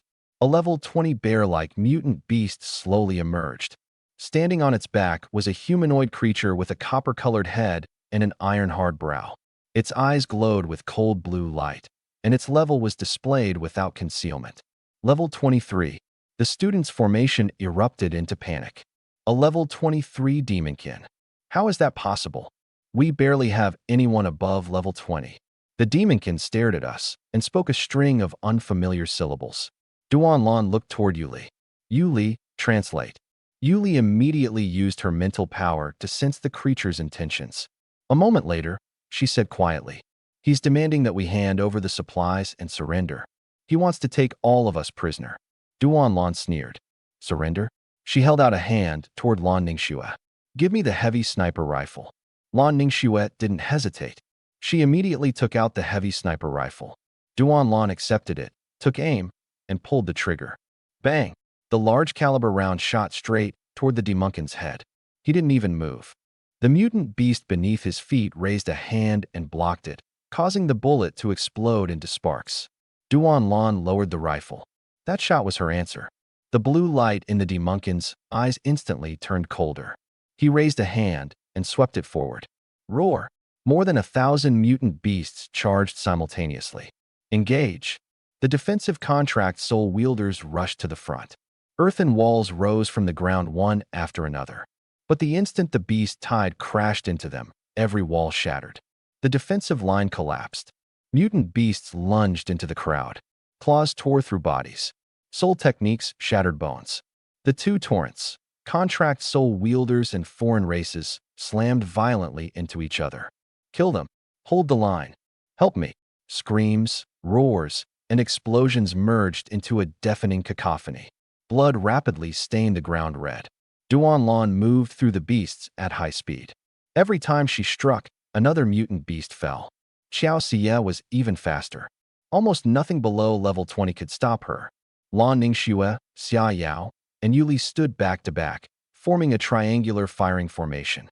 Duanlan shattered a beast's skull with one punch, then turned and shouted, "Don't fight recklessly. Stall them and conserve your soul power. The city defense forces have received our message. If we can hold out until reinforcements arrive, we still have a chance." Everyone answered in unison. Duanlan suddenly remembered something. "Shiqiu, buff everyone." No one responded. She spun around. "Where's Shiqiu?" Xiao Xie and the others froze simultaneously. Lan Ningxue looked around, and her expression changed sharply. "Where's Junior?" Yuli panicked too. "He was right beside us." Xia Yao stared at the chaotic battlefield, her voice tightening. Was he swept away by the beast tide? They didn't know. I had already summoned the shadow spirit to possess me and merged into the shadows within the fog. The mutant beasts could see only a dark silhouette flash past. By the time they reacted, I had already escaped the encirclement. The main battlefield couldn't hold.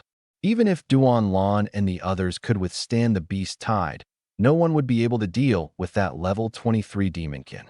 I had to find another high-rank mutant beast first. According to the cheat tool, there was a level 22 beast in this direction.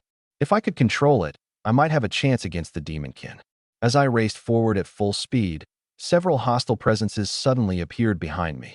Someone was pursuing me. They weren't demonkin. I glanced back and immediately frowned. The Black Soul Society? Zhou Yanin was pursuing me with his men. Strange. How had they passed safely through the beast tide? Unless... I stopped that train of thought. This wasn't the time to investigate the truth. I raised 2 fingers and touched my forehead. The corpse puppets I had already placed under my control immediately received their orders. Since these people insisted on chasing me, I would prepare a gift for them. "Vice President, is that kid really a support?" One of the men beside Zhou Yanin asked as they ran. "He's faster than a level 7 or 8 assassin." Zhou Yanin was already furious from the chase. After venting at his men, he turned toward the one responsible for tracking me. "Are you sure we're following the right person?" "Absolutely. My contract soul sigil has marked him. Unless he leaves this world, he can't escape it. Then why is he getting farther away?" No one could answer. Soon, the tracker's eyes lit up. He stopped. Zhou Yanan immediately smiled. As expected, he couldn't maintain it. That kind of explosive speed must come at a cost. He's at his weakest right now. Full speed. They continued sprinting. After pursuing me for another 1,000 meters, a voice suddenly called out from the surrounding fog. Senior. Zhou Yanan immediately stopped. Who's there? Four figures emerged from the mist. The buzzcut man, along with the 3 freshmen who had recently joined the Black Soul Society. Zhou Yanan froze. Hey Ping, you're alive. The buzzcut man walked up to him. Of course I'm alive, senior. Then where have you been? I ordered you to deal with Shi Qiao. Why did you disappear together with Shi Wenlei? We can discuss that later. The buzzcut man asked in return. Senior, what are you doing here? Chasing Shi Qiao. He's here too. He's nearby. The tracker closed his eyes again to sense the mark. That's right. He's here. Zhou Yanan turned toward the buzzcut man. Did you see anyone on your way here? I did. The buzzcut man raised a hand and pointed to the right. I saw a silhouette over there. I thought it was one of the foreign races. Zhou Yanan immediately turned. Keep chasing him. That kid must have already. Attack. The buzzcut man suddenly spoke. The next second, he drew a dagger and drove it into Zhou Yanan's lower back. The blade pierced his right kidney with perfect accuracy. Zhou Yanan's entire body stiffened. The buzzcut man gripped the hilt and pushed it deeper. The other 3 puppets struck simultaneously. Schlick, schlick, schlick. 3 daggers plunged into the lower backs of 3 Black Soul Society members. They didn't even have time to react. Their radiation suits had already been punctured. Intense radiation poured into their bodies through the openings. Screams immediately erupted. The 3 collapsed while clutching their waists, their bodies convulsing. Zhou Yanan didn't fall. He was level 13, after all. Enraged, he erupted with soul power and slammed a palm into the buzzcut man's head. Bang! The puppet's head exploded on the spot. Its headless corpse fell to the ground. The other 3 puppets were quickly killed as well. But they had already completed their task. Zhou Yanan clutched his waist and spat out a mouthful of blood. Blood also began leaking from his nose and ears. The radiation was destroying his body. He hurriedly took out a potion and injected it into his arm, then mobilized all his soul power to resist the radiation. At that moment, I emerged from the fog, dragging the Grim Reaper's scythe behind me. Its blade scraped across the ground, producing a piercing metallic screech. Zhou Yanan looked up. The moment he saw my face, his eyelids twitched violently. Shi Qiao. I stopped in front of him. You people from the Black Soul Society are seriously persistent. You accepted money to kill me in the real world. And now that we're inside another world, you're still chasing me. Wasn't running all this way exhausting? Zhou Yanan stared at me, then suddenly sneered. So you knew everything. Of course. I glanced at his waist. Otherwise, why would that blade have gone through your kidney? He instinctively looked back at the buzzcut man's corpse. You were controlling them? What do you think? Zhou Yanan's expression changed. Aren't you a support? Why can you control people? Guess correctly, and you'll win a prize. I raised my scythe. Your prize is ending up like them. After a brief moment of shock, Zhou Yanan forced himself to laugh. I was worried you might escape. I never expected you to come straight to me. It's still unclear which one of us delivered himself to the other. I raised my hand. Black mist rapidly spread from beneath my feet. Shrill caws pierced the air. Crow spirits burst out of the darkness and flew directly toward Zhou Yanan. The moment he sensed my soul power, his expression changed again. Level 3. Only a week had passed, and I had already reached level 3. He was clearly beginning to wonder whether Qiao Xie had truly been responsible for those disappearances. The crow spirits had already reached him. Zhou Yanan's body reacted faster than his mind. He immediately leaped upward. The crows swept beneath his feet and struck a Black Soul Society member behind him. Ah! Black flames instantly ignited across the man's body. He desperately slapped at them, released water attribute soul power, and rolled across the ground. Nothing worked. The black flames couldn't be extinguished. His clothes burned away first, then his flesh. His screams grew increasingly agonized. The people around him broke out in cold sweat as they watched. Only after a long while did the man finally stop moving. I looked at the corpse, but I wasn't satisfied. My level was still too low. Although the black flames couldn't be extinguished, they didn't kill quickly enough. Still, it was sufficient. As long as I could ignite an enemy, I could gradually wear him down no matter how high his level was. I looked toward Zhou Yanan. Were you afraid just now? His expression darkened. Instead of answering, he shouted a warning to his men. There's something wrong with his contract soul. Don't touch those crows. Everyone attacked together. Finish this quickly. The remaining members released their soul power simultaneously. Zhou Yanan charged first.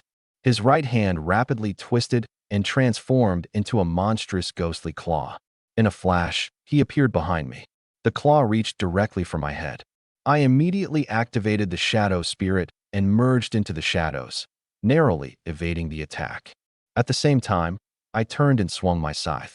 Soul devouring swept outward. The crow spirits attacked from both sides. Zhou Yanan twisted aside to avoid the blade of energy while rapidly chanting an incantation. A grotesque ghost with an enormous mouth suddenly appeared. It opened its jaws and swallowed all the crow spirits in a single bite. I couldn't help freezing. It can do that? Zhou Yanan sneered. Didn't expect that, did you? The crow spirits inside immediately transformed into black flames. The giant-mouthed ghost's belly began swelling, and firelight leaked from the cracks in its body. But Zhou Yanan didn't care. Your flames really can't be extinguished. But their damage is too low. I can sacrifice one ghost to hold them back. That gives me more than enough time to capture you. I glanced at him. Well, damn. This guy could actually think. Zhou Yanan's left arm began transforming as well. He charged again. He was even faster than before. I dodged with everything I had, but his claws still tore a long gash through the front of my radiation suit. Just as the radiation was about to enter, the power of the Grim Reaper contract soul flowed across my skin and forcibly resisted it. Zhou Yanan, however, paused. He stared at his ghostly claws, confusion filling his eyes. He had clearly been able to hit me. Yet the instant he approached me, he had become afraid. It wasn't rational fear. It was the ghost's instincts trembling in terror. I immediately seized the opening and charged with my scythe. Refusing to believe it, Zhou Yanan deepened his ghost transformation. His left cheek, shoulders, and both arms all changed into ghostly forms. But the more completely he transformed, the stronger the fear suppressing him became. Every time he approached me, his movements would slip out of control. After several exchanges, he failed to land a single hit, while I left several wounds across his body. With the Shadow Spirit's assistance, I kicked off the ground and retreated 7 or 8 meters. Still want to play? Zhou Yanan glanced at the giant-mouthed ghost that was about to be burned through from within. He completely lost patience. Don't get cocky. Form the array. The remaining Black Soul Society members immediately spread out and surrounded me. They pressed their hands together as dark energy poured wildly from their bodies. A massive square cage rapidly took shape. I stood where I was without attempting to escape. At last, forbidden technique, Black Soul Array. Dark energy pressed toward me from every direction. Even space itself seemed to be compressed into a single mass. If I had been an ordinary level 3 contract soul wielder, my body would probably have exploded instantly. But the moment the dark energy touched me, a system notification sounded. Energy of the same attribute detected. Grim Reaper contract soul trait activated. Nighttime environment. All attributes increased by 35%. Inflicts fear upon ghosts and malevolent spirits. Can absorb 100% of ghost and malevolent spirit energy. Can absorb 70% of dark attribute energy. Black soul power poured wildly into my body. Soul power increased. Temporary soul power increased. Experience increased. Strings of numbers appeared rapidly. Comfortable. Far too comfortable. These people weren't killing me at all. They were feeding me experience. Outside the array, Zhou Yanan couldn't see what was happening. All he could see was the black cocoon continuously contracting, accompanied by sickening sounds of compression from within. His expression suddenly changed. Stop. The members hurriedly withdrew their power. Vice President, what's wrong? Zhou Yanan furiously cursed at them. I told you to capture him, not crush him into powder. Senior Black Bone wants him alive. Only then did they realize the problem. But the array had already formed. The black cocoon continued shrinking. Zhou Yanan grabbed his hair, his face turning ugly. It's over. Now we won't even find a corpse. Just then, one of the members spoke in a trembling voice. Vice President. Look. Zhou Yanin abruptly raised his head. The black cocoon was disappearing. All the dark energy was converging toward its center. And I was standing there, scythe in hand, eyes closed. Breath by breath, I was devouring every bit of energy they had released. How is that possible? Zhou Yanin was completely dumbfounded.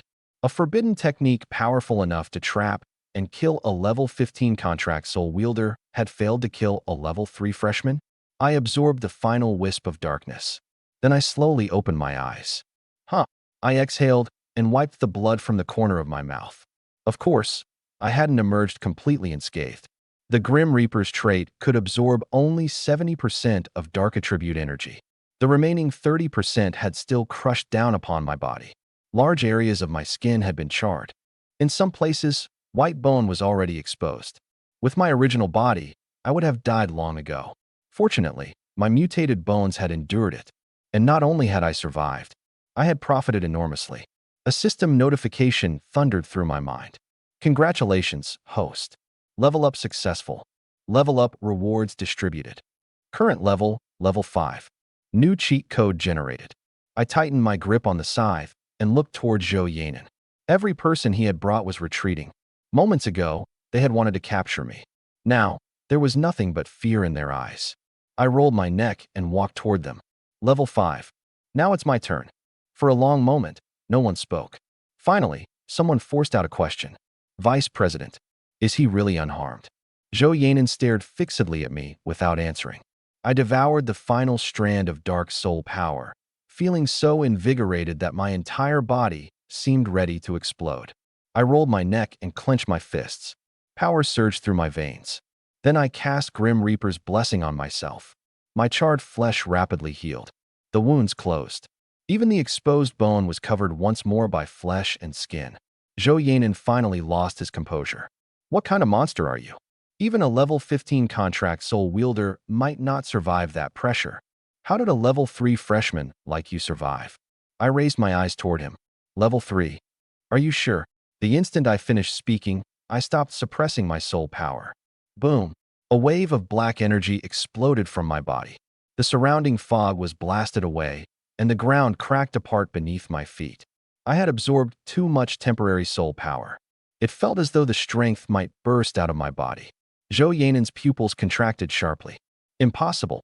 You're not level 3. You're level 5? Then he froze again.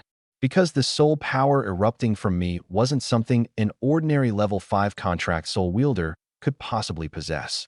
It was even greater than his own at level 13. Black mist churned beneath my feet. One crow emerged, then 10, then 100. In the blink of an eye, thousands of crow spirits surged into the sky, forming a massive black cloud. Their cries tore through the fog. Shadows covered the earth. The remaining Black Soul Society members raised their heads, every trace of color draining from their faces.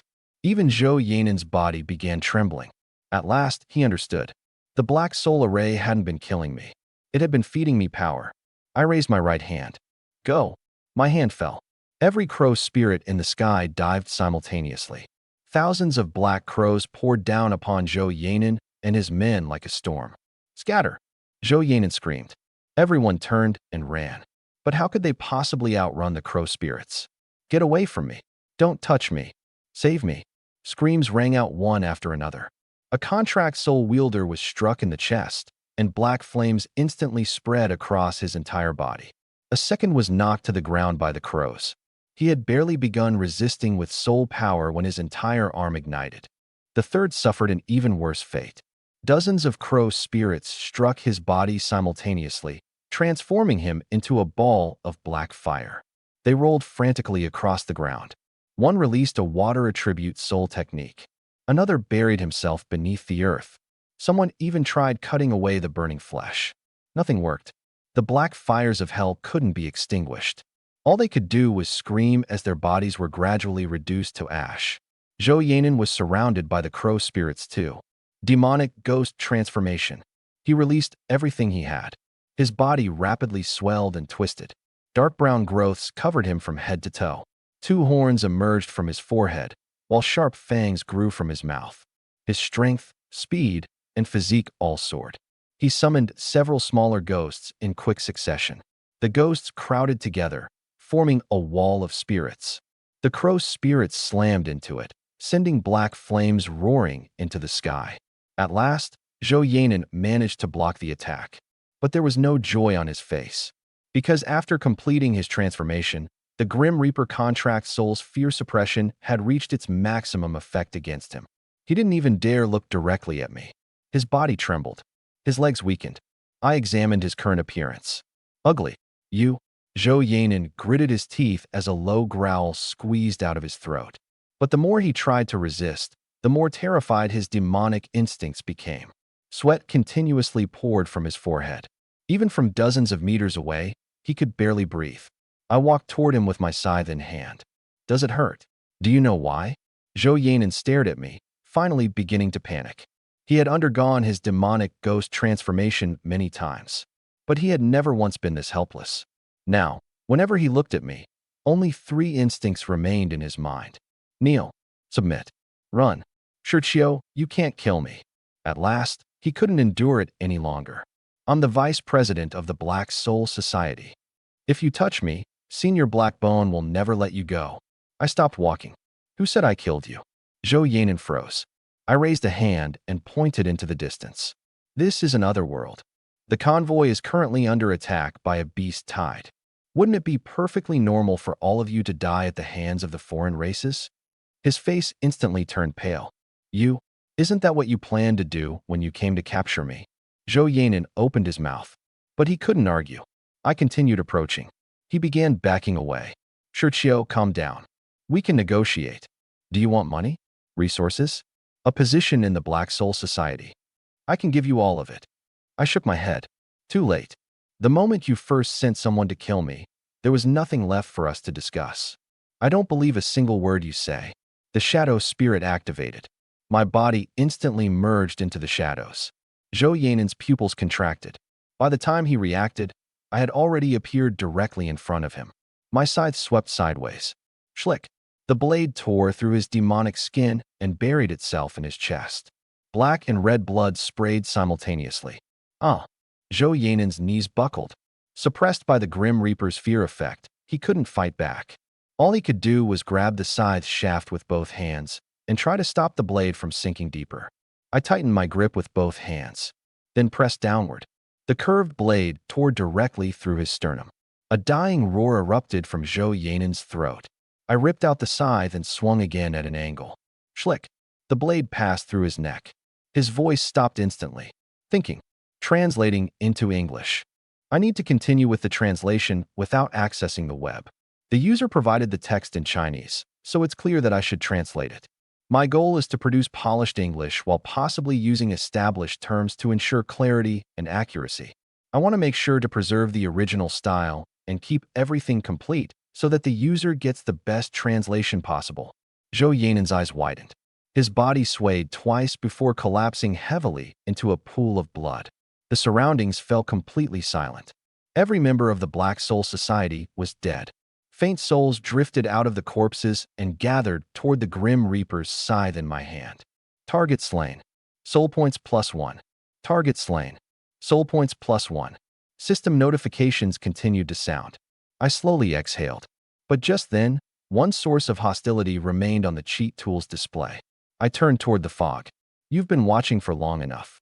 Aren't you going to come out? Deep within the fog, Yu Ye's heart jolted. She had concealed herself perfectly. Her presence, soul power fluctuations, and footsteps had all been suppressed to the absolute minimum. Combined with the terrible visibility, she couldn't understand how I had discovered her. But now that she had been exposed, she had no choice but to step forward. I wasn't surprised when I saw her.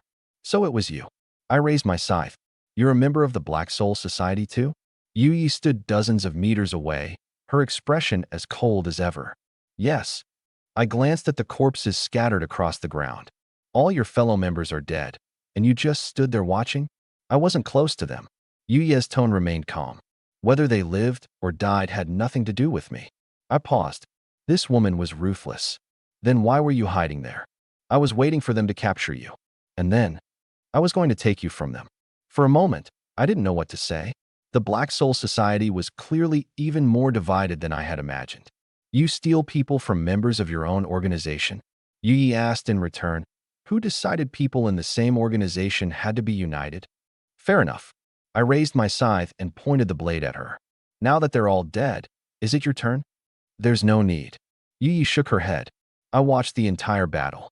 I still don't fully understand your contract soul abilities, but Zhou Yanan was completely helpless against you. I'm not your match. I raised an eyebrow. So you're surrendering? I simply don't intend to fight you here. Yi took a step backward. You'll be staying at Single City University for a long time. There will be plenty of opportunities in the future. Until next time. That sounded nice. I tightened my grip on the scythe. But you're really just trying to run, aren't you? At last, Yuya's expression changed. I had no intention of letting her leave. The Black Soul Society had repeatedly tried to capture and kill me. And this woman had hidden nearby and watched me use all my abilities. Allowing her to return would mean leaving myself another problem. The shadow spirit activated. I instantly vanished from where I stood. The next second, I emerged from the shadow behind Yi. My scythe descended diagonally from the upper left. Whoosh! The blade struck nothing. An instant before it hit, Yuya's body suddenly dissolved into countless black rose petals. The petals scattered through the air. Her real body had already disappeared. My scythe crashed into the ground and carved out a deep crater. Yuya's voice came from somewhere within the fog. It's useless. If I want to leave, no one can stop me. Dozens of meters away, black petals gathered together. Yuya's body reappeared. I turned and locked onto her. Her hostility value on the cheat tool's display was the clearest possible marker. She could deceive my eyes, but she couldn't deceive the cheat tool. I commanded the shadow spirit and charged again. The scythe dragged across the ground, scattering sparks in its wake. Yuya's pupils contracted sharply. She pushed off the ground and retreated at high speed. The blade grazed her body. Her clothes split open. A bloody wound appeared across her waist. Yuya looked down at the injury. For the first time, surprise appeared on her face. How are you so fast? What confused her even more was that the fog was so dense that visibility ended within 10 meters. Yet I could pinpoint her location perfectly. I closed in again. I told you, I'm not letting you leave. Just seeing someone from the Black Soul Society annoys me now. The blade flashed again. Schlick. Yuya's right shoulder was cut open. Blood sprayed into the air. She staggered backward, and the cold composure on her face finally cracked. I pursued her. Was the Black Soul Society responsible for the attack on the convoy? Yuya froze. I caught the brief hesitation in her eyes. Had I guessed correctly? I continued pressuring her. Don't tell me you knew nothing. The mutant beasts were waiting in ambush. Yet the Black Soul Society passed safely through the beast tide. To capture me, you were willing to betray your classmates and teachers? Or have you done things like this many times before? Yuya's expression shifted slightly. This matter. She had barely opened her mouth when my scythe came down before her. Once again, she dissolved into a storm of rose petals. But this time, she didn't focus solely on escaping. He can absorb dark attribute spells. Then I'll use physical attacks. Yuya formed a hand seal. The petals floating around her instantly straightened, their edges flashing with a razor-sharp gleam. The next moment, countless petals transformed into blades and swept toward me. Swish, swish, swish. The petals crossed over one another, forming a storm of blades. I immediately retreated. My scythe swept horizontally and shattered the petals directly ahead. The remaining blades attacked from both sides. I dodged continuously. Several petals grazed my cheek and sliced through strands of my hair. Another flew off to the side. Flash! It cut through a half-meter thick rock. The surface of the cut was as smooth as a mirror. I narrowed my eyes. This woman was genuinely skilled. She was only level 10, yet her actual combat strength surpassed that of Zhou Yanan at level 13. But it still wasn't enough. I raised my right hand. Return. Every crow spirit in the sky changed direction. The black flock blotted out the sky as it surged toward Yuyi. She had already witnessed how terrifying they were. The instant they touched someone, their black flames would continue burning until the target died. Yuya's expression darkened sharply. She immediately transformed into petals again, preparing to escape. But at that moment, the ground suddenly shook. Rumble.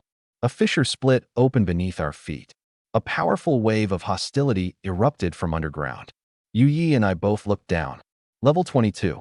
It was the high-rank mutant beast I had located earlier. It had been hiding underground the entire time. Move. I leaped to the left. Yu Yi dissolved into petals and scattered to the right. The next second, the ground collapsed. An enormous mouth filled with razor-sharp teeth burst out of the earth and snapped at the place where we had been standing. Boom! Soil, rubble, and corpses all fell into its massive jaws. Aping's headless corpse and the contract soul wielders killed by the black flames were swallowed whole. The enormous mouth closed. The sound of bones being crushed rang out repeatedly. With the shadow spirit's help, I landed in the distance and looked up. A colossal creature resembling a cross between a rat and a lizard emerged from underground. It stood more than 10 meters tall, and its body stretched dozens of meters in length. Standing there, it resembled a moving mountain. I couldn't help sucking in a breath. It's that big. Yu Yi didn't linger. Perfect opportunity. She rapidly tapped several soul power nodes across her body. All her soul power erupted at once. Her entire body transformed into a sky full of rose petals and vanished into the dense fog. Her hostility value rapidly receded into the distance. I could have pursued her, but the level 22 mutant beast behind me had already raised a massive claw and brought it down. I had no choice but to let her escape for now. You're lucky. I leaped into the air. The colossal claw crashed down just beneath me. The ground instantly caved in. The beast raised its head and roared, enraged that it had failed to crush me. I turned in midair and raised a hand toward it. It was level 22. Under normal circumstances, I couldn't possibly defeat it, but I had never intended to kill it. Grim Reaper's blessing activated. A beam of light entered the giant beast's body. I landed on the ground and looked up at it. The creature raised its claw again. I didn't dodge. Come on. Let's see if you can withstand the Grim Reaper's blessing. The massive claw stopped in midair. The savagery in the beast's eyes gradually changed. Rage, confusion, and finally, affection. It slowly lay down and brought its enormous head close to me. Its tail began swaying from side to side. Moments ago, it had wanted to swallow me whole. Now, it looked like a giant dog waiting for its owner to pet it. I raised a hand and patted its nose. Good. Behave. I'll take you somewhere with plenty of meat to eat. The beast narrowed its eyes and released a low, contented whine. Meanwhile, far across the wasteland, a convoy from the city defense forces was rushing in our direction. The intense tremors forced the convoy to slow down temporarily. A middle-aged general raised a thermal imaging scope. What's happening up ahead? The soldier responsible for mental reconnaissance immediately replied. There's a powerful soul energy reaction. At least level 20. The general frowned. A high-rank mutant beast? Most likely. The soldier continued scanning, but his expression became increasingly strange. General, there's also someone beside the beast. A contract soul wielder from the transport convoy? Possibly. What level? Only level 5. The general spun toward him. Level 5. Yes. The soldier closed his eyes again and tried to sense the scene ahead. Several seconds later, his expression froze completely. The general urged him. Are they fighting? It doesn't seem like it. Then what are they doing? The soldier fell silent for a moment. That level 20+ mutant beast appears to be lying in front of the student. It's also wagging its tail. The general looked confused. What? It looks like it's acting spoiled with the student. The soldier struggled to continue describing the scene. The student is petting its head, and he's telling it to behave because he'll take it somewhere to eat meat later. The entire vehicle fell silent. Every soldier stared at the man responsible for reconnaissance. After several seconds, the general reached out and touched his forehead. Were you drinking last night? The soldier didn't know whether to laugh or cry. General, that's genuinely what I'm sensing. The driver suddenly shouted. Mutant beasts spotted ahead. The general immediately raised the thermal imaging scope. Before long, he fell silent too. The level 22 giant beast was indeed lying quietly on the ground. Its tail was swaying from side to side, and I was standing in front of it, stroking its head. One of the soldiers glanced at the scene and froze.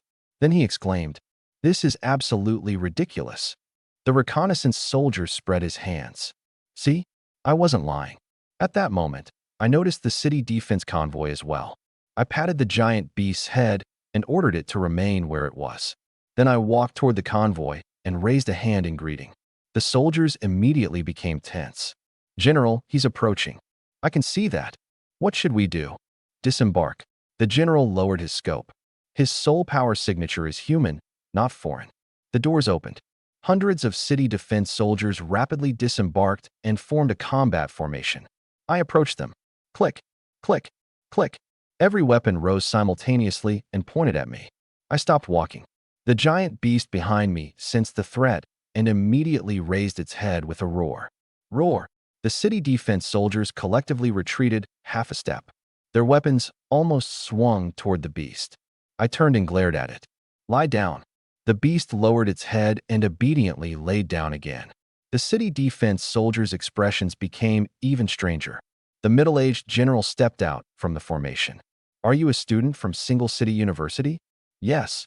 I took out my student identification card. Churchio, I'm participating in this supply escort mission. My identity was verified. Only then did the soldiers lower their weapons. He's one of ours. A squad captain waved to those behind him.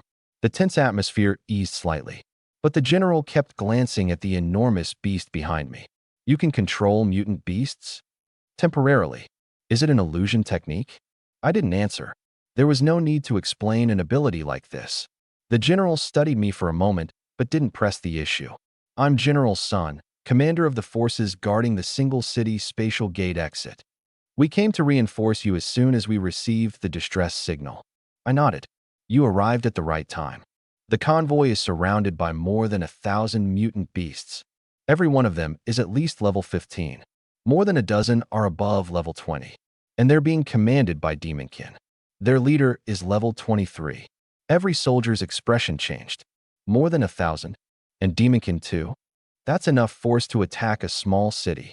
General Sun rubbed his chin, his brows deeply furrowed. Large groups of foreign races rarely appear in Sector A1. Why have so many gathered here all of a sudden? I didn't mention the Black Soul Society. For now, it was only a suspicion. Without evidence, saying it aloud would accomplish nothing. Instead, I urged him, General Sun, we should rescue them first. If we delay any longer, the instructors and students may not be able to hold out. All right. General Sun immediately turned around. Everyone, back in the vehicles. Then he looked toward the giant beast behind me. Student Churchio, please lead the way. No problem.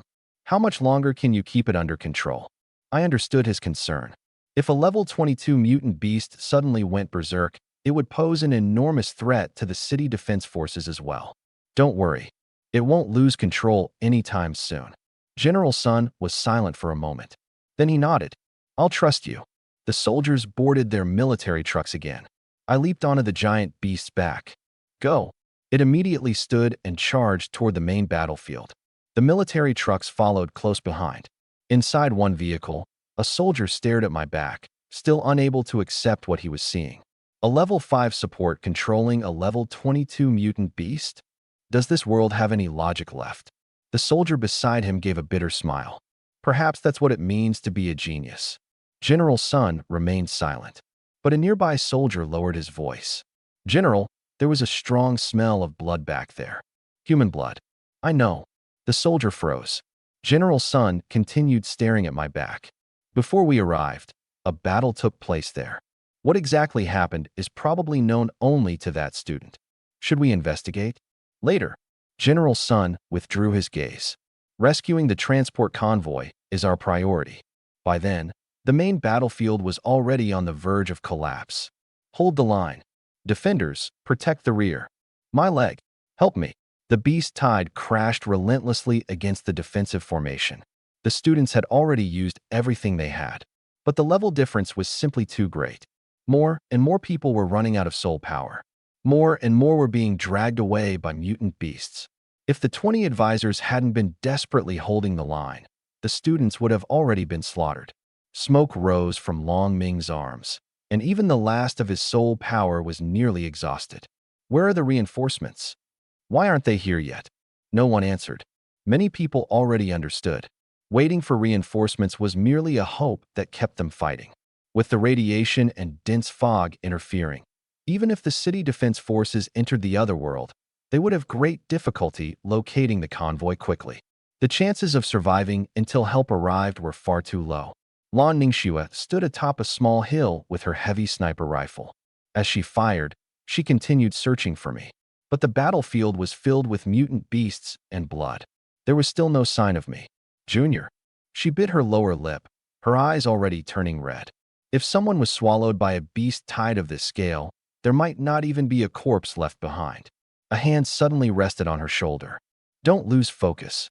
Xiao Xie stood behind her. Trust him. Lan Ningxue froze. How did you know what I was thinking? Xiao Xie didn't answer.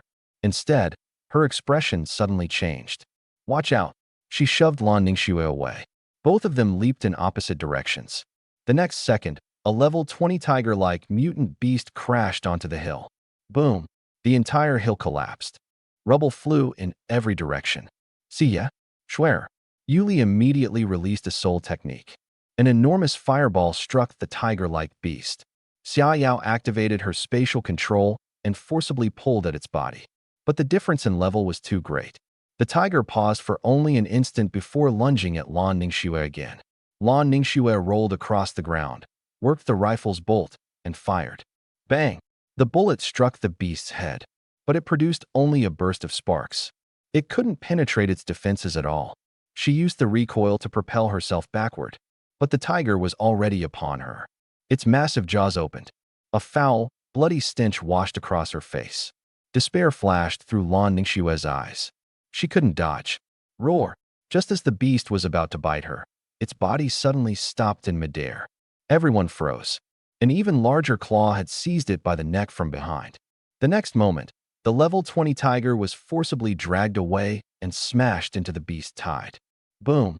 Several mutant beasts were sent flying by the impact. Xiao Xie immediately rushed over, caught Lan Ningxue, and carried her away from danger. Before anyone could breathe a sigh of relief, a mountain-sized lizard beast charged into the horde. It crushed several mutant beasts with a single swipe of its claws. Then it lowered its head, seized several smaller monsters in its jaws, and swallowed them whole. Flesh and bone were crushed together between its teeth. Xia Yao stared blankly. Are the mutant beasts fighting each other? Yuli looked upward. There's someone on its back. Everyone turned to look. Within the dense fog, a figure stood atop the colossal beast. Black clothes. A black scythe. It was me. Shiqiu. The crowd instantly erupted. Long Ming's eyes nearly popped out of their sockets. He shouted in disbelief, clearly unable to comprehend what he was seeing. Several advisors froze as well. One of them turned to Duan Lan. Is that really Shiqiu from your class? Duan Lan was equally stunned. It's him. Isn't he a first-year freshman? Where did he get that much soul power? Duan Lan smiled bitterly. He had been able to kill a level 17 mutant beast at level 1. And now, she suddenly sensed my soul power level, and her expression froze. Level 5. When did he reach level 5? I stood atop the giant beast, looking down over the battlefield. More than half the temporary soul power I had absorbed from Zhou Yanan and the others had already been consumed. Temporary soul power couldn't be replenished. I had to end this quickly. I raised my hand. Black mist rapidly spread outward. Countless crow spirits emerged from the fog and flew into the sky. Black feathers drifted down. The cries of crows echoed across the battlefield. Thousands upon thousands of crows blotted out the sky, forming an enormous black vortex overhead. Even the contract soul wielders in the middle of battle couldn't help looking up. Some of them even forgot to attack. What is that? A contract soul phenomenon. Who cast it? The next second, I pressed my hand downward. Kill. The entire flock descended. A black storm engulfed the beast tide. One mutant beast after another was ignited by black flames. Roar! Roar! The same beasts that had been slaughtering students moments ago were suddenly consumed by agony. They rolled wildly across the ground. They crashed into one another. Some even threw themselves into the dirt and pools of blood. But nothing could extinguish the black fire. All they could do was watch as the flames burned through their flesh and burrowed into their bodies. The beast tide descended into complete chaos. This was our chance to counterattack. I leaped from the giant beast's back. Soul power flooded the Grim Reaper's scythe. A level 15 mutant beast was about to pounce on Long Ming. I flashed past its side. The scythe swept horizontally. Flash. The beast froze in place. The next second, its upper and lower halves separated with a crash. Blood drenched Long Ming from head to toe. He collapsed onto the ground, panting as though he were about to stop breathing. If I had arrived 1 second later, he would already have been eaten. I flicked the blood from my scythe. Can you still stand? Yes. Long Ming gritted his teeth and climbed to his feet. The way he looked at me was incredibly complicated. Aren't you level 3? You're already level 5? I didn't answer. I couldn't exactly tell him that I had just been surrounded and attacked, then accidentally gained 2 levels. That explanation would only be even more frightening. A system notification suddenly sounded. Target slain.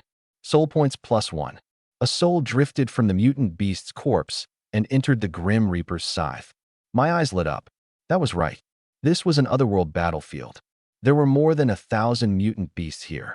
In the real world, I couldn't kill people as I pleased, nor could I find so many suitable targets to harvest. But this battlefield was different. To everyone else, this was a hopeless situation. To the Grim Reaper's scythe, it was a feast. It was the perfect hunting ground. I immediately looked toward the beast tide. 1 mutant beast meant 1 soul point. There were more than 1,000 here. How could I possibly let them go to waste?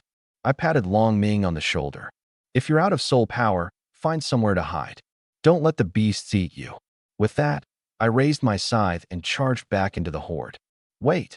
Long Ming tried to say something else, but I had already disappeared into the chaotic battlefield. The scythe flashed. 1 mutant beast fell. Soul points +1. The crow's spirits descended. Another mutant beast was consumed by black flames. Soul points +1 again. I moved through the horde at high speed. Every swing of my scythe harvested another life.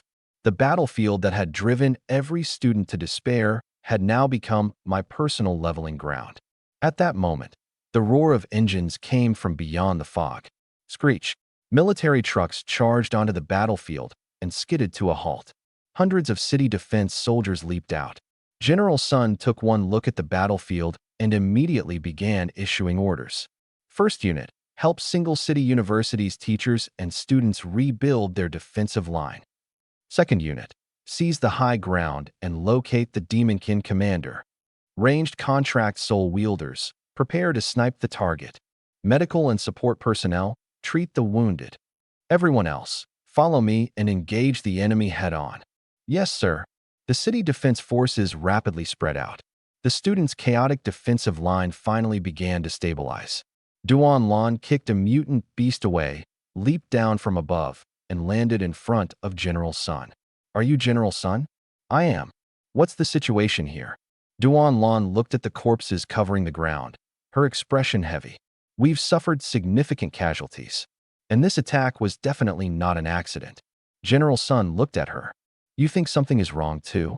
The beasts seemed to know our route in advance. This wasn't a spontaneous assault. It was a planned ambush. And there were Demonkin commanding them from behind the lines. I suspect our mission route was leaked beforehand. General Sun fell silent for several seconds, his gaze gradually turning cold. Understood. When we return, I'll report this directly to the Empire and request a full investigation. He drew his weapon and looked toward the depths of the beast tide. But first, we need to make it back alive. Duan Lan nodded. Agreed. General Sun raised his weapon and pointed toward the level 23 Demonkin. Everyone listen up. Counterattack. The moment the city defense forces arrived, the defensive line that had been on the verge of collapse instantly stabilized. Reinforcements are here. Anyone who can still move, fight. Counterattack. The shouts rose one after another. The students whose soul power had nearly run dry seemed to be reignited. Gritting their teeth, they charged at the beast tide. I didn't stop either. The shadow spirit possessed me.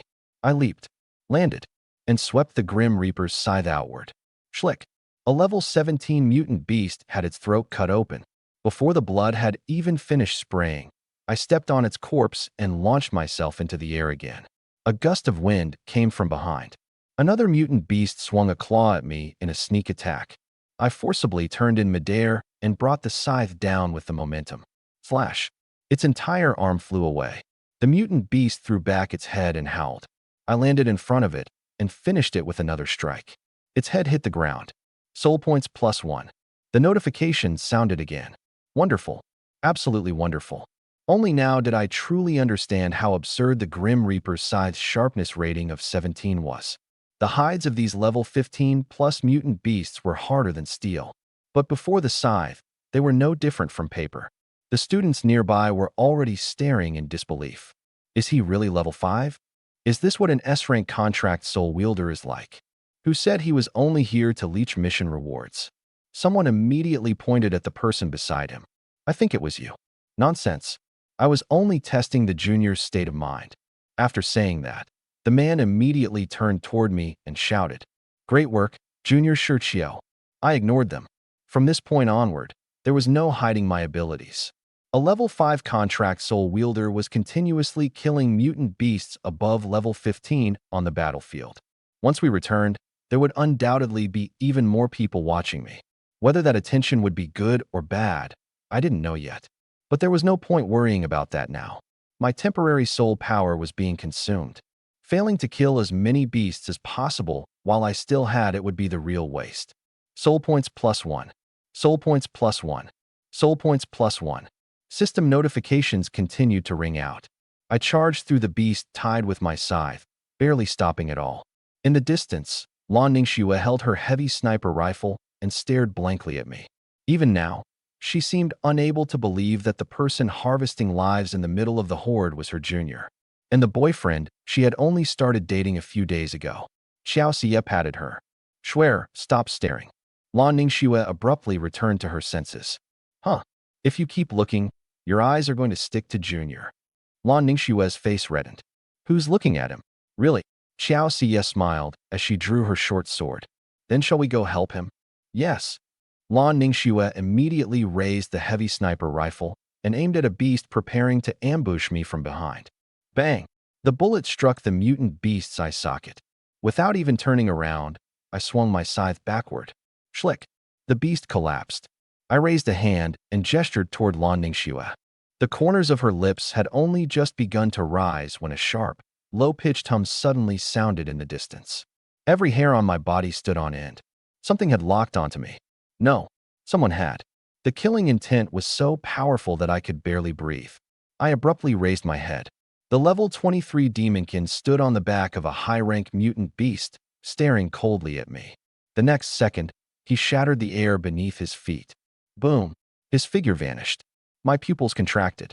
He was coming. There was no time to dodge. Relying entirely on instinct, I raised the scythe. Clang! A strange long blade slammed violently into the Grim Reaper's scythe. A piercing shock wave exploded outward.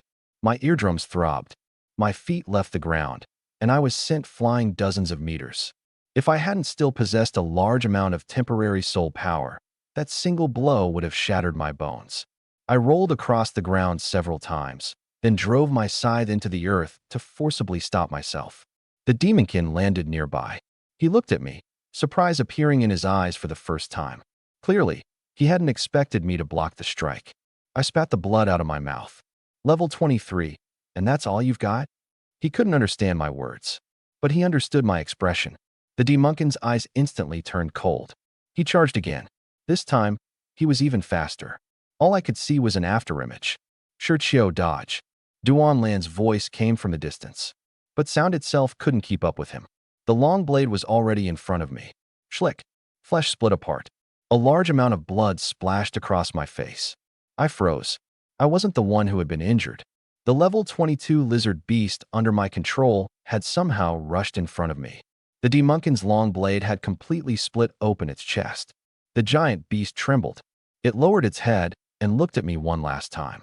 There was something almost aggrieved in its eyes, as if it were asking whether it had done well. I opened my mouth. "You?" The giant beast collapsed with a thunderous crash. The ground shook violently. Everyone stared in shock. The advisor from Long Ming's class looked completely dumbfounded. A mutant beast took a blade for a human? Duan Lan fell silent for a moment. Perhaps this is true love. The corner of my mouth twitched. Was this really the time for that? The demonkin clearly hadn't expected it either. After a brief moment of surprise, the fury in his eyes grew even stronger. He raised his long blade and prepared to strike me again. A figure descended from above. "You dare touch my student?" Duan Lan raised one leg high as soul power poured wildly into it. Tier 4 soul skill, million gravity cleave. Her leg came crashing down. The demonkin immediately withdrew to evade it. Boom! Duan Lan's leg struck the ground. The earth instantly shattered. Web-like cracks spread wildly in every direction as rubble was blasted dozens of meters into the air. The shock left me swaying from side to side.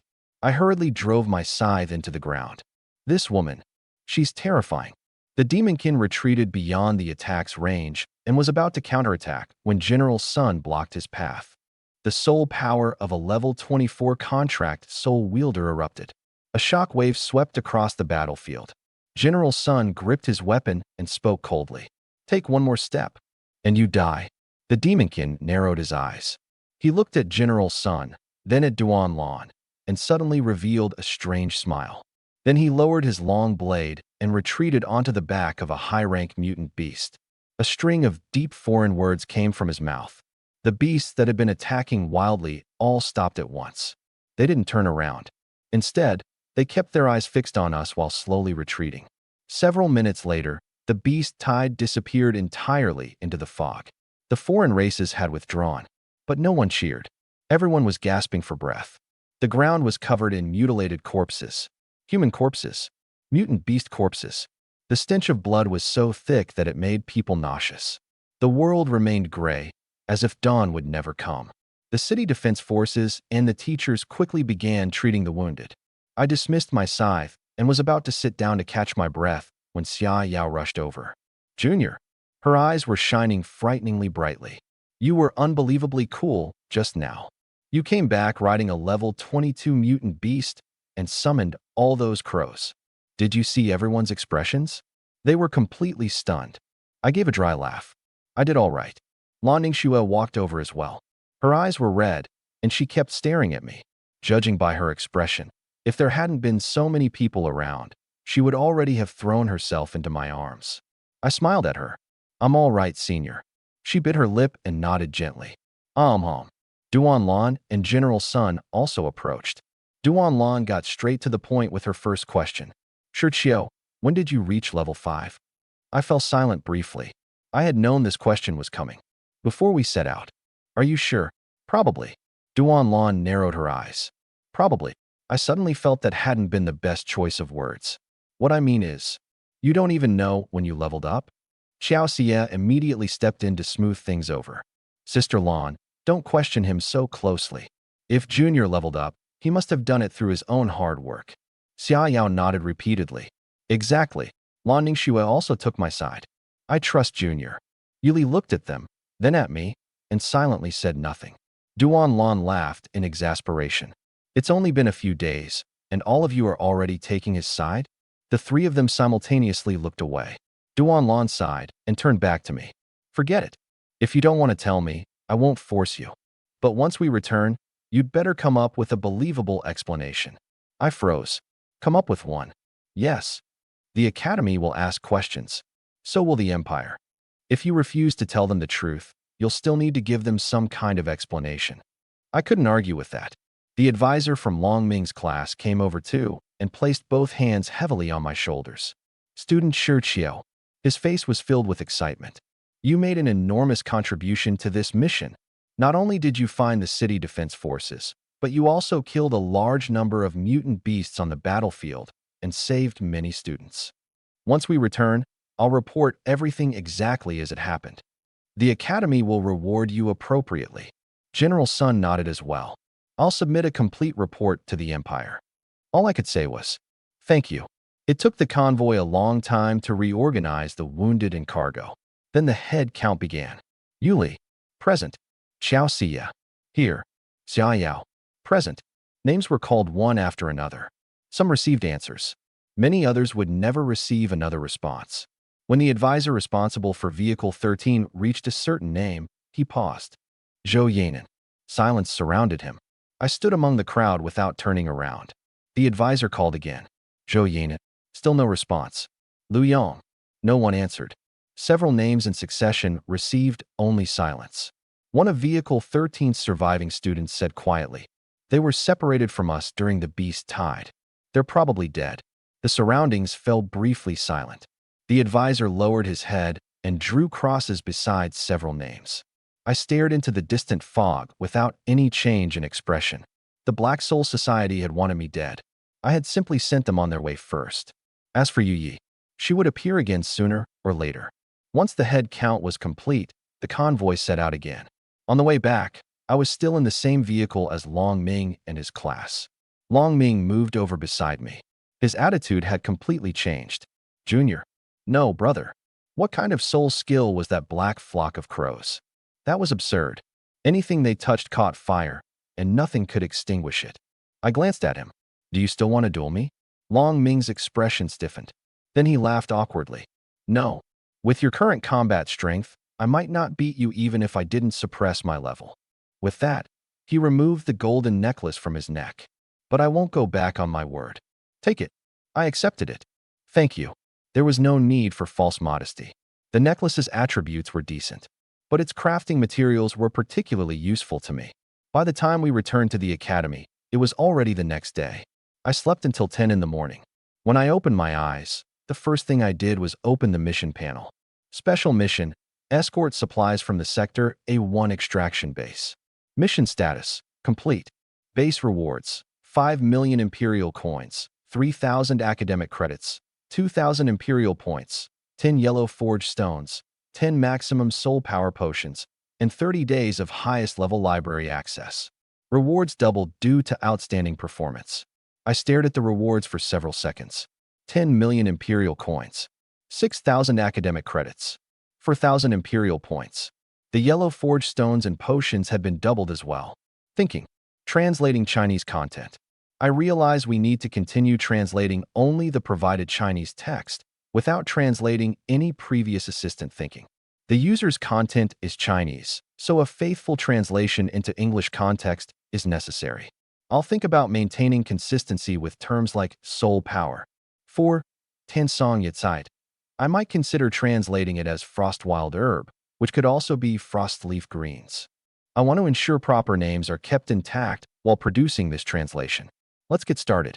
I shot upright. I'm rich. In my previous life, this amount of money would have been enough to support me for the rest of my days. After a brief moment of excitement, I forced myself to calm down. It's only 10 million. This is just the beginning. Nothing special. Despite saying that, I still opened my account and checked the balance 3 times. Only after confirming it did I take out my phone. Yesterday's Otherworld attack had already become a nationwide trending topic. The top headline read, Single city supply convoy attacked by massive foreign race force. Mysterious freshman turns the tide. The second was even more exaggerated. Mysterious youth controls high-rank mutant beast, reverses battlefield with a sky full of black crows. I opened the article. Several blurry photographs were attached. The most striking one showed me standing atop the giant beast with one hand raised as I commanded the crow spirits. Because the picture had been taken from a great distance, and due to the fog and radiation inside the otherworld, my face wasn't visible. All anyone could tell was that I was young. The comments section had completely exploded. Some people demanded to know my identity. Others claimed the photographs had been fabricated. Still others insisted that the person in the picture couldn't possibly be a student and had to be an academy instructor or a city defense general. One comment was particularly confident. The user declared that if the person in the photo really was a first-year freshman, he would perform an extremely shocking eating stunt live. The corner of my mouth twitched as I read it. The news had exaggerated the number of foreign race enemies, but it hadn't revealed my name. The authorities had probably suppressed my personal information. Perhaps they were trying to protect me. Inside Single City University, however, I had become completely famous. My photos were everywhere on the Academy forum. Junior Shirchio is so handsome. I hereby declare that I'm officially his fan, who said he was arrogant for rejecting the 3 major factions. He simply didn't think they were worth joining. Junior, do you need a girlfriend? This senior is available. Someone had even created a fan group for me. The overwhelmingly familiar atmosphere made me feel as though I had returned to the celebrity fandom culture of my previous life. I put down my phone, and the smile gradually faded from my face. Fame wasn't purely beneficial. For every person who admired me, there would be someone who feared me. There would also be people who wanted to recruit me, exploit me, or even eliminate me. Having a system didn't mean I could simply crush everything in my path. The Black Soul Society was the clearest example. I needed to be calmer than they were, more ruthless, and faster at becoming stronger. Thinking of the Black Soul Society reminded me of Yu Yi. From the information Zhou Yanan had left behind, I had already learned some of the organization's secrets. Yu Yi believed she was a gifted talent receiving the Black Soul Society's full support. In reality, she was merely a sacrifice in one of their plans. But that had nothing to do with me. She had tried to capture me. I had no reason to warn her. I closed the news and opened my skill panel. After reaching level 5, I had unlocked 2 new abilities. The first was a soul weapon. Hell Chains. Tier 1, Divine Grade. Physical Binding Power, 15. Soul Binding Power, 20. Increases with soul points. Durability, Indestructible. Special Effect, not yet unlocked. I rubbed my chin. Indestructible? This seemed extremely useful for restraining enemies. And because it was a soul weapon exclusive to the Grim Reaper, I didn't need to spend money to obtain it. The expensive equipment in the system store couldn't compare to the Grim Reaper's soul weapons at all. The second ability was a new type of undead. Skeleton Swordsman. Tier 2 Undead. In life, they had been infantrymen of the Empire. During a foreign race invasion, their commanding officer betrayed them, and their entire regiment had its flesh devoured by the enemy. In the end, the Grim Reaper had taken in their souls. I climbed out of bed and sat cross-legged. Awaken, Undead. Skeleton Swordsman. Black mist rapidly spread across the floor. 3 black circular arrays appeared simultaneously. A pale skeletal hand emerged from the first. Immediately afterward, a tall skeleton climbed out of the array. Then the second, then the third. 3 skeleton swordsmen stood before me. Each carried a sword in one hand and a shield in the other. Pale green soul flames flickered in their eye sockets.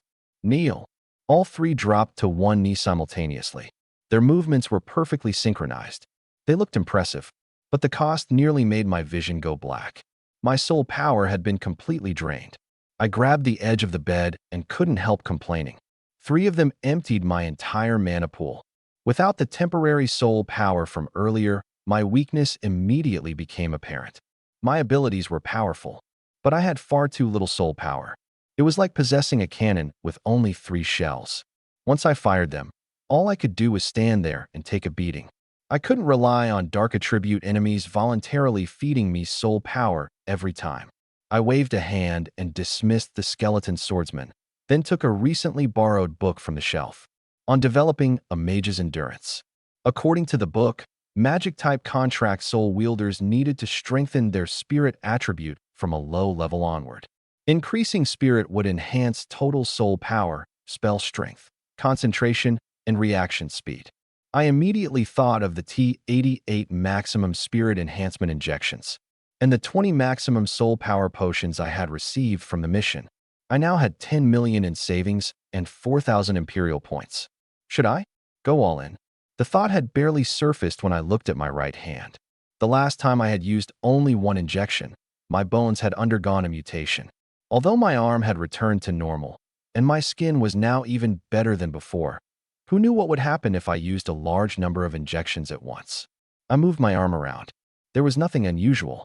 A 1 in 100 million probability, and I still managed to trigger it. It would be a waste not to press my luck. Just as I made up my mind, someone knocked on the door. Junior. Lan Ningxue's voice was quiet, as though she was afraid of being overheard. Are you awake? I smiled and got up to open the door. The moment it opened, Lan Ningxue's eyes lit up. Then she screamed, spun around, and covered her eyes with both hands. Why aren't you wearing any clothes? I looked down. Only then did I remember that I was still shirtless. I was exhausted last night. I fell asleep right after taking a shower. Then hurry up and put something on. All right. I turned and picked up a shirt. It was quiet behind me for 2 seconds. For some reason, I had the feeling someone was watching me. By the time I put on the shirt and turned around, Lan Ningxue was still standing with her back to me, pretending nothing had happened. Are you dressed? I am. The moment I answered, she spun around and threw herself into my arms. Her arms wrapped tightly around me. Senior. My entire body instantly stiffened. This was the first time we had hugged each other this tightly. Her entire body pressed against mine, unbearably soft. For a moment, I didn't even know where to put my hands. You scared me to death yesterday. Lan Ningxue, buried her face against my shoulder. Her voice was already trembling with tears. You suddenly disappeared. There were mutant beasts everywhere, and I couldn't find you no matter how hard I looked. I thought you had. She couldn't finish. I raised a hand and gently patted her back. But I came back, didn't I? And you still dare say that. She hugged me even more tightly. There were so many people in the vehicle afterward that I couldn't talk to you. Then I was afraid you were exhausted last night, so I didn't dare disturb you. But after you woke up, you didn't even take the initiative to come find me. Are you really my boyfriend or not? I am. Then why didn't you come find me? Senior. What? The door is still open. Her body froze. The next second, Lan Ningxue sprang out of my arms. She nervously looked into the corridor. Fortunately, no one was there. I walked over and closed the door. She glared at me with a red face. Why didn't you tell me sooner? You didn't give me a chance to speak. Forget it. She gave a soft snort, then produced a lunchbox from behind her back. Since you saved me yesterday, I won't hold it against you. What's this? Breakfast. She shoved the lunchbox into my hands. You used so much soul power yesterday. You must be very weak. I specifically looked it up and made this with Tianshuang wild greens. It can accelerate soul power recovery. I opened the lunchbox and sniffed its contents. There's food that can restore soul power? Of course. Lan Ningxue looked somewhat proud. And it has another effect too. What effect? Her face suddenly reddened. Nothing. I looked at her suspiciously. She immediately changed the subject. By the way, where did you go when the beast tide attacked? Why did you return riding a level 22 mutant beast? Were you the one who found the city defense forces too? I held the lunchbox in silence. As expected, there was no escaping those questions. Lan Ningxue looked at me. Is it inconvenient to explain? Then don't. She answered so quickly that I froze instead. You don't want to know? Of course I do. Lan Ningxue smiled. But everyone deserves to have secrets of their own. My father once told me that men can be extremely stubborn. Even if the entire world misunderstands them, there are some things they insist on carrying alone.